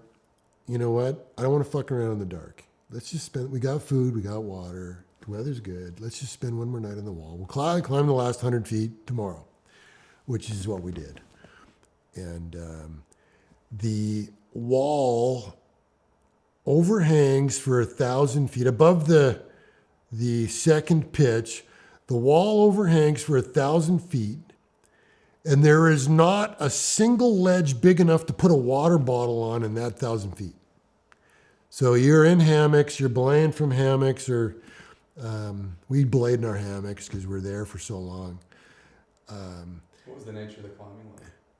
It's hard. It's hard free climbing. It's hard aid climbing. There's long runouts. There's hard aid. One section up high on the route. Basically, the wall chosses out into cornflakes, and there's nothing. There's no gear. And I'm fucking around, and that's where I took the fall on the hook. I'm trying to hook, and I'm doing a rising traverse. So I clip the rope into the hook, and so I'm continuing. So the rope is holding the hook on, right? Because it's, in the rope sliding through, but the vectors are holding the hook. I'm like, okay, well, I'm just going to leave that there. And the hook I'm on blows, and I take a big fall into space, but the hook holds. and I'm in space, like it's overhanging, right? So I'm 6 feet out from the wall, hanging in space from the sky hook, and I go, holy crap! Jeff's like, what? I go, I fell onto a hook, man. He's like, what? Holy shit! And so I swing over to grab the other. I can grab the other line, and I go, okay, man, elevator going up, and I start hauling myself up. Jeff's like, what? Hey, what are you doing, man? Like, you can't haul yourself up on the hook. I'm like, well, it held the fall, man. Like, it's totally gonna hold my body weight. So I just fucking Batmaned up on the hook. And I'm like, okay, yeah, I got to do something else here because the edges were snapping off. So I get out the drill and I drill a bat hole, Warding Harden style. Put the hook, the beak on it, and the edge breaks. The rock's not good enough to hold the hooks. Okay, well, this is new. Okay, like I can't even fucking Warren Harding it here. I'm like, okay, well, what am I gonna? So I drill another quarter inch, and I drill like a half-inch deep hole on an angle. I don't want to put a bolt here. Like that seems like overkill. So I just get like a little piece of shoelace and I clove hitch the bolt. I don't put the redhead in, but it's on an angle and it's kind of wedging in the crapped out hole. So it's in about half an inch, and it's just kind of camming in the hole. So I had to do that like a rivet, almost like a rivet ladder on these dowels, but a makeshift dowel because we didn't have any. But if I can't get up, I don't want to drill a bolt ladder. That seems anyway. So I get across. Eventually, I start to get some blades and stuff. Put the blade in, and then where Jeff's coming up on the jugs and I'm hauling the bags and we're doing the jugs, and it's a bit of a wrestling match because the bags I used both ropes because it's such a complicated aid pitch. So I'm hauling. There's 100 pounds of bags, in a draw, and Jeff's like he's in space and he's trying to undo get the rope out of the fucking carabiner, and it's all hanging in space, right? And he does a move like this. Whoa, fuck, the fucking dowel comes out of the hole and the whole traverse rips.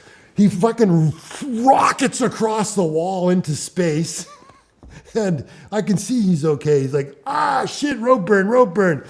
And I can't help it. I'm laughing. I'm like, oh my God, James, that was so fun. Are you okay? He's like, oh yeah, I'm good. But I got a fucking rope. I go, oh man, that was so bad. You should have seen the look on your face, man. Like, I've never seen a look of terror on your face ever. And you had a look of terror on your face, man. Like, I gotta say, you were scared for 1 second. Okay, you were scared for 1 second. Anyway, so now it was easy to Jumar because all the gear ripped out. So we just Jumar'd up. And so that was one of the A4 traverses. And then I think Jeff did a pitch, and then we bivvied, and near the last couple of pitches were easier, in the 5'10" range and moderate 8, and then the last pitch was 5'9". But the testimony of Jeff, so we bivouac, we're 50 feet from the top. There's the 5'9" kind of corner over to the left. We wake up in the morning and Jeff's like, you know what? I want to put up the fucking photo finish here. I'm going to go straight up the blank wall, right? And I'm like, really, Jeff? Like, are you sure? He's like, oh, no, I want to do it. Anyway, it was too hard. It was too blank. So, but the fact that here we are, we're 50 feet from the top. There's almost a walk-off over there. Jeff has got the jam and the motive, motivating the motive and the action to, no, I want to do a direct finish right here on this blank wall and drill off of hooks and stuff, right? I'm like, okay, man, okay. Anyway, it was too hard. It was beyond our caliber. So he went left, and I was quite happy, but I didn't mind. I was like, okay, good. Fuck, Jesus Christ. And then we topped off, and, historical anecdote. So this is 1988 now, okay? Jeff and I have been climbing together for 3 years. And after a drinking session in December of 1986. So after kind of the glory of 1986, we're out drinking. We shut a party down, and we're out in the parking lot. You know, I'm going to drive home. Jeff, you know, he puts his arm around me. He goes, well, you know, James, you know, I mean, I know you came out here in 86, you know, you came out here this year, and, you know, he says, but, you can be a little pushy sometimes. And I'm kind of like, it kind of hurts my feelings, right? I mean, you know, I'm like, really? Like, oh, okay. You know, yeah, I mean, you just don't take no for an answer. Like, you know, you're a little pushy, right?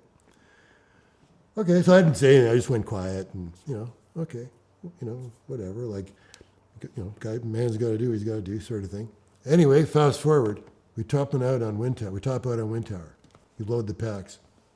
We're hiking down the backside of Wind Tower after climbing Iron Butterfly. And we're kind of quiet in our thoughts. 15, 20 minutes goes by. We're not talking, right? We're just in our heads. Jeff pipes up. He says, hey, James. Yeah, what? You know, do you remember, like, you know, a couple of years ago, I said, you know, I thought maybe sometimes you were a little bit too pushy? I said, oh, yeah. Yeah, I remember. I'd fucking remembered it, right? Well, that's one of the things I like the most about you. Like, oh, thanks, Jeff. We continued down our way, right? Topped out, yeah, you needed a pushy motherfucker to get up Wind Tower. Thank God he was a pushy fucker. That's one of the things I like the most about you.